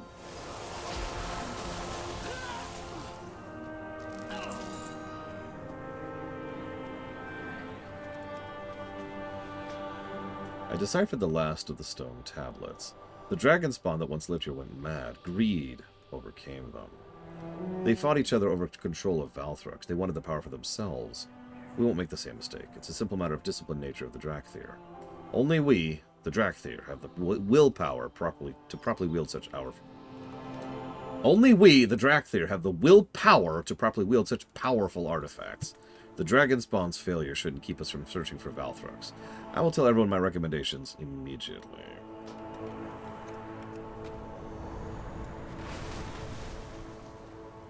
Not to go too much into it, but you know one of my favorite things relevant to this current conversation about War Within?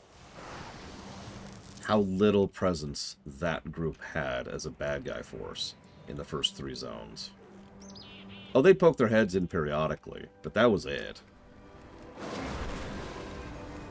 I mean, we dealt more with the Candle King in Zone 2 than anything else.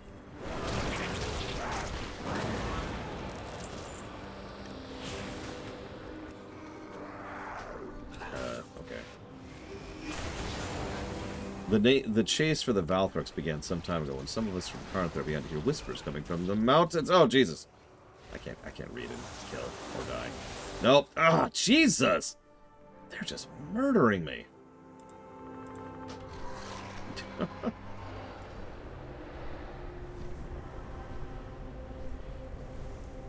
I appear to have hit a point where I'm falling behind on gear or something.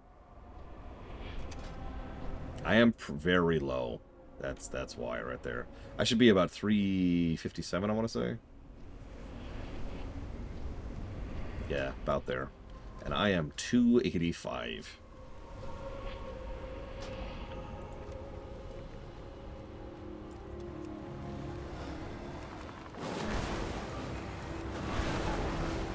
Damn it, Candle King. Ham. Oh, I can't read it again.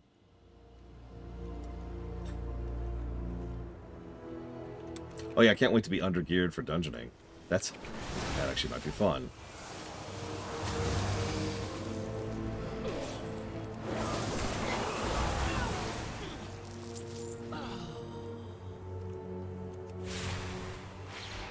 I mean, I set up an AUG spec and a heal spec for a good reason.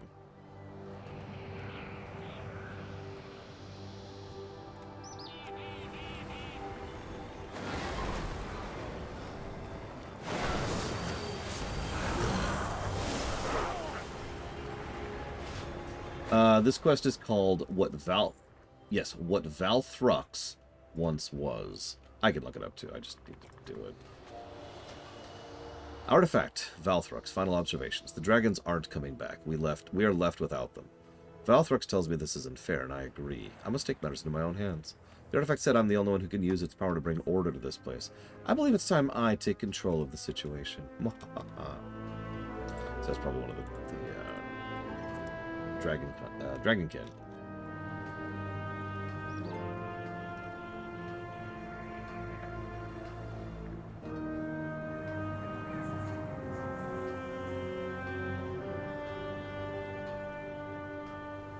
The chase for Valthrux began when some of us from Carnthar began to hear whispers from the mountains. We heard the name Valthrux and a promise of power that allows us to get back what is ours, the Dragon Isles. All we have to do is find a few of the shards it's whispering about, and we'll have it in our hands.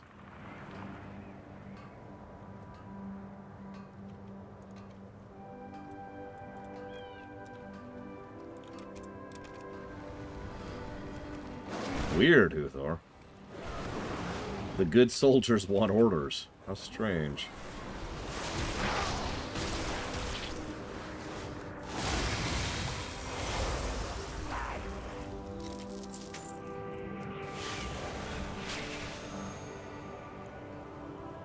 Can I buff you? I keep not being able to buff people. It makes me very sad.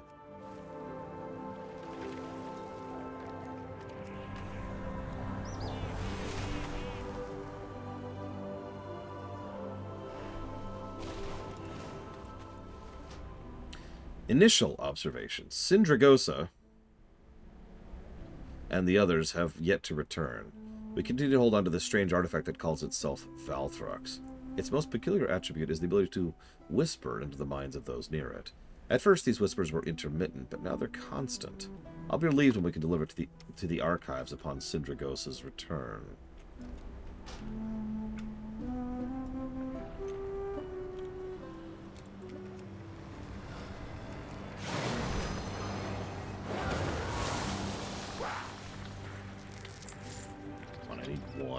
One.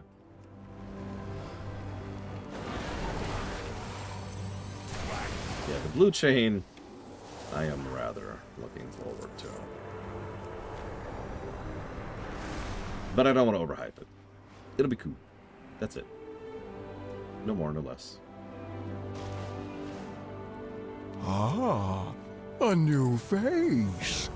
Our enemies will fall. The whispers, they're louder now. Do you have the fragments? We will have Excellent. justice. With so many shards, I'll be able to easily locate the artifact. Remember the Sunwell. What you found makes it sound like the artifact's power has doomed everyone who's used it so far.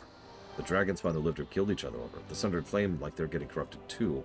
This is an artifact we need to recover. It's one we need to destroy. We must convince Alia and Kattegat. I'll pass your story along. So we need to destroy this artifact. Be ready for anything. Destroy the... No, don't you see? I know where it is. We can use its power to end the enemies of the Kirin Tor. The power will consume you like it consumed the others. It must be destroyed. No. You'll thank me on my return. I will bring peace to the Azure Span. By the way, I love the new mage teleport. Really. I do. Because it's actually not a teleport. It's functionally a polymorph. Or flight, if you prefer. By the way, when are we going to get our own arcane dragon flying mount?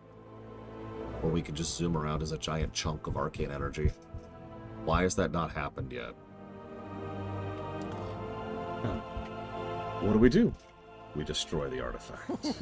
Well now. Oh, this is worse than I thought. Way worse. Who speaks before? Look, my mage is 80, I'm just saying. I may know where the artifact is. Alia was whispering frantically when you brought all the shards back. She kept saying something about a cave and how the spiders seemed attracted to it.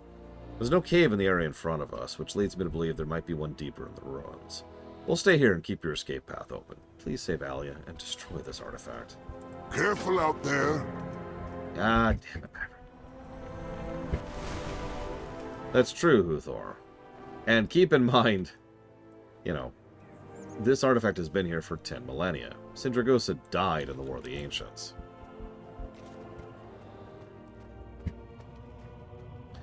Oh yeah, this cave. I remember this cave. I suppose arachnophobia warning? It doesn't bother me, but... Well, there's a couple of these suckers in here. One or two. It's okay. There's a worse cave in the next expansion. Oh, shoot. I need to, like, save her. How do I save her? I really don't want to kill you. Okay, you're trying to kill me. That means I gotta kill you. Gosh darn it. That's the rules. Please surrender. Please surrender before I kill you.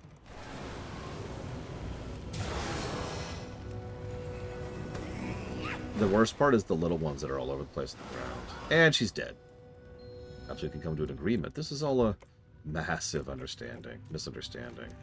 Zerviles, I know your name from Alia. She thought so many awful things about you. Were you aware of that?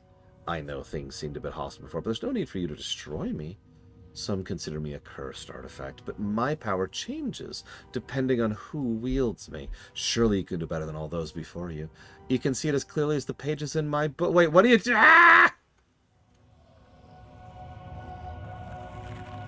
Please warn the others of my tale. Ensure no one else makes my mistake. Okay. I'm going to leave the Nope Cave, if that's okay with y'all. But hang on, real quick. I really hate how that wants me to disable an add-on.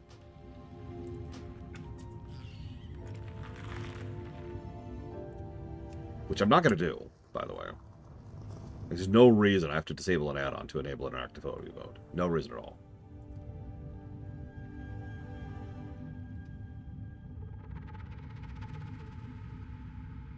Yeah, Hail Extrasa, I need a cave. Okay, so here's arachnophobia mode. That's, oh my god, that's worse. It's worse. They're all crabs. Do you see them?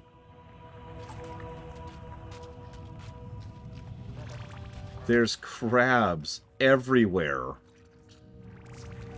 That is, I'm not actually joking. That is worse. Imagine if you walk into a cave and you see this.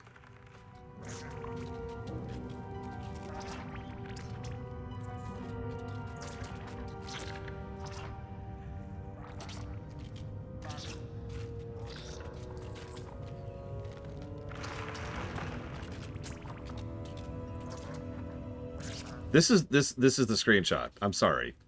This is the screenshot. That's gonna be our thumbnail. I feel bad about it, but it has to be. Oh my god, that's awful. That is the Nope Cave.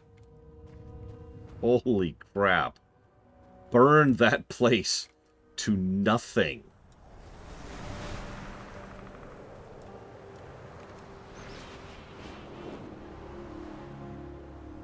There's a place that's worse in War Within. I've actually never seen the place that's worse. You know the place. You know what I'm talking about. I've actually never seen that place with arachnophobia mode on. We're gonna have to try it when we get there. Greetings, stranger. Totik was right. This place is cursed. We'll let the Kirin Tor know what happened. Thank you for your help. This is a lesson I won't soon forget. Come back for soup. I don't meet the requirements for that quest? What? Oh, right. That bug. Wow, we haven't seen that bug in a while. We'll return to the Kirin Tor and warn them of what happened here. Grimtusk will want to hear about this. Another tale of danger lurking within this place. What's really funny is the other dope cave didn't actually hit my arachnophobia. It was creepy as hell, but it didn't actually trigger the legitimate phobia, you know? It was just more of a kind of a thing. Just listen to me. Why are my quests not on the map all of a sudden? There were many quests on this map, and now there aren't.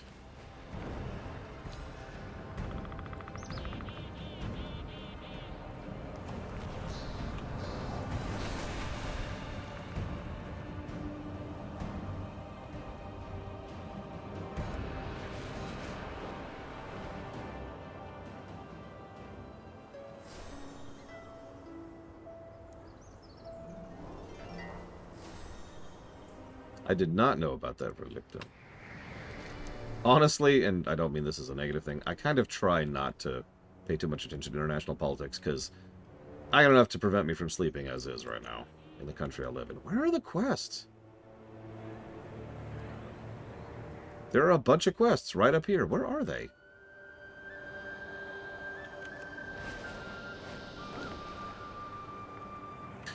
I've heard people who have rather violently stated that they don't like the inclusion of options like arachnophobia mode into games. Those people are stupid.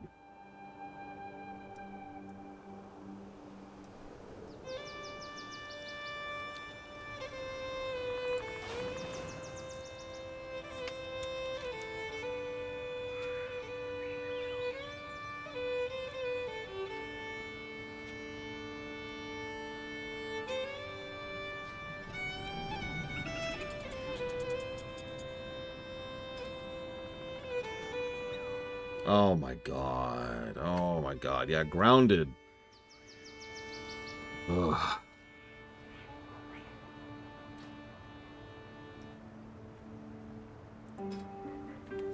No, Arca does not play the game, Relictum. Yeah, there's just this mage. Hang on, I got this. I got this. No, yep, there we go. Yep, got another one. I know people who are not arachnophobic who are bothered by grounded, especially the first optional boss. You know the one.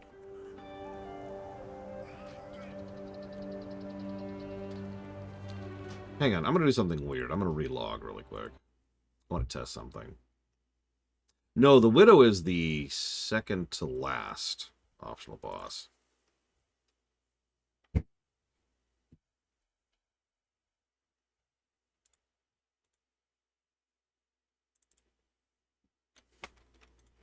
Although, that boss, woof. Yeah, go confront a Black Widow in her lair. And you're the size of... I don't have something easy to point out. You're smaller than a dime.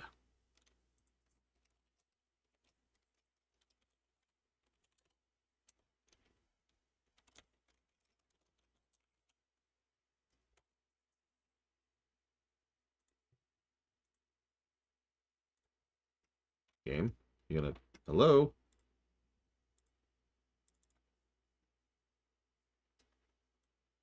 We will have a maintenance on Tuesday. It's gonna last 2 hours. Why? They know.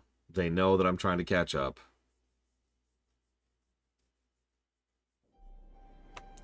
And they're like, don't worry, we're gonna kill your schedule. Because screw you. I know. It's a major patch. It's to be expected. It's just, god damn it.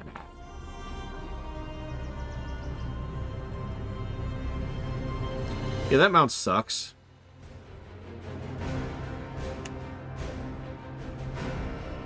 Interestingly enough, Limbo doesn't bother me at all. But then again, the spider in Limbo does not move like a spider. Ross is correct. I actually kind of developed that particular theory on spiders and phobias a while ago. Because the overwhelming majority of spiders do not actually bother most people with arachnophobia. Because they're not spiders. They're crabs or something else.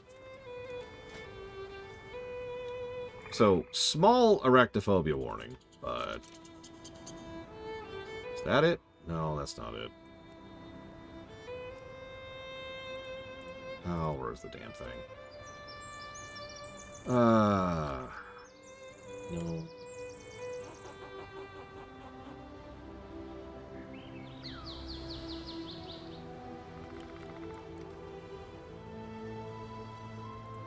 Yep, that thing. That thing. This is as close as WoW has ever come to spiders. Right here.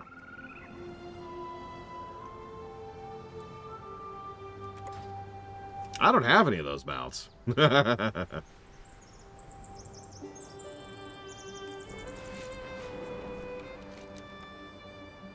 are the quests not showing up? This is actually bothering me. I'm confused why none of the quests are showing up all of a sudden.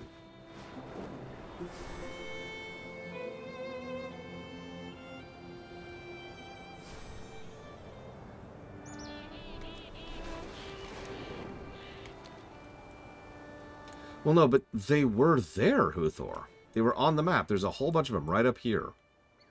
Right around here. Because there's a camp right up in this area.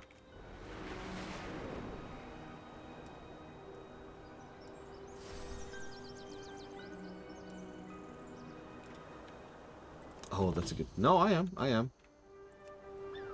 tracking everything.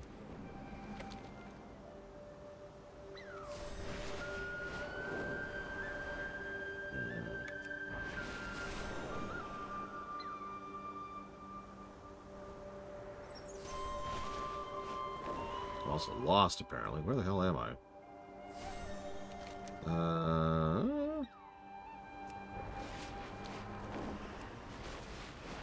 No, this isn't where I want to be. I'm sure what this is. Yeah, this is the wrong zone.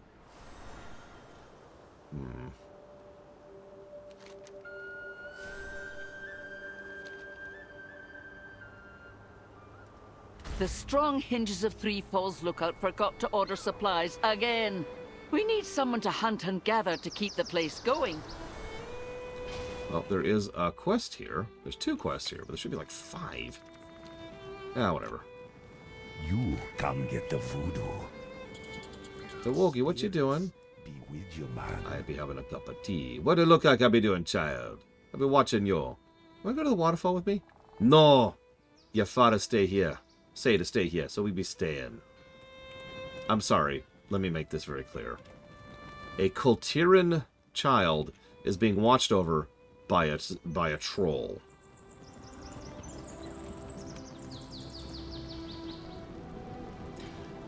I know we've kind of already mentioned this. Yeah, the HVA's gone. And it's gone. It's frickety gone. But again, they're not overemphasizing it. They were hammering it in early on. And now it's just part of the setting. It's just there now. Her dad asked a troll to watch after her. And guess what he's doing? Relax. You be... All the animals I've seen here. Shokari and the great Sky Weeksin. She be most proud. It'd be a shame she preyed on a Null shaman, because now she be crazed with decay. When I saw her eating one of her kits, I knew something was not right. I took the kits away and brought him here, but Shokiri attacked me, swiping me good. I almost didn't make it. Shokiri need to be put down. If the decay rots more of her mind, she be coming for us soon. Stay away from the voodoo. So the HVA is a derogatory term that refers to the badly written aspect of the Horde versus the Alliance. Oh my god, it's not the Innkeeper. Don't tell my sister where I am. She'll just come out and start bossing me around. Go do this, go do that. The floor's not clean, Valdo. The oven's cold, Valdo. Blah, blah, blah.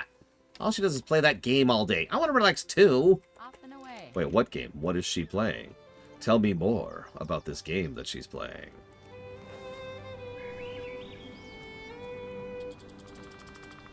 That looks vaguely familiar. I don't know, it looks like a really boring game, though. I wouldn't get into that, personally. Oh, hello. Good day to you. Yeah, me too, as Star.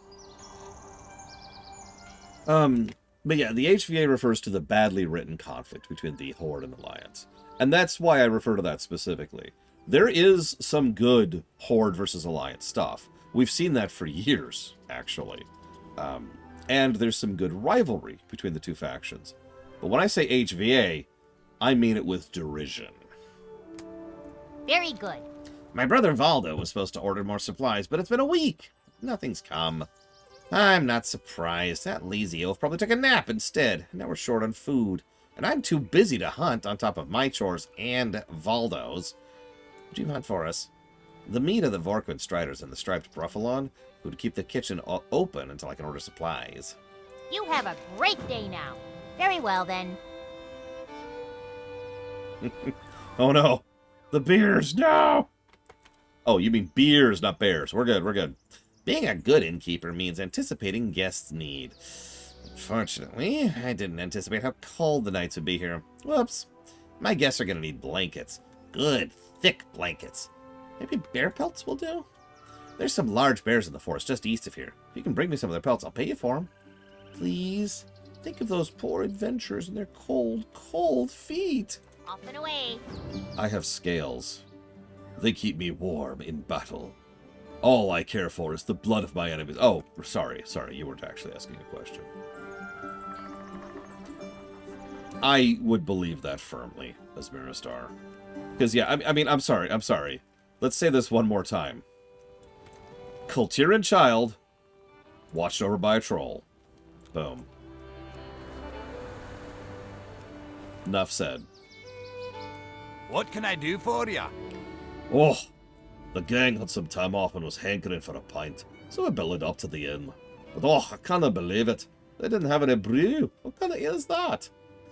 One ran by Stonehenges, that's what kind. So we're taking matters in our own hands. The forest to the east has flowers and herbs we could use to brew some sweet mead. You mind helping me and doing some flower picking? There's be something in it for you. Watch your back. Yeah, Daneth and Torellian, both of whom have Warcraft 2 levels of baggage with the orcs. Chillin' with Eitrigue. Granted, Eitrigue is probably the most chill orc in the world, but still.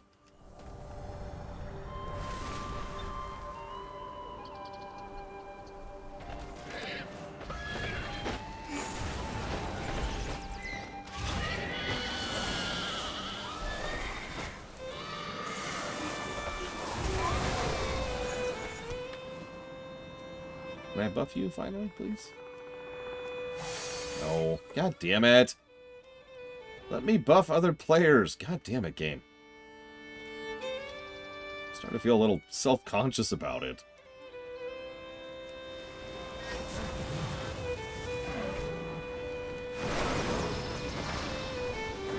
Yeah, I admit, I was kind of worried about Torellian turning into, you know, a warmonger zealot of doom. And Lord knows that is a way they could do that, but based on a lot of those stories, which I hadn't actually written when I was speculating on that, excuse me, read, not written, I don't think that's the direction they're going with. I think he's gonna be cool.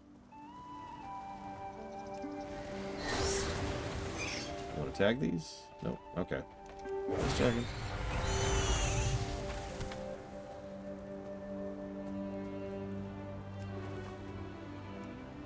Listen, Ilgnioth is dead. Herbo dead, actually.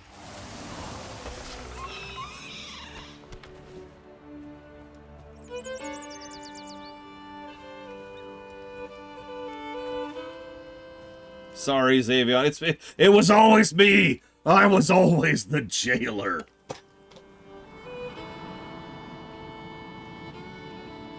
Me too, Mr. Red. I mean, he was questioning that all the way back in Legion, really. And if you remember the 1,000-Year War story arc. Talk to me.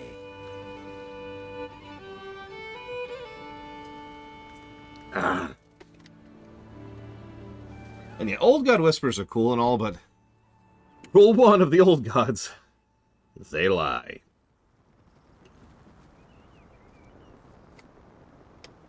Or deceive might actually be a better word. Oh, have you seen me assistant? The kid wanted a moment to look around, but he's been gone for an hour. I told him it ain't safe here and he walk far, but the kid's as head as thick of as a ram. Oh, I can't say I blame him. It's pretty out here, and he has a thing for flowers. Could you help me find them? They need me in the wagon back at Three Falls Lookout. Be good. Yeah, exactly. Pretty much the moment Zira's, let's call it what it is, branding was removed, he's been kind of questioning things. Of course I can't overlook him. It's very, very simple. You see, we're actually flying on the back of a giant spaghetti monster.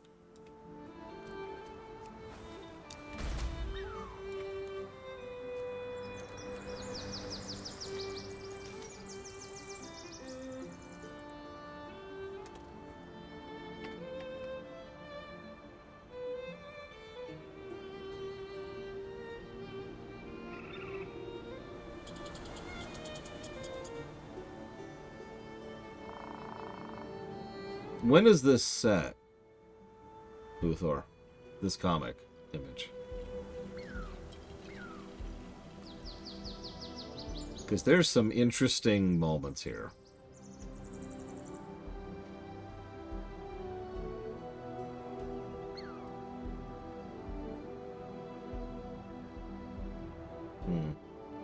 I was going to say it has to be, now that I'm looking at it, for reasons I will not go into right now. Although seeing Tyrande legitimately happy is honestly one of the weirdest things. In a good way.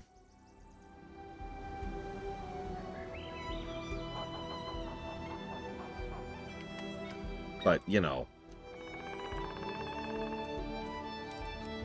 Like, when was the last time Tyrande was happy?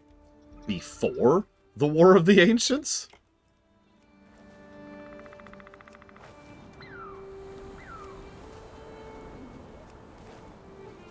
Yeah.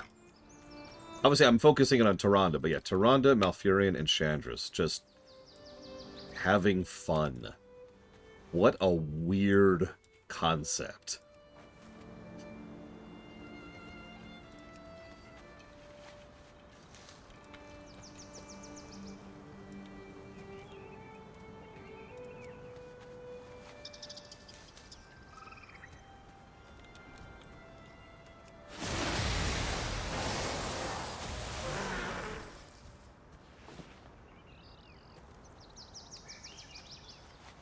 Yeah, I caught that too, Luthor. Like I said, I wasn't trying to call out things. Unlike some people I can mention. Oh yeah, the last 10,000 years have actually been kind of crap. For pretty much the entire world. Like, interestingly enough, we, post-Shadowlands, really, post-BFA, we have entered an actual unprecedented golden era in Azeroth.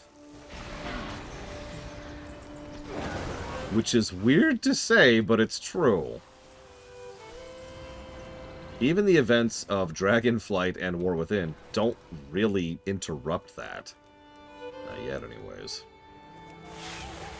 Besides, anybody who's ever written anything knows, the darkest moment has to come during midnight. Part 2 of 3. Honestly, I wouldn't be surprised if we end up losing by the end of midnight.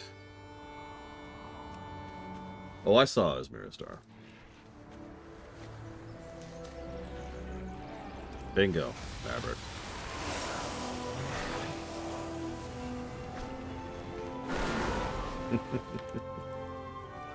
You know, I've been thinking about that recently. I hate to bring up Lotro yet again, but recently a friend of mine, Pax, I'll just say him. No, I've been trying very hard to stay blackout on that, Kemzus. Pax has been kind of poking back at Lotro for a bit, and me and my co-op group have been very vaguely debating adding it to the co-op rotation. Down the line, but maybe something. But here's the deal. I was looking at where the stories were at relative to the... So, they have their own version of the MSQ. They call it the Epic Quest, or Book Quest, if you prefer. And all of the stuff I have done, ever, amounts up to, like, I think it's volume 2 or 4, I forget which. It's not very far in. They're up to volume 8 now, for a bit of perspective. Sorry, I'm getting a little bit off track. Let me bring this back into focus. So, the reason I bring all this up was I was trying to figure out, specific events and where things happen, and just get a general, very vague, zoomed-out idea for exactly where the stories have been and are going after I put the game down. And I'm going to try to compare this. So, I'm reading up, and it's like, okay, so we go to Flargastarg to get the Fitervababadu. After the Flakargabi, we enter Babeferberabo. And Bavarabarabo has dealt with the Flangans and the Torfins. The Torfins obviously don't like the Teperipons, and the Teperipons are going this other thing, so we have to go to the Feroterpo in order to attack the Teperipons at Takargu. It's all very self-consistent, but honestly, my eyes completely gloss over when I start reading just proper name after proper name after proper name with no real pattern or reason to it, other than just noise.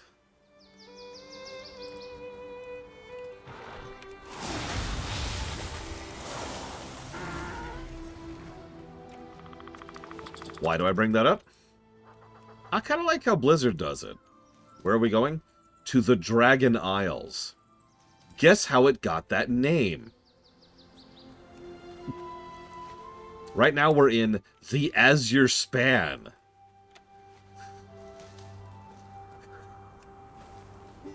After this, we'll do a place called Feldrassus. That's a little bit whatever.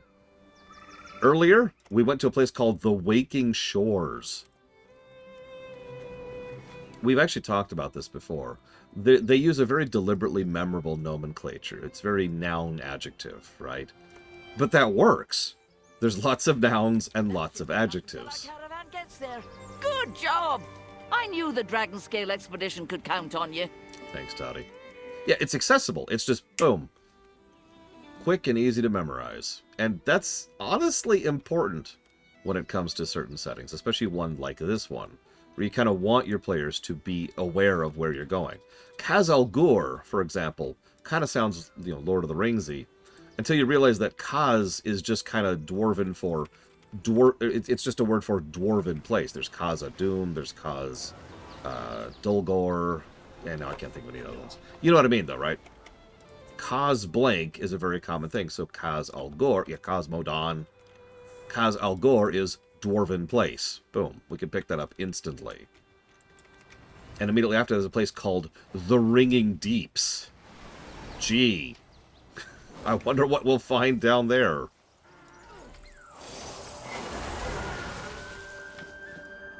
And yeah, Undermine. Also ha ha ha. But still, Undermine. Yeah, that's the problem. There's nothing wrong with having a place called Feldrassus. Or Valdrakken. Although, honestly, even Valdrakken kind of sounds like Dragon City, doesn't it? Like, it's just there.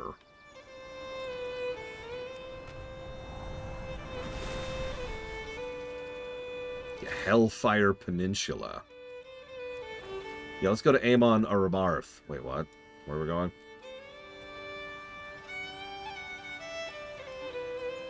There they are. Yeah, Elder Scrolls had a bit of that too.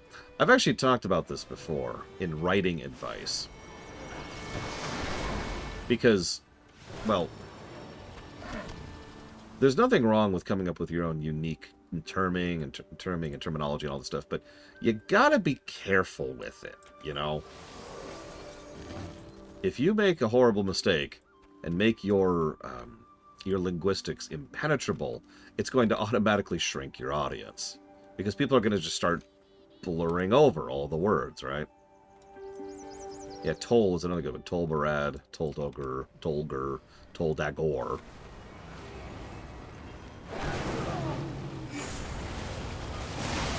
And yeah, actually, you're absolutely right, Uthor. Like, hang on. Let me really make this point. Give me 1 second. So here's the list I was looking at, right? So after, when we get to volume, let's pick 7 out. So some of these places, yeah, okay, we're going to Scarhold, Zelkura, and the Wells of Langflood to go into the Elder's Lade and someplace I'm not going to say because that's actually a spoiler, where we have to deal with the 3 peaks of Hairmoth. And after that, we have to go to Matagord in order to find Eskil, where we're going to then go to Kar Bronak in the Angarim with the Cloven Gap, where the, I don't know how to pronounce that, Dirtha Zaram, I think? After Dirtha Zaram, I have to skip ahead a little bit, we have to find Tarasar in Indagir, where we can go to find the heirs of Kastamir, and then go to Farouk Zahar near Amroth and Anphalos. Oh my god, this is just back to back. And you get my point. Like, after a certain point, I'm just like, hang on, we have to go beyond Telperian's Wall in order to find Shigana at Kud Zagin.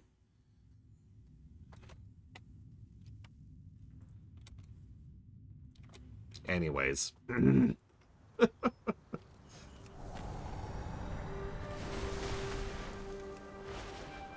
Lord of the Rings Online. Although, again, all of that stuff is stuff from Lord of the Rings. It's the deep lore stuff. The stuff you've probably never seen if you read the books or watched the movies. Oh, jeez, I'm getting hurt. I'm getting hurt. I'm getting hurt. Oh, God.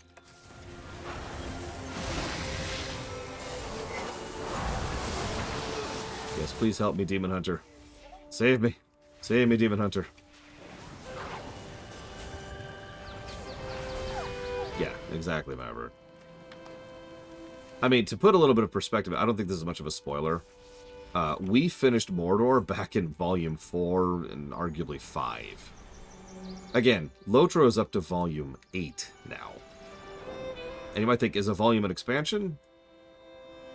More like... So Lotro doesn't really have expansions in the same sense that it used to anymore. It's fallen into the usual category. Most MMOs, once they get to a certain point in their life cycle, they stop having expansions. They just have content patches, right? So it's more like, think of each volume as an entire chunk of content. Like, let me put this into terminology.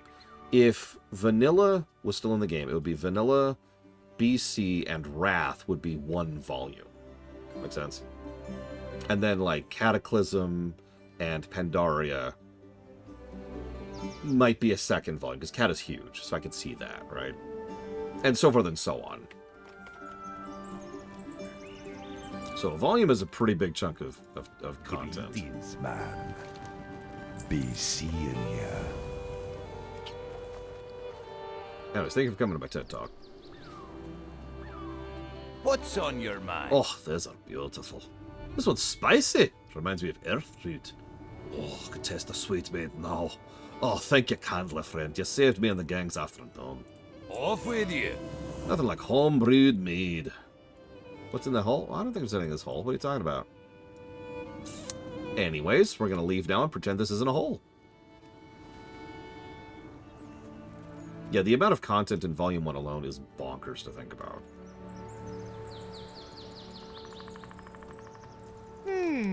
Interesting. Did you get the Vorkun meat? Buffalo and flanks?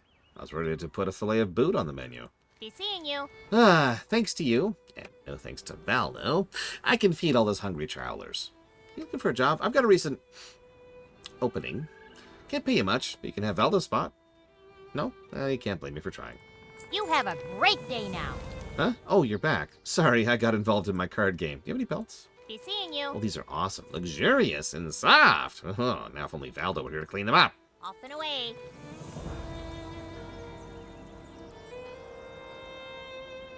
King to Queen's Pawn 3. Checkmate in 5 moves. We're playing Hearthstone. Shut up. Let me have this.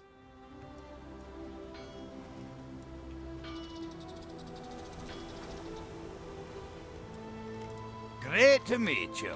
You heard the saying, every day brings something new, right? Being a prospector working with the archaeologists is like that, but the new means something old and ancient. Kalimdor, Eastern Kingdoms. Every isle and continent has its own rich history.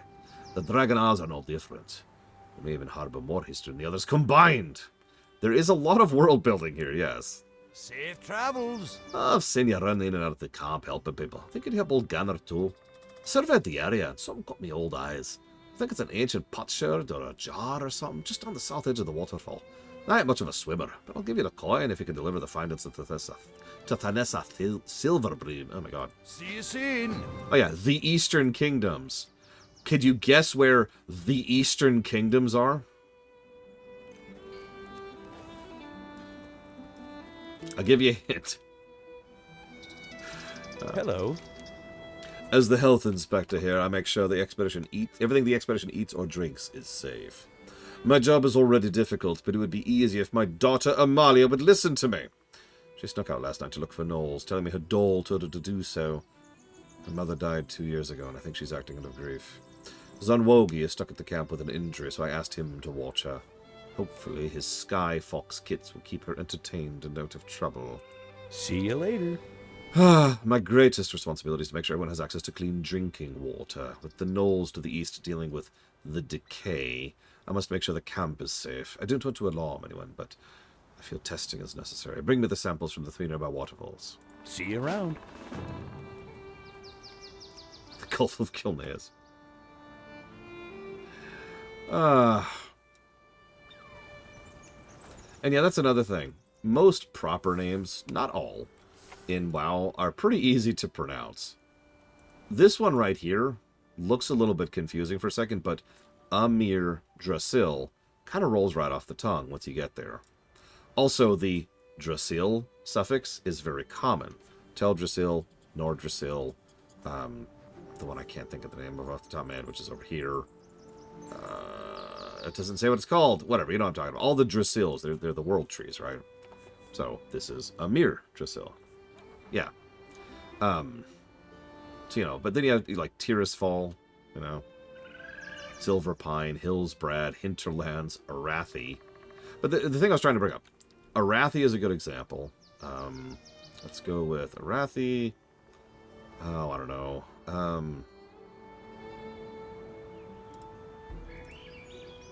Of course, now I can't find anything. Arathi Ashara? We'll go with Arathi Ashara. Kalimdor is actually a pretty good example. And Faralos. Have you noticed the similarity between all these things? It's relatively easy to glance at the word and pretty much immediately figure out not only how to pronounce it, but it's also relatively simple. Almost all of these are only 3 syllables. Faralos, right? Kalimdor. And most of them just kind of roll right off the tongue. I know, Tolkien was a linguist, but that's not what I'm talking about.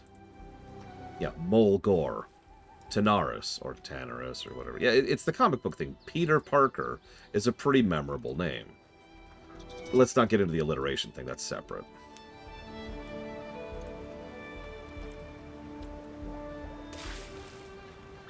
Now, I'm not saying you have to do that consistently, but what I'm trying to say is that a lot more science, I think is the word I want to use, goes into naming things that I think a lot of people realize.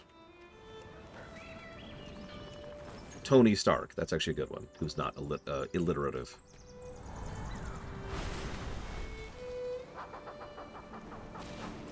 You know, someone in chat, Tony Stark isn't literate? I knew it! Yeah, Bruce Wayne. Pandaria, that's a good one. Whoa there, whoa there, whoa there.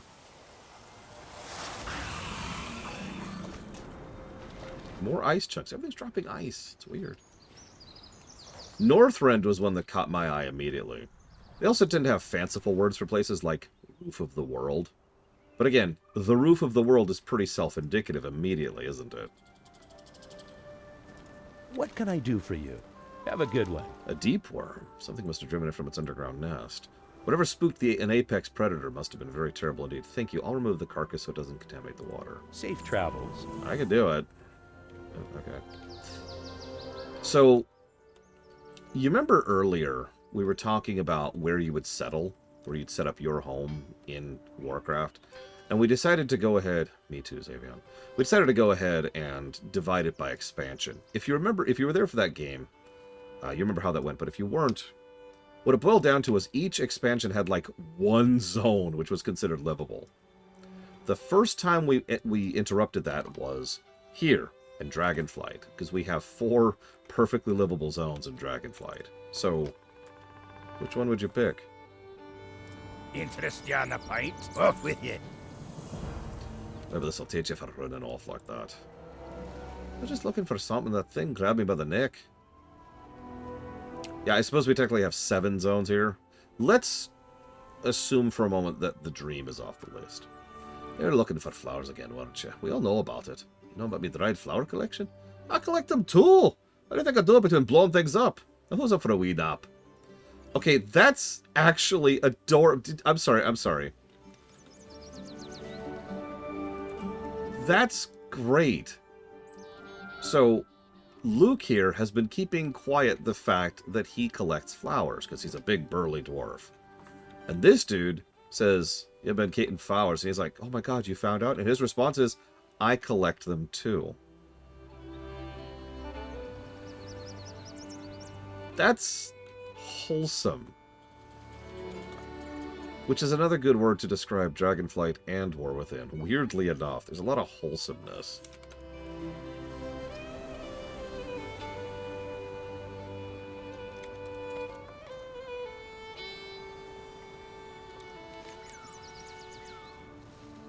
Uh-oh. Am I being attacked soon?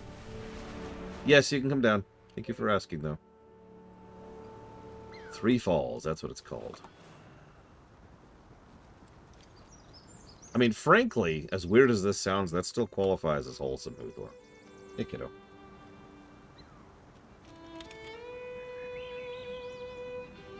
Do you need a plate for your ice cream sandwich?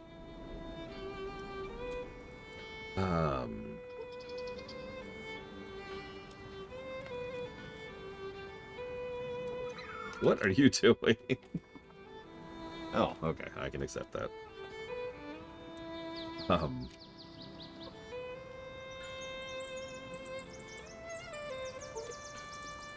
Exactly, Uthor.